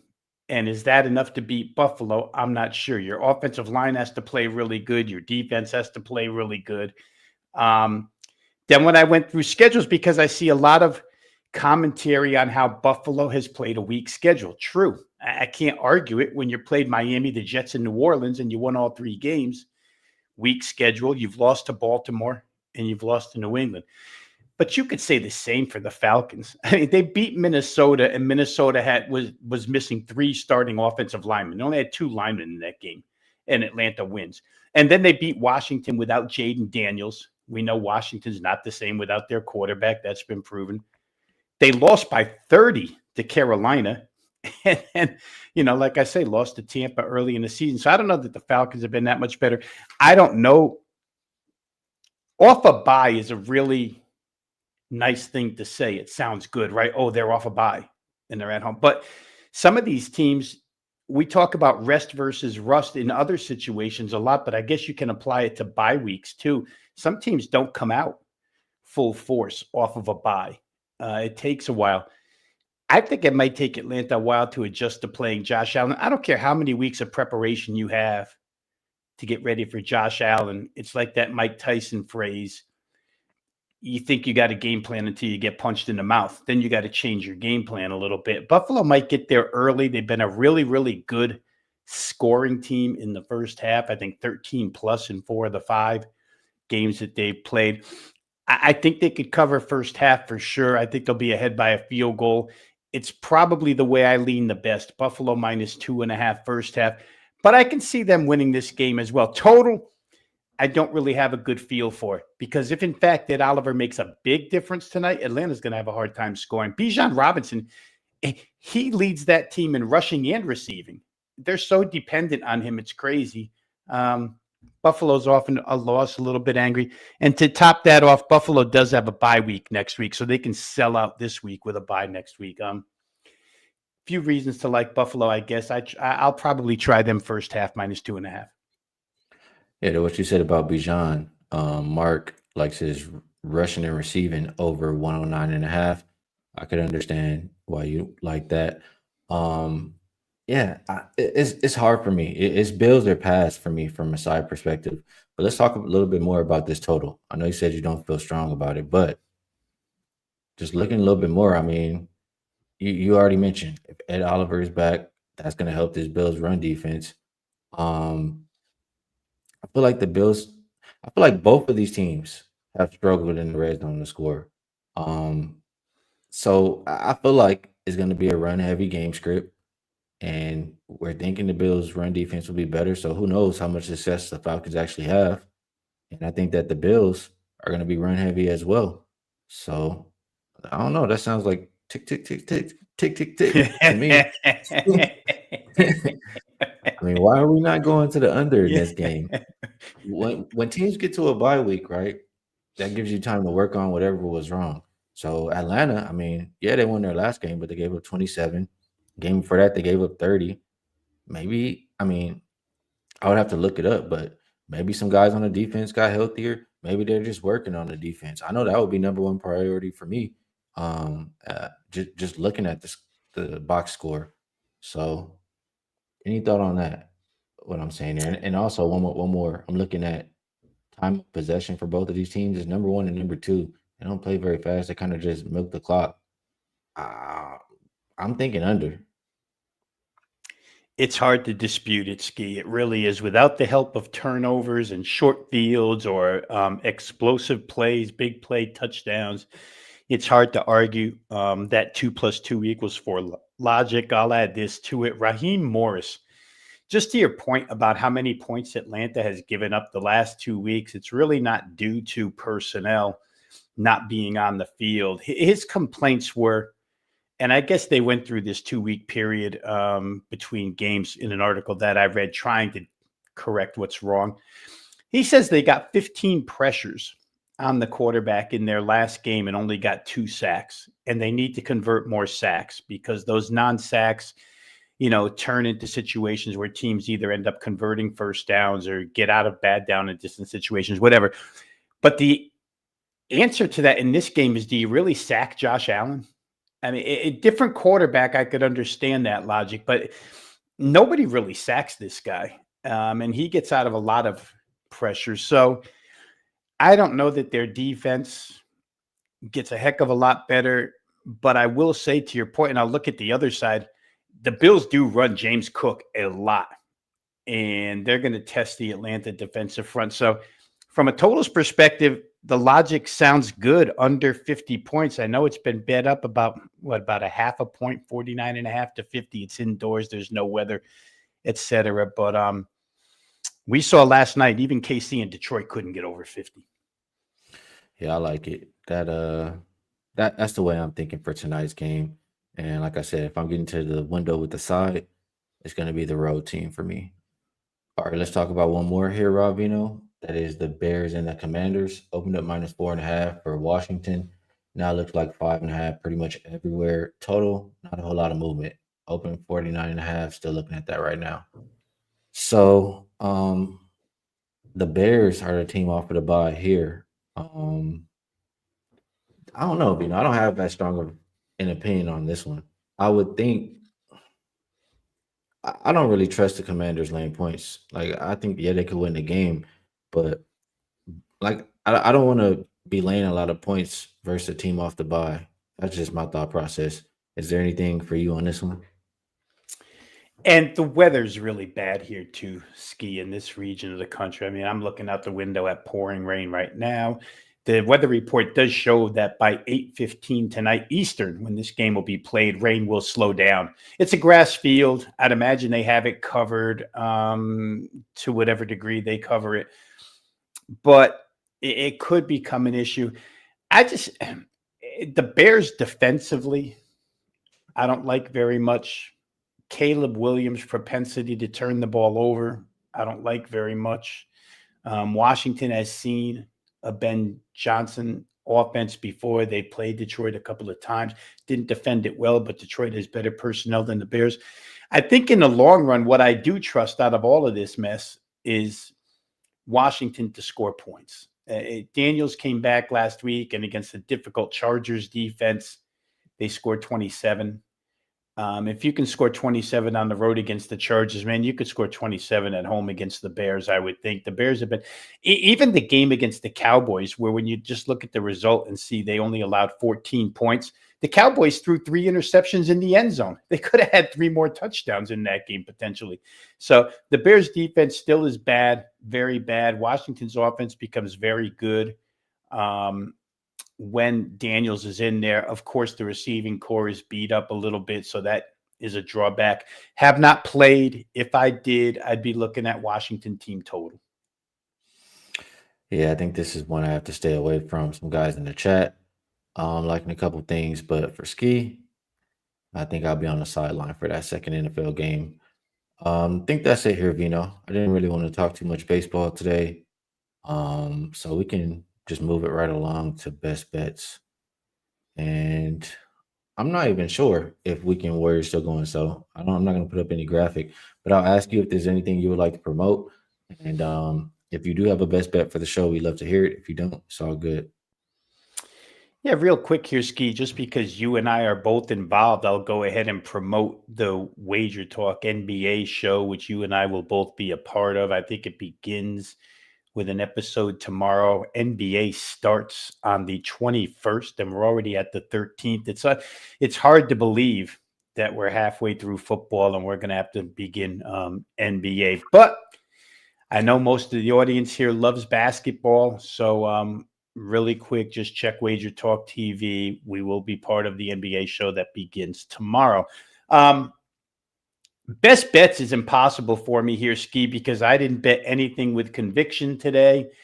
So without having gone to the window yet, I will say that where baseball is concerned, it's slight leans, but nothing that I've gotten to yet. So I'm going to pass on best bets here. We usually like to give advice that we're backing with our own wallets. I don't have that in tow today. So I'm going to skip today, and maybe we get you something stronger tomorrow. Actually, there's 3 college football games tomorrow. So I'll probably have something much worthy of a best bet tomorrow than today. For myself today, I also have not made a wager, but I like that first game. It's either under 50 or Bills for myself, and I'm leaning more towards the Bills. I'm leaning more towards the under. I just think if anything, we're going to see run-heavy game plan from both teams, and if that run defense can be better with Ed Oliver back for Buffalo, that'll make a big difference as well. So the red zone struggles for Atlanta. Neither team playing very fast. I think it's an under game. So I'm very likely to get there. I just don't like to tell you, I only like to give you what I have in my pocket. So if I do play it, I'll tweet it out. How about that? So Vino, see if I did that right. There we go. I appreciate you taking the time to break those couple games down with us. Everybody in the chat, we appreciate you as well. Man, so tomorrow we only have college football and baseball, I guess, right? Yeah, it should be a Dodger game tomorrow. All right, so we'll see if we can find you guys some money tomorrow. Best of luck, everybody, on all your action tonight. We'll catch you guys later.